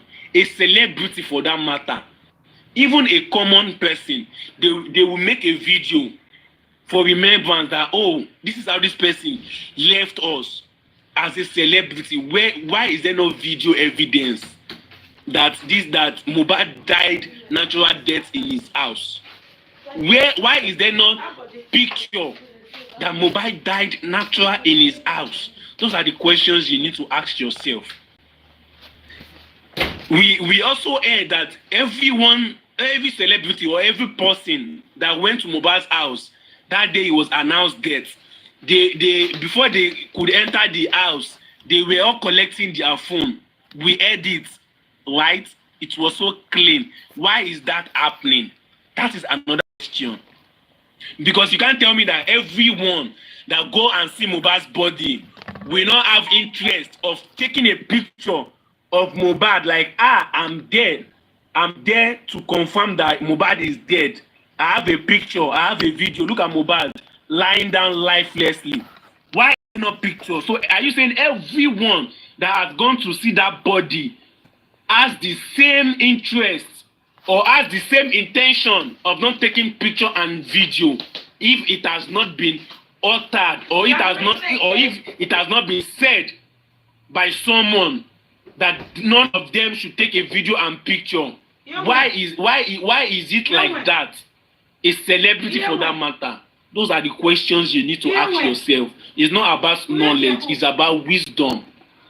Those are the things you need to ask. Wumi as the wife, right?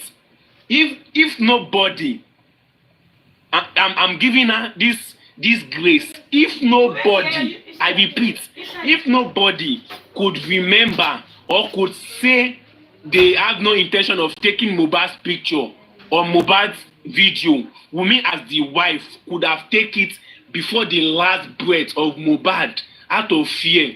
I don't have anything in Mohbad's death.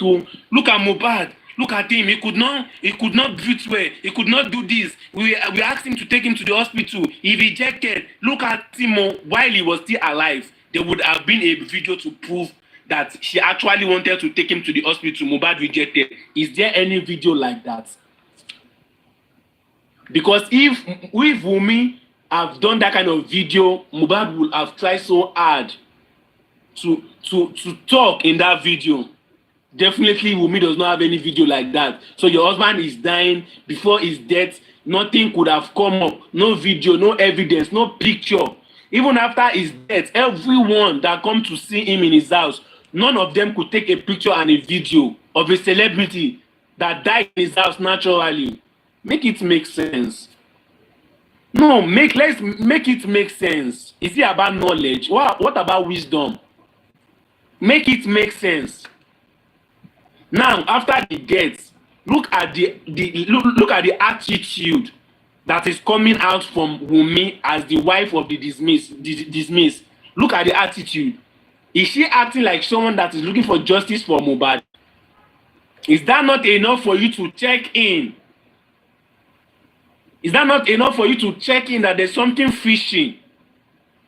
There was a time they suspended the Corona inquest. And some people made a video. They said they saw Wumi and Mohbad taking picture, laughing, happy, dancing. No, make it make sense. Can you make it make sense? You are happy that the Corona inquest was postponed. Of what joy is it bringing to you and your child, if that child is Mohbad's son? What joy is it bringing to you? Let's make it make sense. Adura, DJ Bami, and all of the rest in the house. When you checkmate all of their statements, you see that most times they are tackling themselves. They are not saying the same thing. They are not saying the same thing. And where I am really disappointed in justice for Mohbad is everyone in that house that day Mohbad died, they were supposed to be arrested. They were not even if not for being a suspect, at least a witness. They were supposed to be arrested separately, and the police will go to one of them individually and ask questions. You will see they will never say the same thing. There will be a mistake. There is no how you will plan something and a mistake will not come if it is a plan of evil. I don't think if you guys are following me. That is the beginning of the mistake for justice for Mohbad. Those people in that house was released. Everybody has freedom. They could talk to each other to their satisfaction. They could plan on what to say if they are to call them back to ask them questions. That's bullshit. So anyone saying Mohbad died natural death or Mohbad died out of medical whatsoever negligence, that is bullshit. That is bullshit. Go and listen to Mohbad songs. Yeah. ó ti wà lọ́wọ́ àwọn èèyàn kan nínú àwọn ọ̀dẹ̀ ló lọ tú àṣírí síta kí ló dé tó jẹ́ pò ló lọ sáré lọ rà rẹ́ sí ọmọ yẹn tó ibẹ̀ ló yẹ kí gbogbo wa náà ká dẹnu ká kan ojú ọ̀rọ̀ kan wọn gbọ́dọ̀ fi dààmú lálẹ̀ àbí kí ló ń pè tán mú yẹn torí tó bá ti lè fi sílẹ̀ kéèsì yẹn ti bàjẹ́ àní rójú tu ọ̀rọ̀ mọ́ so tó bá ti lè mú yẹn tó ti mọ́lé bóyá ó sọ oṣù mẹ́ta oṣù mẹ́rin àwọn ọmọ ọlọ́mọ tí wọ́n sáṣẹ̀ tó ń gbìjà Mohbad tó ń gbìjà bàbá ó sà níye oṣù tàrífà ló lẹ́wọ̀n ó níye oṣù tí fẹ́ràn ló lẹ́wọ̀n ó níye oṣù tí ó níye ọ̀sẹ̀ tí madara ìkí lórúkọ rẹ̀ tó wà lábùjá tó lò so kán fi òun náà síbẹ̀ ká mọ́ fa gbùrù lọ tó kàkà bẹ́ẹ̀ kán sàjẹ́ sí kóòtù kó mọ kán lọmọ ṣẹjọ́ níbẹ̀ so tí bàbá bá ti wá rí nǹkan kan ṣe àtàwọn lọ́ọ̀yà báyìí ajẹ́pọ̀ ganan fún anígbódú bí sán kò jẹ́ nǹkan tèmi máa sọ fún ọmọdé ti tèmi. All right, acupuncture.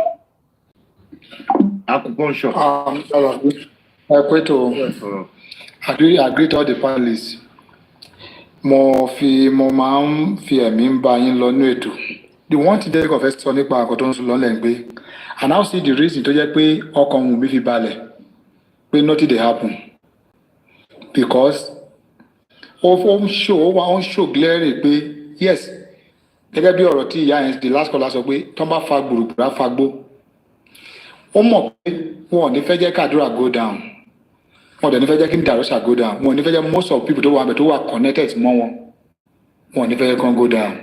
This is the reason tó jẹ́ pé ọkàn Wùmí fi balẹ̀ pé nothing will happen. Because wọ́n mọ̀ pé tó bá mú Wùmí lé ní tó ṣẹlẹ̀ tí wọ́n ti mú Wùmí máa ka èèyàn. Dàmọ́lá bó ṣe wà yẹn gan tó bá pẹ́ jù ń bẹ̀ ó máa sọ̀rọ̀. Ìgbà tó bá máa fi sọ̀rọ̀ ó máa tabara lé atabara oko. So àwọn ọ̀dẹ̀ fẹ́ kó rí kí ni ẹ̀hán dáìfẹ́ ni wọ́n fi di pé wọ́n jáde they are trying to protect it. It is now it go wà glaring pé àwọn ní àwọn tó ń protect yẹn àwọn bọ́n ṣe tó bá ń protect Adura tó ń protect Demola tó ń protect any one of them that means they are also protecting Wunmi and this now will lead to what will not make someone to get what they did justice. Nǹkan tó bí kò mọ̀ ń bẹ̀ ni pé instead of pé ká máa drag Yomi ká máa drag Kini ká máa drag by let's focus and face the next line of action. What's the next thing? Okay, kí la máa ṣe báyìí. Okay, kí la lè ṣe tí Darusha tí Demola máa fi sọ̀rọ̀. Ibi channel tí lè Yomi lọ is very very correct. Ibẹ̀ gbogbo ni head àwọn ló wà in charge of that case. Then what did they need to do? Àwọn ló máa send signal lọ sọ okay. Now bring this person. Then you don't need to just guess when you have not get it to reality pé Adura kọ́ ló ń sọ̀rọ̀ Demola ló ń sọ̀rọ̀. Yes, Adura ló ń sọ̀rọ̀. Adura kọ́ ló ń sọ̀rọ̀ Demola ló ń sọ̀rọ̀ because tí confam lẹ́nu Adura tí confam lẹ́nu Demola fún Adura ló bá wọn sọ̀rọ̀ kódà kó jẹ́ Demola ló lo àkáǹtì Adura ló bá wọn sọ̀rọ̀. Let's just be face reality. So instead of them coming about tó bá ti lọ́tọ̀ tó bá ti heart bá ti bá bá ti bá ti heart tí any of them ò bá fà that shows pé wọ́n ti compromise wọn fẹ́ jẹ́ kí because mo rí ìgbà tẹ́nìkan sọ lórí show lọ́jọ́ kan pé wọ́n bẹ̀rẹ̀ wọn fẹ́ jẹ́ kí Mohbad ti kú wọn tó fẹ́ jẹ́ kẹ́lòmíì tó go down then tí Adura bá lè go down Wunmi ò ní go down because Wunmi wà nílé yẹn Adura wà nílé yẹn Demola wà nílé yẹn so wọ́n dẹ̀ mọ ọkàn tó ṣẹlẹ̀ that is the reason tó wọ́n fi sọ so ọkàn Wunmi balẹ̀ ó mọ̀ pé yes nothing will happen that's why tó fi ní ẹnu tí gbogbo àwọn fans yẹn kì í ṣe gbogbo ohun tó ń ṣe yẹn so in this case now let's just channel this thing now let's come baraja let's channel this thing like let's know what is in Demola's hand kí ló ní video yẹn báwo ló ṣe rí get completely let's focus on it. Acupuncture 1 minute. Hello caller. Nǹkan kan ló rẹ̀ bí ẹjọ́ mo tẹ̀ fẹ́ bèrè question kan gbogbo ọ̀rọ̀ Demola kò ṣe bàbá Demola ṣé bàbá gan wà wí torí a lot of things bàbá wá ṣe last interview a lot of things ni bàbá wà wí ṣé bàbá wà wí nǹkan tó yàn bá wà wí ṣé yàn máa gbé gbèsè lé lórí ni nígbà tó yàn bá mọ̀ lèyàn máa gbé gbèsè lé lórí kọ́jọ́ tèmi fẹ́ bèrè nìyẹn o ẹ ṣe sọ. màá mọ̀ bóyá bàbá wà wí àbí wọn wà wí ẹ̀ máa pé bàbá láìpẹ́. Mr. Latisne bàbá wà wí ẹ̀ bọ̀ ṣọ́n ti gbé gbèsè jù bẹ́ẹ̀ lọ bàbá ti wà wí ẹ̀ ṣọ́n ti gbé gbèsè. Mr. Latisne inú mi dùn tọ́pìkì jẹ́ ká treat ẹ̀ dáadáa Adura ló sọ kí ló test ọ̀hún ti Adura pa prove ẹ̀ pé òun kọ́ ní ti tèmi ò Adura ni